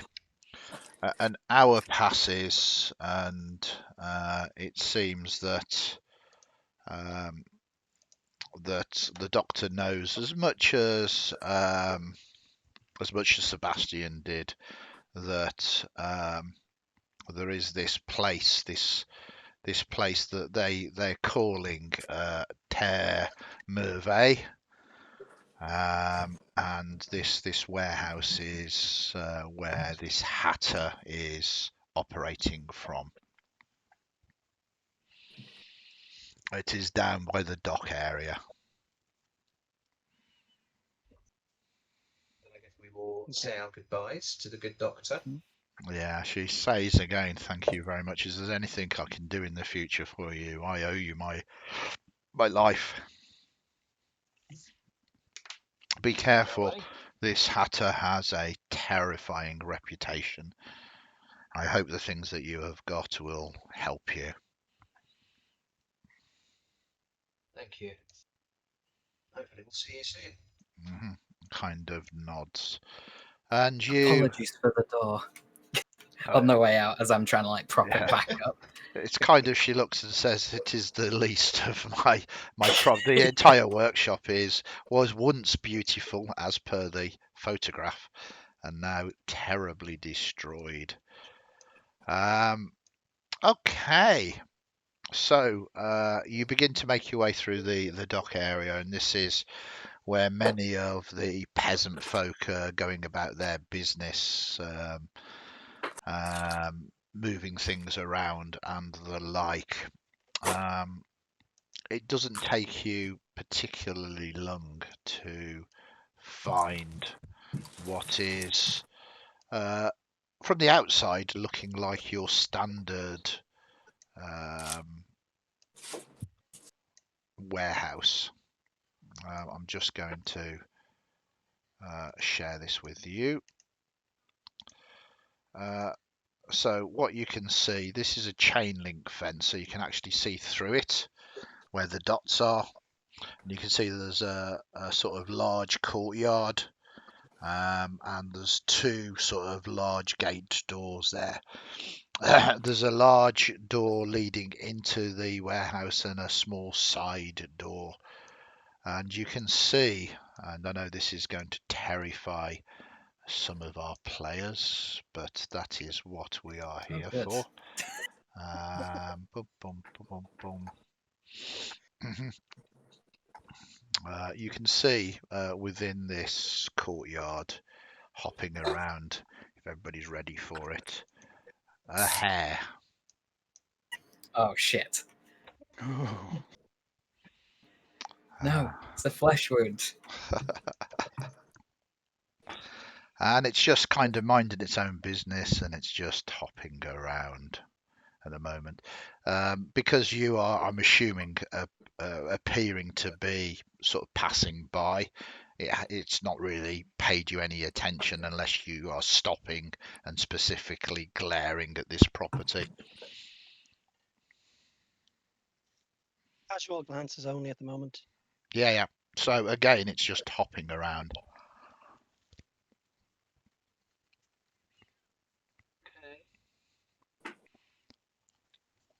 This is the gate here at the bottom, is it?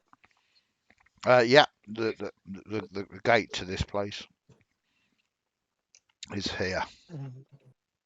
Okay. And does it touch onto any other buildings? I can't see.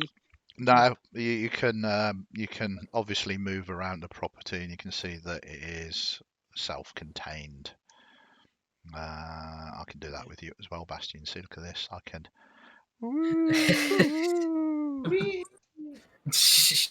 Okay. I guess the question is, if the people who have taken the red pill, do they see anything else? Not at the moment. The only effects, you think it's going to take time for the other Okay. effects come in. The only effect that is apparent at the moment is you are resistant to psychic damage. Is the hair medium sized?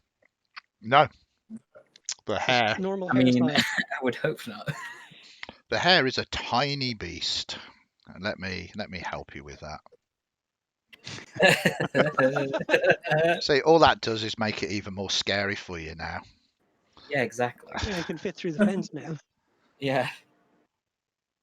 It's hopping around. Okay. As I say, you're kind of moving past at the moment. You've probably done that slow down and have a look a little bit, but that is all. You can see that there's a window here, but there seems to be the only window into the property. What was his dotted line again? Sorry, It's say a that again. chain link fence. Yeah, it's a chain chain link. link fence. fence is this thing in front of us. And are these planks of wood on the ground near us? Yeah, it's just a little bit of it's probably kind of maybe steps going up. Actually, it's kind of a little bit of a slope.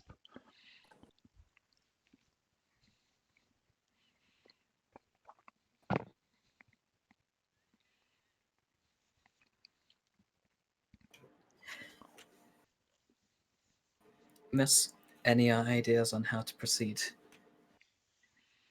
how many? Is it a one-story building or two Yeah. stories, Andy? Just a one-story building.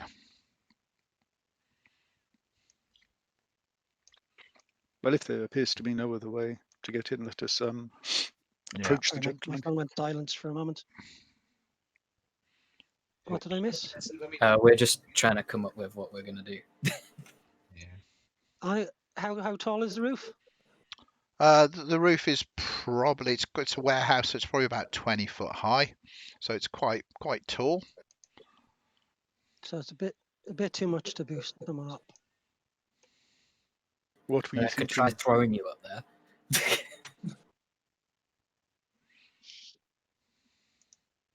I'm game.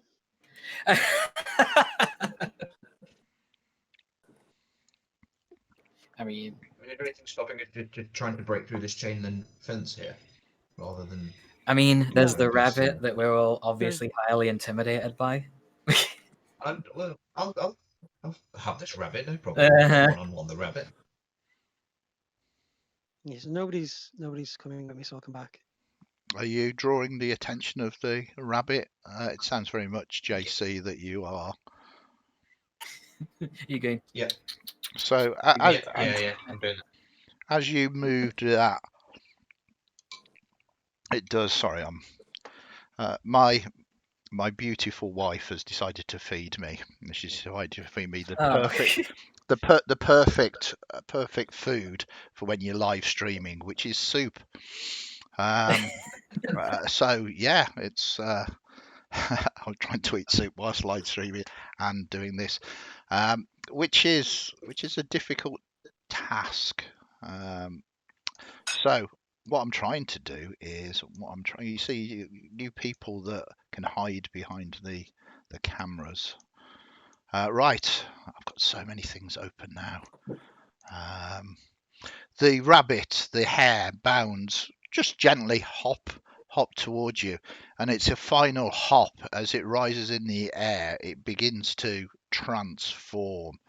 It begins to sort of grow and shift and change, and it turns into a female form that looks like this, Ooh. covering her face. She says, "What is your business here? Are you here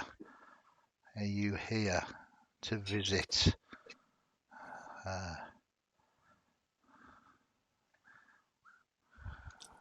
I can guide you in. You just need to follow me if it is to do business with the Hatter." We've heard good word about all these freaks and stuff, and we thought, yeah, we want a piece of that. So It is my we're here job just to guide those that wish to descend down the rabbit hole. yeah. You wish to Sorry. you wish to follow, then this is not a problem. She moves forward. Again, her size increased to that of a medium creature, but now a human, most definitely, but covered in lace, red upon her face. Difficult to see her features as she moves forward, and she begins to play with the doors, and the doors basically swing open, and she steps back and she says, welcome to sorry, I'm just trying to get my information up. So many things. Welcome to Terre Merveille, she says. And she kind of moves in, allowing you entry, and she begins to move towards these doors as well. You kind of now, you can give me some history rolls. This is not so history wise.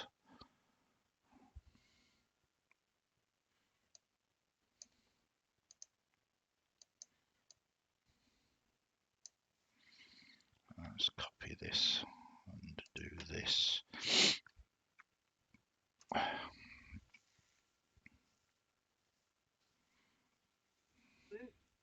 Okay, so Valère, you are a studious man, dwarf, and Duchess, you kind of things start connecting in your mind now, and you are aware that Dementlieu, sort of, in the language of Dementlieu, Terre Merveille translates to land of wonder or wonderland.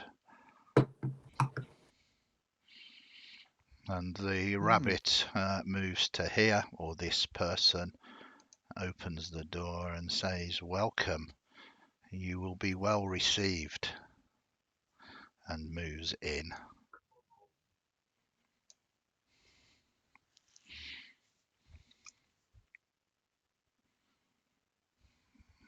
And as you move in, you see there is all sorts of processes going on here. Strange. It's kind of like the workshop that you have just been to, but it is strange, more kind of fey-like, and it is creating all sorts of strange bubbling liquids and the like. There is a whole operation going on there, and you see standing to one side, dressed in white, back to you, a young woman, and she hears the doors open and she turns to you. And when she turns to you, you see that she seems to have something dribbling from her lips. And the rabbit says, "Alice, we have visitors. They wish to do business with the Hatter." She smiles at you, blood pouring from her mouth. "Ah, and what is your business with the Hatter?" Moving from behind a box,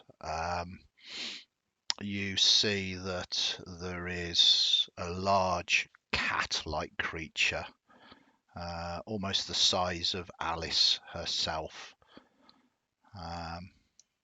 As she says, "What is your business with the Hatter?"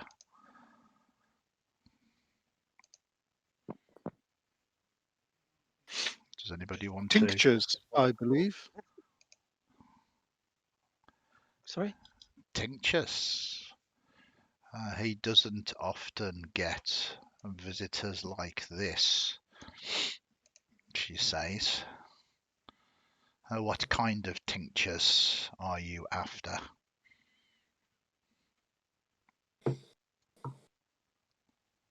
Ones that remove problems, awkward problems, the type of stains that take a lot of work normally, but we've heard wonderful things about his knowledge in these things. The Hatter is capable of removing any problem.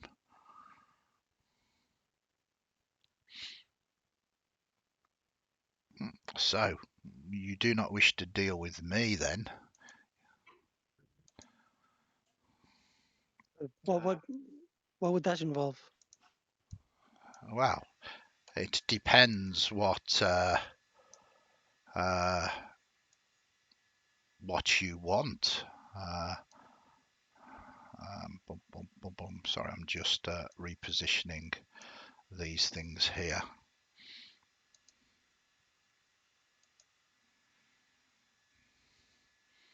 It depends very much what I can do for you. He does not wish to be disturbed unless necessary. It will make him mad.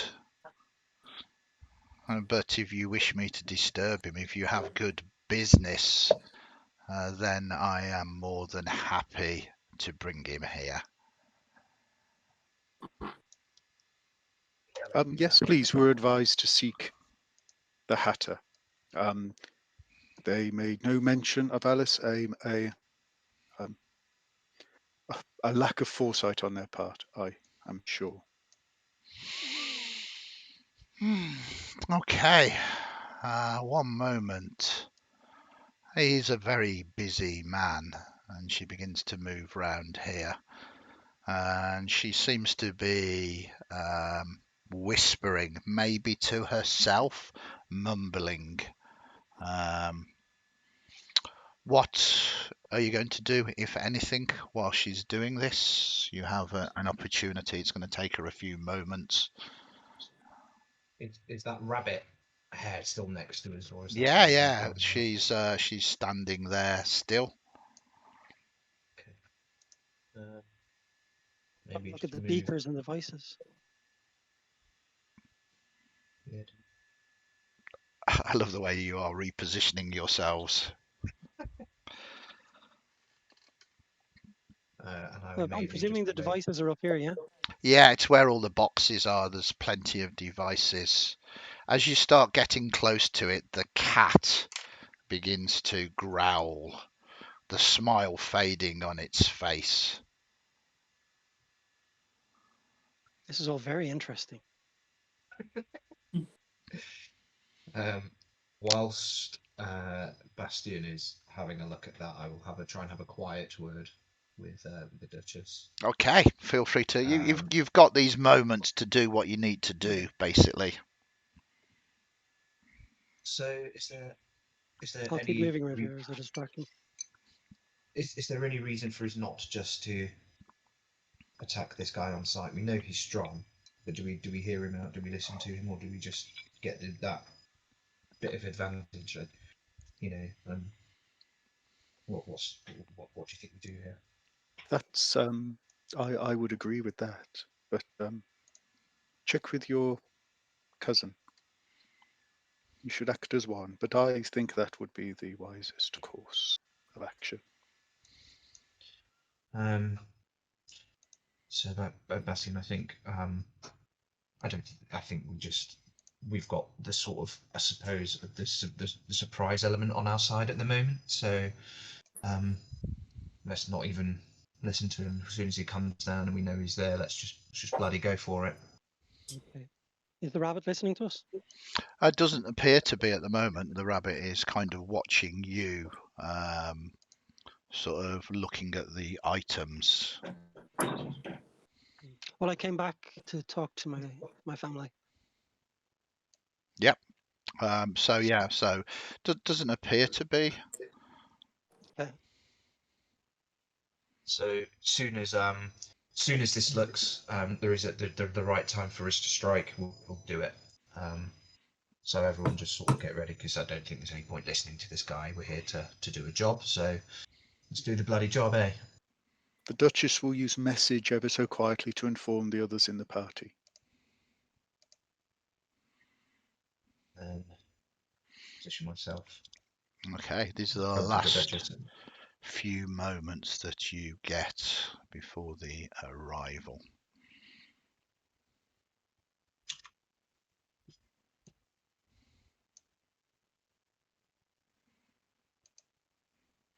Okay. Alice finishes her conversation, whispering and mumbling to herself. Moments pass, and then there is a sort of coalition of power, of energy, as a strange individual appears. A sort of balding man, and he's kind of dressed with checked trousers raised to his stomach, braces on, a shirt that is open, and a painted face. And upon the face, as he looks at you, he gives a huge smile, somewhat that is almost rictus in size. In fact, he looks very much like this.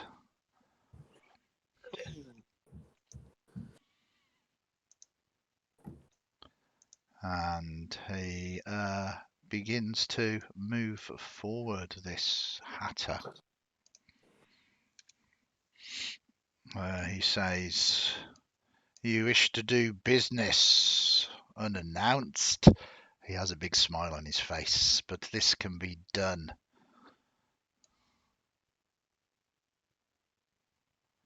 As he kind I of, can't see him yet.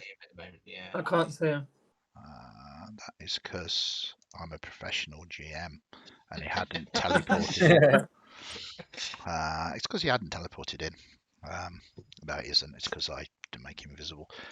He begins to. Sorry, so he's there. You have a chance to do something whilst he is there. That is the position that he arrives in. Can anybody else see him? I can't see him. I can't see where he It is. might be because No. there's boxes and stuff in the way, Yeah, but it's probably line of sight. I think just getting into a yeah. advantageous position. But Alice, you can hear him sort of speaking. You definitely can't see him. Yep, that's because there's boxes in the way. Yeah, we want business. Come and give us some business. And he begins, and that's where he gets into Right. perhaps line of sight here, and you can see him properly now, and he's moving forward. Is anybody going to start this as he Yeah, I'm going to moves? cast Fairy Fire. Okay. Oh, jeez. So if everybody So I stops, will use my well, sorry? if everybody stops moving their tokens now, and Yeah, I was going to say. Bastion, you get to cast Fairy Fire, and then we'll go to initiatives. Okay, so I'll use my Bardic Inspiration again Mhm. to reduce his saving throw. So just mark that off. Roll a d8. So 3 off the saving throw. I shall 1, 2, 3. So I'll target him and the cat. Right, now, are you catching anybody else in that No, area? I'll have part of it go outside the Okay. door. Can I draw Yep. squares on this thing? Yep, Yeah. absolutely. I don't know how to do that. So give me a sec. Draw. Maybe. So Right click pointers, and it'll bring up like a pointers submenu.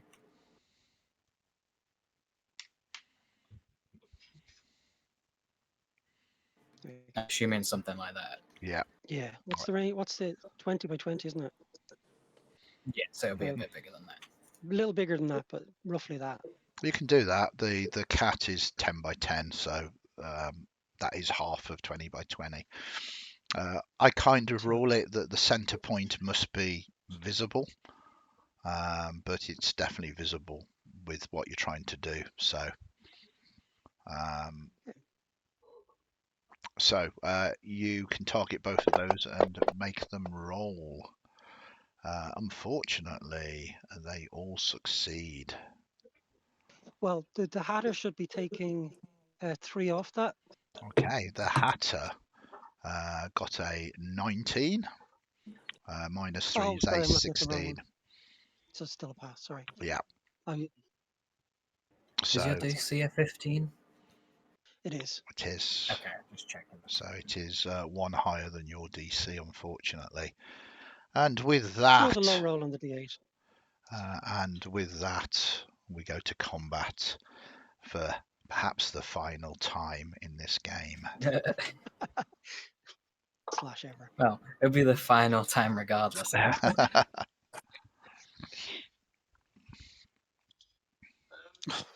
Is there a reason I have 5 temporary hit points? Yes, I've been helping people. Oh. Just like Bastion is immune to possession, charm, and various other things for the next 10 I saw minutes. that happening. But thank you. Or longer than the rest of our lives, possibly. Right. Are we done? Everybody rolled. I can check Yep. this out myself. Okay, so at the top here we have Jean-Claude. Yes, so I guess with the smile, I will just go, get out the bloody way. And I'm going to make a few strikes against the smile, including casting Boot Blade. So let's try and hit. Oh, fine. And then I will try and slash as a bonus action. Fine. And then I will just look sad and pass my turn. This cat now is just smiling at you, this huge, wide smile. The hair shrinks down to hair size proportions. And then is going to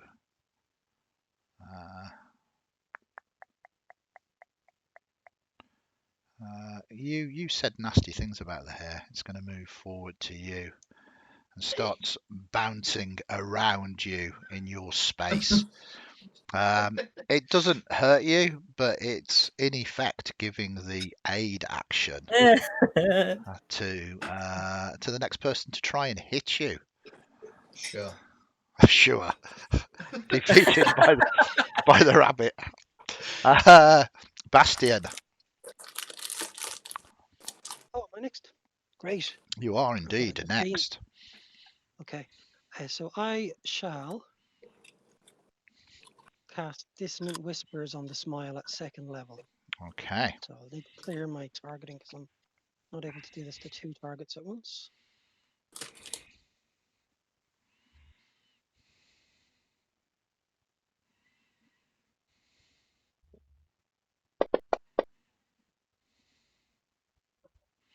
It does indeed fail that.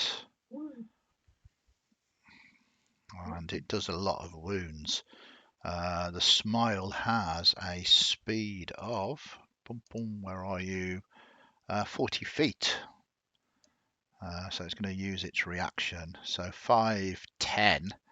I get So attack of opportunity. not at the That's the. moment. Oh, No. yeah. You cast it at the smile, didn't you? Sorry, I that's me. did. Yeah. So first of But all, Jean-Claude, Jean-Claude. you get an attack of opportunity. If you want to use that reaction. I do. Is it a 4 again? Okay. You hit it this time, Nice. heavily damaging it. And then it leaves your area. So if you want an attack of opportunity, Valère, you can target it and hit it as well. Yeah. I've got it targeted up. Yeah. Yeah, I don't know. Yeah. I'm just assuming, check. yeah. And indeed, you hit. And that is 7 damage. I'm just double checking. 22s are not criticals on this. Its armor class is 13. So that was very close though. So it was there. That is 5, 10, 15, 20, 25, 30, 35. It's about as far as it can get. I'll shiv it there a bit, 40. As it kind of just runs back to Alice. Alice now screams at you. My cat! She is very upset. As we get to the smile. The smile is going to do something strange. It is going to smile. And when it smiles, it begins to fade away. It begins to vanish as it misty steps.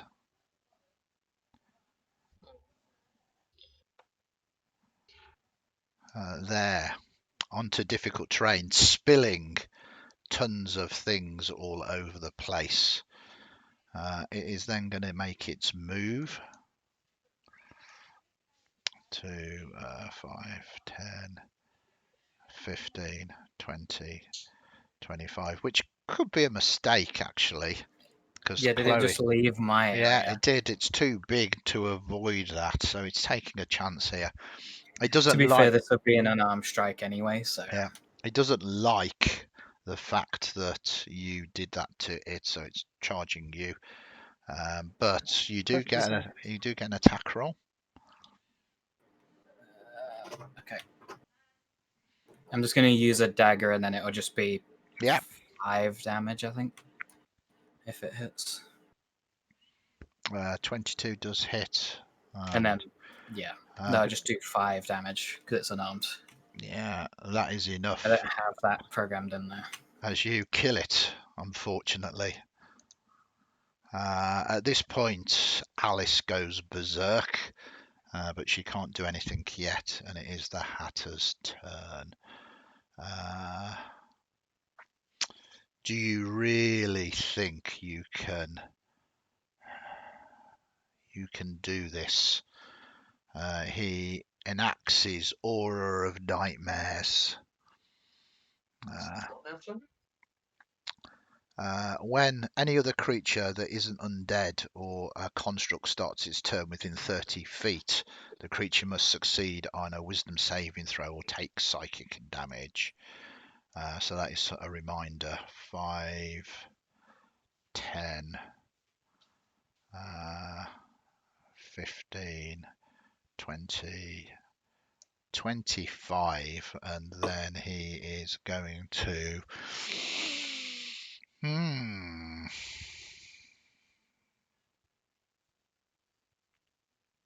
He's going to attempt to hold you in place. As you seem to be the main damage dealer at the moment, Pasco. You succeed. And it is not happy about that as you resist the DC 17 saving throw. Unbelievable. Then we move to Chloe. Chloe, you are now within 30 feet though. So it is going to force you to make a saving throw because the Aura of Nightmares. It is still 15. And you fail. You take automatic psychic damage. Boom, boom, boom, boom, boom. What I'm trying to say is, have you programmed in your psychic resist? I have, yeah. Hopefully it works. Okay, yeah. Yeah, is that because of temporary hit points as well? Perfect. Oh, right, yeah. Yeah. No, that's good. So it's gone. I don't know how many temporary hit points you had. We had 5. Yeah, so that's worked. Oh, nice. Okay. But you've got the rest of your turn ahead of you. Okay, so...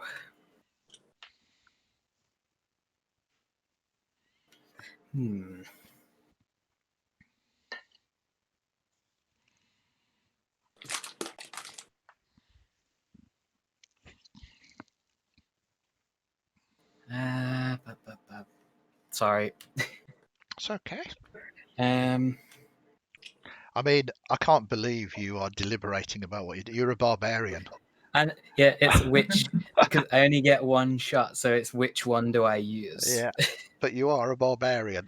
Yes, there is that. But what fantastical weapon do I want to use? Damn. Here's the thing. Well, seeing as I saw Alice earlier, I'll use a different trick instead of the same one that I've used twice. Yep, sounds good. After she'll turn to the miss and say, "Please stay safe, miss." And then turn back, and then again the eyes will change over, and then little hairline fractures where the mouth, near at the edges of the mouth, and then halfway through the jaw as well, they will fold back, and then these 2 like big syringe type fangs will come out of her upper jaw. Oh my god, this is where you, the players, are more terrifying than the monsters. Are we the baddies? And then I will then bound off in this direction. Yep, cool. I will attempt to try and get rid of this rabbit that's harassing. Wow, that is... Yeah, you are the bad guy. Wow. Target it.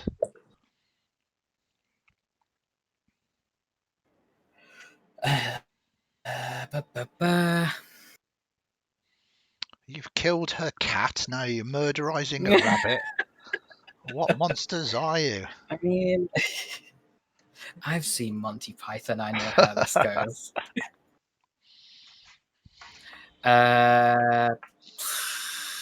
Yeah, reckless, why not?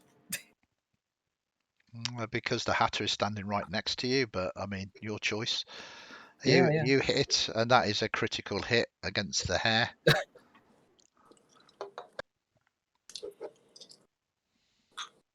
Okay, so you do 19 more damage, instantly killing the rabbit. I hope you are happy with yourself. No, as a player, no, not really. As a character, they're not really that bothered. This is the job. And then the attention will turn to the Hatter himself. Yeah. And then again, we'll attempt to bite him. Yep, go on. So sorry? Oh, I was just the psychic damage you took at the start. Did you say it doesn't affect constructs? No, it's because of the still a humanoid. Yeah. She casts as a humanoid rather than a construct. Okay. There's very few player characters that aren't classed as humanoids, even if they've got strange things.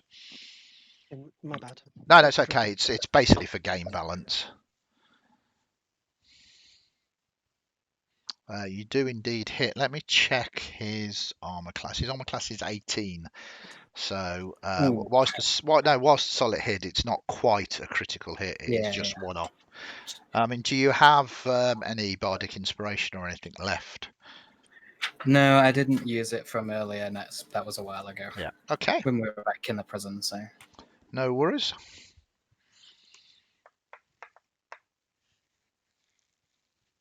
So it seems that your damage is carried through anyway. So you do 10 points and he takes it all. Anything else? That's it. I've used bonus action move. Okay, and then we move to Alice. Alice is just not happy. She's in a rage and she moves 5, 10, 15, 20 and is going to just attack the first person, really, which is you. Is going to swing her claws at you. A miss. Claw at you. A miss. I think she only gets 2 attacks. Yeah. And then we move to the Duchess. 5, 10, 15, 20. It's been very much a round of the Duchess being cheered up, depressed, cheered up, depressed. People move round, but thankfully it is ended on a plus. So she will use 3 sorcery points to make the Hatter have disadvantage to the saving throw that's coming, Okay. and then cast Lightning Bolt in a delightful straight line into Alice. You are a terrible person. Okay. I don't know how to do this with multiple targets, Andy. So Sorry. you just target both of them. I would get rid of. Yeah, that's it. So you're targeting both. You cause them to make the saving throw first. Yeah, and Hatter is the only one who's at disadvantage. Yeah. Okay, so I see what you mean. Okay, so target one of them first, then. Okay. Let's remove Alice. And then, You can just cast it twice. Yeah, I guess that's probably the straightforward way. So just cast twice. Well, cause him to make a saving throw twice, basically, but just do the first one first, because if he fails it, then there's no need to roll again. So apologies, Andy, but I've got 3 options: cast, attack, or saved, or just click on save. Just click on the save. It's got magic resistance, so he saves on that one. So click it again to see whether, and we'll choose the lowest one. So he still saves. So then do your damage to the Hatter, and then that should bump half it to 15. And then now target Alice, and Alice just gets a straight roll. Cool. So is that set up okay? Yeah. So target again, and she succeeds as well. So just roll the damage again. So slightly better than that. So, but still good. I mean, it was a total of 33 points of damage there. And both of them look injured. That's an impressive opener, really. And then with all of that, we move to Valère. Good to attack Alice. Mm. I'm going to use Inflict Wounds at level 3. Of course you are. You are. You have been so unlucky today. I'm so sorry. But yeah, you have missed. Anything else you want to do? For both spells, so I can't. Okay. Have you got a weapon? Yeah, I've got weapon without being action. Yeah. Okay. So, Inflict Wounds is a really good spell when it hits. It does so much damage. Yeah, 5d10s. Yeah. So we move to Jean-Claude. Yes, so after seeing Alice sprinting around this corner, I will turn my attention to her. I'm going to bonus action Hex. Okay. And then action, I will Booming Blade. Damn, I'm so bad today. All of you that started your turns should be taking 2d10 Oh, psychic yes. damage. Yes. It's okay, forget it, because like No, it's fine. I will do it again. So yeah, carry on with your attack. Okie dokie. It is my So- fault. The Hatter is off his game today. Oh Oh, my that's gonna- god. Oh, there it is. Can I take it back? Can I see if I oh, kill you first? Yeah. Quickly kill him before he does his attack. No, brilliant. That is a hit, a critical hit. So I will also throw in a defensive flourish in there as well. Yeah. So when I hit, I will give a flick of the wrist. So let me also add flourish on that. Oh, look at that. Oh my god. Oh my god. You've killed Alice. Yeah, sorry about that. There you But I don't know which one of those dice was actually my defensive flourish. Well, Does it tell me if I hover over them? no, I shouldn't imagine Okay. so. So, So what I'll do is, if it's all Aren't right, I'll just both roll a d8 because Yeah. what it does is it buffs my AC up for until Yeah. the next round. Well, both the d8s are 4s. no, Oh, that's true. there's not. There's a They're, six and a they're four. not. There's a 6 and a Is 3 that- as well. I'm Is more that than. the right amount of dice? Uh, There should be two weapon attacks, 2 booming blades, and then 2 of your Hex. stuff. Yeah, for yeah. use. So I don't think There's- there should be 4d6s. There's a hex on there as well. Oh yeah, sorry. Yeah, Yeah, because I sorry. hexed as well. It's yeah. correct. It's Forgot terrifying, about the hex. but correct. Um, So your armor class goes up by 7 points as well, because of course it does. yes. Good on you. No, that's good. We've lost fact- viewers. Viewers have rage quitted on my behalf. Yeah, brilliant. Is there anything else you want to do? No, that's Yeah. good. Thank you. Well done. Beautiful turn, Bastion. What are you doing? Okay. I think you've So been target outshined. You've got to do better than your brother. What? Saying it now. Psychic damage first, yeah? Yeah, I feel really bad about doing it just to you, but I Also, don't care my, anyway. my resistance didn't go on properly, so It's okay. So you have failed. So what I'm going to do is I'm actually going to not do the damage directly to you. I'm just going to roll 2d10 like that, and it is 7 points. So you take half of 7 points, which is 3 points, leaving you with 2 temporary hit points. Okay, and then Bastion, you'll go. okay. So I will use my last remaining bardic inspiration to Mhm. point out to this gentleman that he's not even wearing a hat.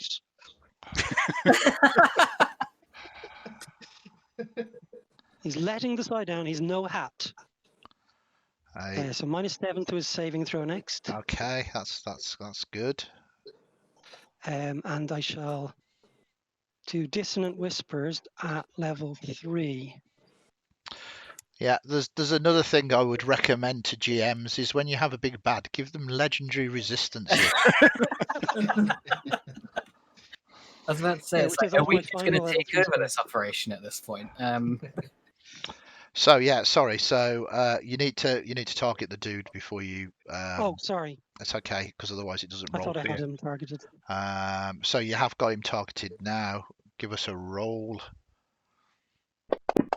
He's got magic resistance, so he would do it on a 25.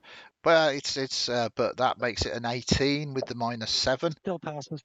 Yeah, so he just kind of shakes it off. I'll wear you like a hat, he says. It makes absolutely no sense, but that's all he's got. I'm just thinking which hole he will use to put his head in. Is that the end of your go? So there was a bonus action. You and take an half damage on action. this, I suppose. I'll move here. Mm-hmm. Okay. Andy, can I just check something? Yeah. Magic resistance.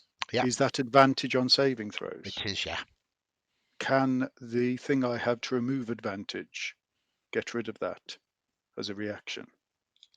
I don't know. What is the wording of It- your thing again? I'm just looking it up. So, restore balance. When a creature you can see within 60 foot is about to roll a d20 with advantage or disadvantage, you can use your reaction to prevent the roll from being affected Yeah. by that advantage or So disadvantage. it would be making rolling to with advantage for his saving throw. Yeah. Okay. I sense something's coming up, so I need to finish this quickly, and I've only got 4 minutes left. So this thing is going to target you, Chloe, and we're going to open up now. It makes 2 attacks, one with its claws, one with its advantage. Oh, with advantage as well. Did you want to? Yeah. Oh, actually, no. Dissident whiffers do half damage on a fail. Oh, it does say Yeah, half the save, it's vicious mockery that doesn't. So yeah, give us. Don't just roll 3 or however many d6 you want in the what's the name. Oh, I set it up on. Oh, that's level 2. Sorry. Yeah. What I'm saying is it won't necessarily register that he's saved now, so just roll the number of d6 in the tray and then we'll halve it. Okay. So it's the 3rd level. Why can't I scroll down to 3rd level?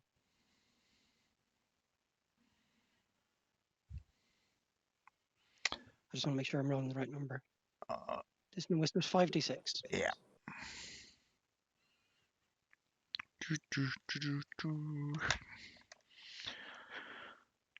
So 17, so it's divided by 2, so that'll be 8. So he's going to take another 8 damage, pushing him up to that there, which is enough to make him heavily wounded, you'll be pleased to know. But then he's going to react, and he's going to do a claw attack first. With advantage, and oh dear, this could really smart. Are you actually raging? I am raging, yeah. I probably haven't clicked it, have I? Well, it's done 58 points of damage to you. You've absorbed 1 point of damage, so yeah, I didn't click it because I'm stupid. Okay, well you were raging, so we will say that you take what down, because this is a crazy mixture of slashing and necrotic damage. Okay, so the slashing is halved. Okay, so you got 5 plus 7 plus 3 plus 7 plus 2, so that is 24 slashing divided by 2, so you take 12 plus I suppose 24 minus 58, yeah, plus 12, so that is 46 points of damage you would have taken. Mm-hmm. Bum, bum, bum, bum, bum. So we will put that on there, 46, and we will remove unconscious from you. Yeah, because I ticked off that I used it and then didn't click it. Yeah, that's okay. These things happen. One of the great things, and I constantly say this about Fantasy Grounds, it's like playing pen and paper. Mistakes like that happen, and it's really easy to, rectify them. Now, talking about rectifying, I think it's going to turn toward you, Bastion, or is it going to finish you off? No, it doesn't like the jibe about the hat. It was very insulting. And it's going to attempt to bop you as well. I'm not sure why. Oh, why has it got disadvantage against you? I don't know. I don't know. Gave him some, is he a fiend or something? I gave him some resistances because I gave him protection from evil and good. Oh, right, that is why then. It does yeah. count as... but you are dying. Oh, Jesus. Wow. Yeah, welcome to the world. He doesn't need a hat, and he's gonna put you on his head in a minute. That is his go, Yeah. though. Chloe, Was any of that psychic? no. But the good news is that you are in his aura, so you will automatically be taking Oh, psychic shit. damage at the start of your turns, which will be automatic death fails. Mm. Yeah, this is a domain of dread. Things have suddenly got serious. But it is 4 o'clock, so if you want to end the game now and just go as a victory. It won. Did it? Yeah. Chloe, it is your go. Okay. Just to speed this up, 2 bite attacks. Yeah. Reckless, because put him down. Absolutely. There, you hit for that. Okay. So this will just do. let me check his armor. No, it's not. You need 28. Yeah, I need a natural 20 to crit, I think. It'll do this. And then because I'm under half hit points, I get proficiency bonus hit points back. Yep. So that's that. So I'll do second attack.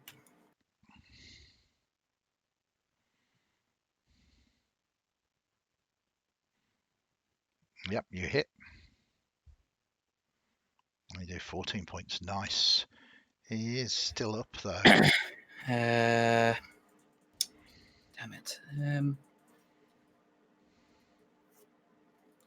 I will move around this way. Mhm. Just in case he tries to go down this way Yeah. get this. Perfect. And then I guess I will take out. Do I heal myself?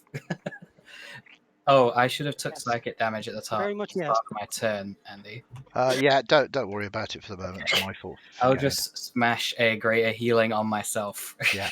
Okay, no So, yeah, worries. carry on. I will sort that out. Then we move to Alice. Now, Alice is a vampire, and vampires regenerate. And Alice gets better, and Alice stands up, and Alice is not happy with Jean as he killed her, but not truly dead. As it tries to grab you, it does grab you, turning its claw attack into a grapple instead, and then pulls you forward and attempts to bite you and hits you, doing some damage to you. And then we move to the Duchess.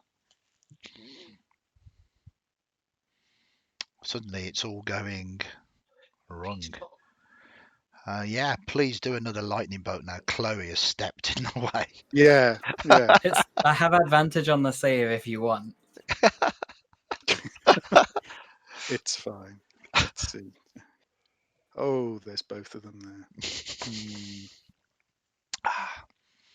Yes. What are you doing? Let's target the Hatter first. Yeah. Get rid of that pesky advantage resistance magic rubbish. To give Okay. him as a reaction, and I will cast lightning bolt again. Wow. Okay. Oh, let's think.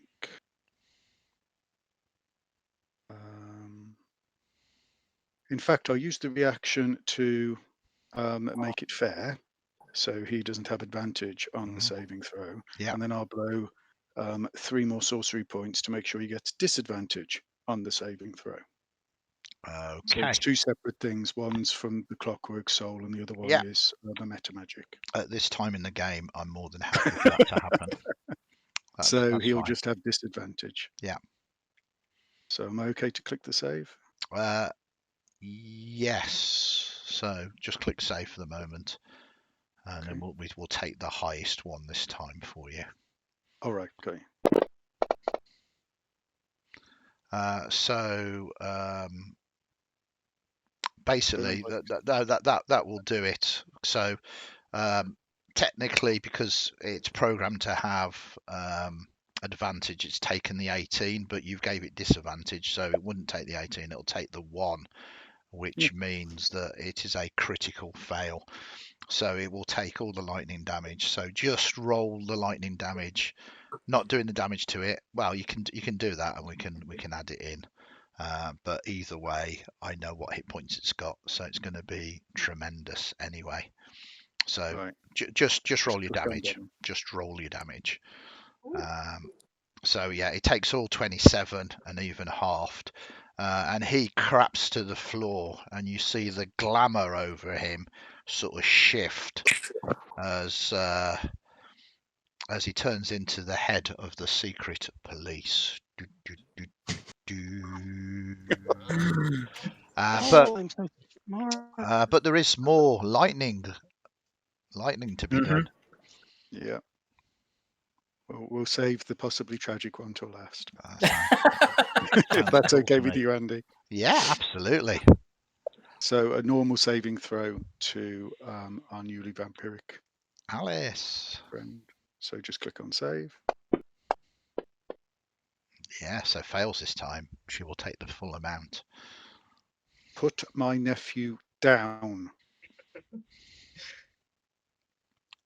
Thank you. As she collapses, I like to think that awkwardly JC lands on top of her, and there's a moment between. I mean, she's not unattractive, Should we? really.